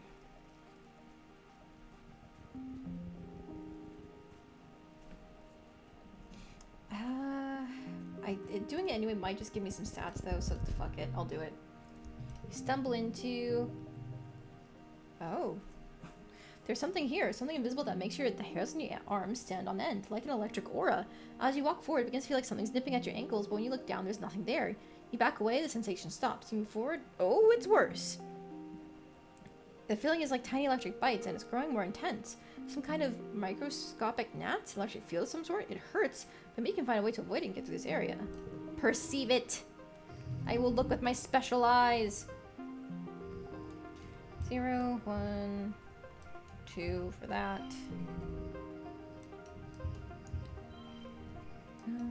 Just put you there. Get the pair bonus here. 2, 2, 2. It's considered the best hand, unfortunately, so I kind of have to. It's not? Damn it. Okay, well, we lost some kudos. By trial and error and a little intuition, you find a route through whatever it is. The shock seems strongest near some low-lying fractal palms. You hear humming from the palms and decide it must be some kind of natural electric field, maybe to ward off animals like us. Okay. Tonin, I'm gonna save your fucking life. Human screams. Here he is. What is one doing so close to the colony? Try to distract it. You hide behind a tree and throw a rock at it. It bounces harmlessly off the manticore's flank and clatters to the ground. The manticore is undisturbed, which is more than you can say about yourself. He shouts in pain. You're running out of time. Attack the monster. Okay. 2, 3, 5. No, but it's a color flush, so let's go with that. 0, 2, 2, 2, 2. Like that. Okay, that was fine, basically, right? Haha, ha. Turns out this is the wrong path to save him. We're gonna have to reload again. You break through the tree line yelling your battle cry. The manticore looks up from terrorizing Tone and decides you could use a bit of terrorizing yourself. It roars. A deep, angry sound you can feel liquefy your guts. With literally nothing on you except the few rocks you could pick up from the clearing, you manage to piss off the ferocious manticore enough that it decides to go after you instead. Or maybe it just thinks it'll pick off the smaller, more tender prey before coming back for the main course. Either way, it leaps off of Uncle Tonin and starts towards you. As you're about to engage with it in the most one-sided battle of your young life, you smell the crackle of ozone in the air and the manticore howls in pain. We did it! We got him, lads! We had enough bravery. Uncle Tonin, you must have distracted the manticore long enough for him to get his plas rifle. The manticore turns and flees, and you run over to Uncle Tonin's side. Solane, I don't know why you're out here, but I'm glad to see you. Together you manage to limp him back to the gates. He'll be fine after an afternoon in a med bed, which is a relief, but you're even more relieved when you don't get in trouble for sneaking out. You don't know what he told your mother, but it was a miracle that you weren't grounded for life. We're back! Chief Surveyor Tonin has come to your quarters to personally thank you for saving him from the Manticore. Ever since he returned, Tammy's barely let him out of her sight. She stammers out her thanks as well. If it weren't for you, she'd be an orphan. They both owe you a great debt. I'm stepping down as Chief Surveyor. I think it's about time I take up a job inside the colony walls. I wasn't built for life outside a ship, I think. He squeezes Tammy's hand. Someone like Utopia has the youthful reflexes to stay safe out there in the jungle. She'll do great out there as a new Chief Surveyor. For that matter, so would you. I know you weren't supposed to be out there, but I would have died if you weren't. That has to count for something. When Utopia offers you a spot in expeditions, you should take her up on it. You'd have done the same. Tammy presents you with a basket of cookies. She's written thank you on each one in flowery writing. Oh. Tonin holds his hand up, brushing you off. It was important to me. Because of you, I'll be around to see my little girl grow up. Oh, that card, and also, wow, that's a lot of money. Okay. We did it. He is saved.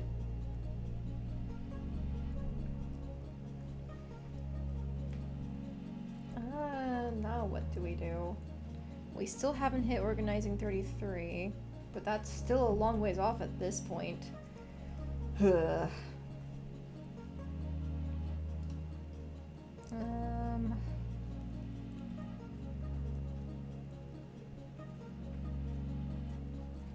Bravery is doing alright. We should have enough for sneaking out.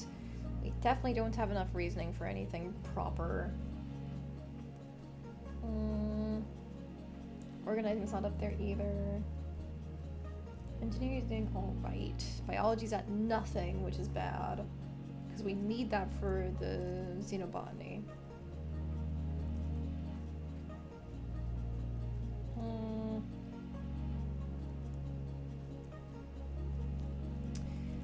I think let's just start working on our biology.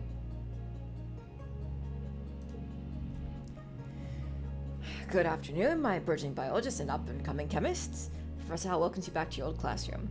This afternoon, we'll learn what I like to call the wet sciences. Biology, chemistry, medicine, ecology, and geology. You'll learn a little bit of everything with opportunities for further studying in your favorite field. Okay.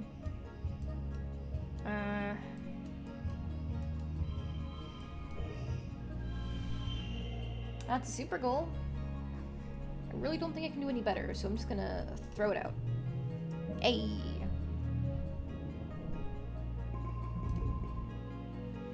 Now our reasoning's at 10.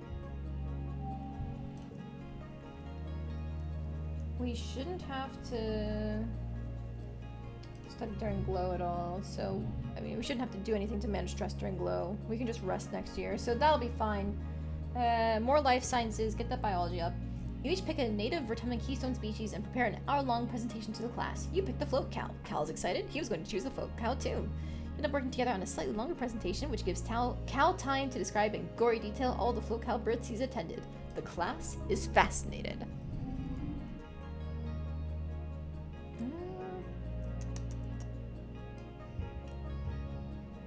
1, 2, 3, 4. No. 17, 16. I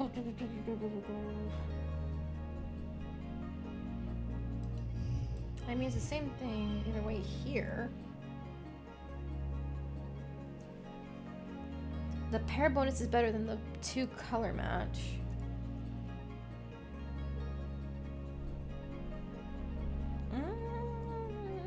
I'm just gonna play it.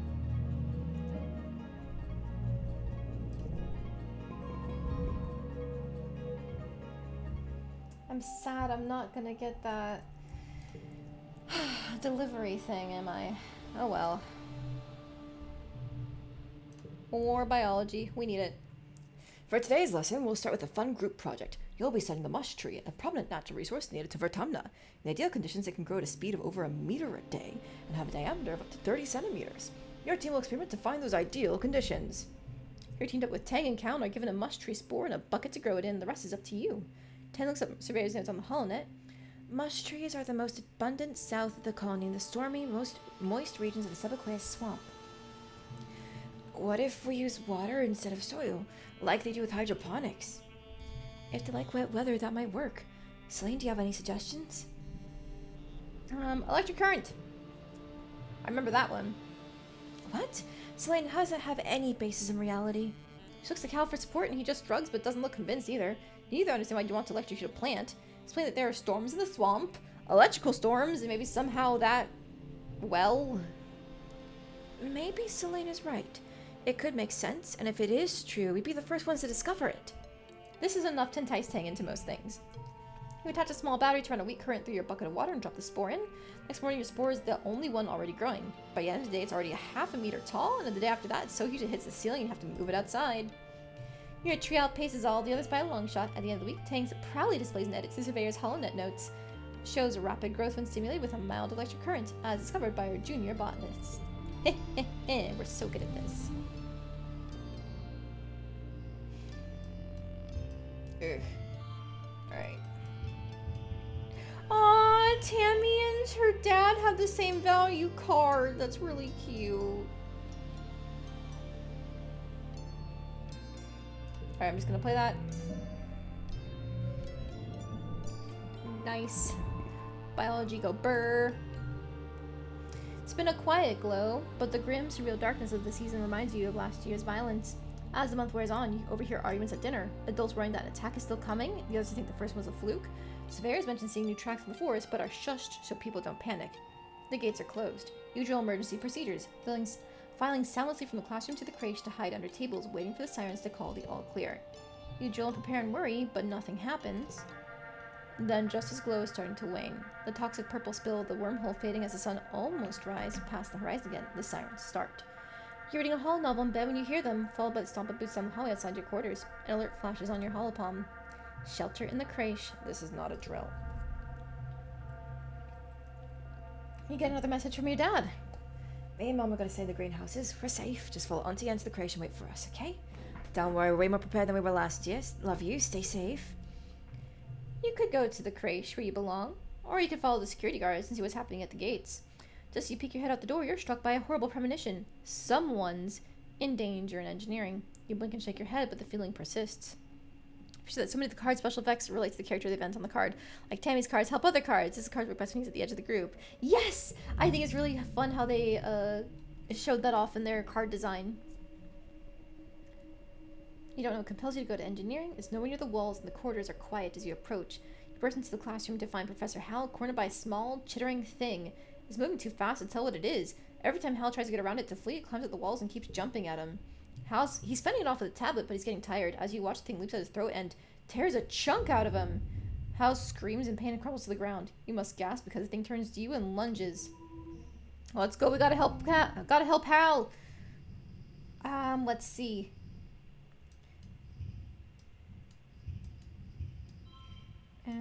Put that there. That's a nice starting hand. These zeros, they're really kicking my ass.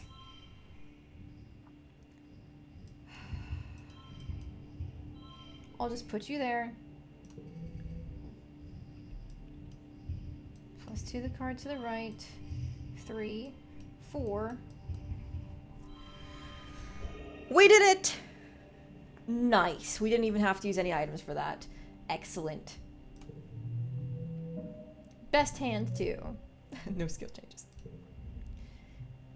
It's impossible to hit the thing. It's so fast, it's like a smear at the edge of your vision. What you do manage to do, though, is lure it outside the classroom and get congruence to slam the doors shut. You hear it beating against the doors, you run to Hal's side. Congruence guides you through how to hold pressure to Hal's throat to stop the bleeding, but stars, there's blood everywhere. We did it!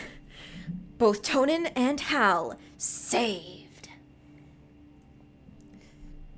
Eventually, the doors open and Chief Engineer Instance runs in, directing some of the security team to load Hal into a stretcher and take him to medbay. There's no sign of the creature. She surveys the carnage. Good work, Selene, she says grimly. You might have just saved Hal's life. Her shoulders droop. They must have crawled over the walls. Buggers. Return to your quarters. Your parents are horrified to see you covered in blood, relieved when you say it's not yours, then horrified all over again when you tell them about Professor Hal. Your dad checks his holopalm and tells you they got him to medbed quickly enough that his injury should heal in a few weeks. You saved Professor Hal's life. Let's go. We are living.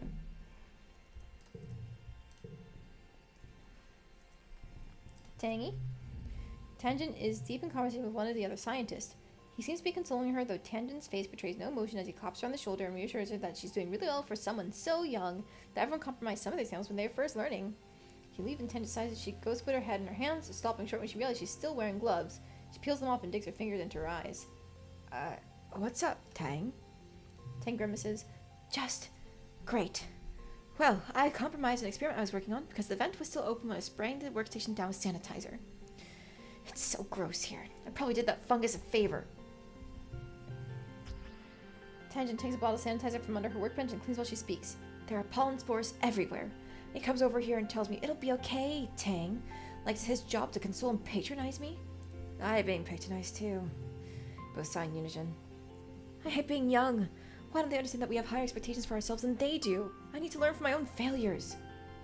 What I don't need is someone to pat me on the head and tell me it's okay and the adults will make it all better. I messed up. Just let me fix it. Don't make a big deal about it like I'm a child with a boo-boo. This is normally when she'd be sobbing over Hal dying. And we fixed it. We're the best.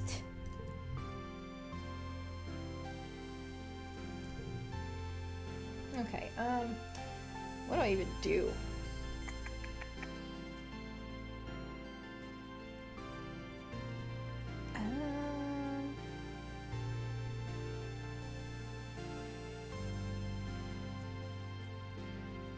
I definitely want to get my reasoning up so I can actually do the science fair this year. Because that's supposed to be... there's supposed to be special effects that you get for doing the science fair in certain years, but I don't know which years they are, so it's better to just do it every year. Did I manage to keep the deaths to 0 so far? Yes! Yes, I did, Chris. We had to reload for Tonin because I didn't have enough bravery due to fucking up my exploring results. But we managed to do it. And we also got Hal without even having to use any items for it. So deaths at 0. And look, Tammy's here. Oh, but you know what? I was looking into what we should do next. However, it's already 7. So you know what? I'm gonna stop for the night here. I'm gonna make a save. 0 deaths. Let's go. And we can head back to the main menu. Okay. Thank you guys for joining me. Oh, there we go. I had to get OBS pulled back up. So, again, thank you for joining me tonight. We're gonna keep trying to do our perfect run tomorrow. Hopefully we won't make any more mistakes where we have to redo most of a year. But for now, have a good night, everyone.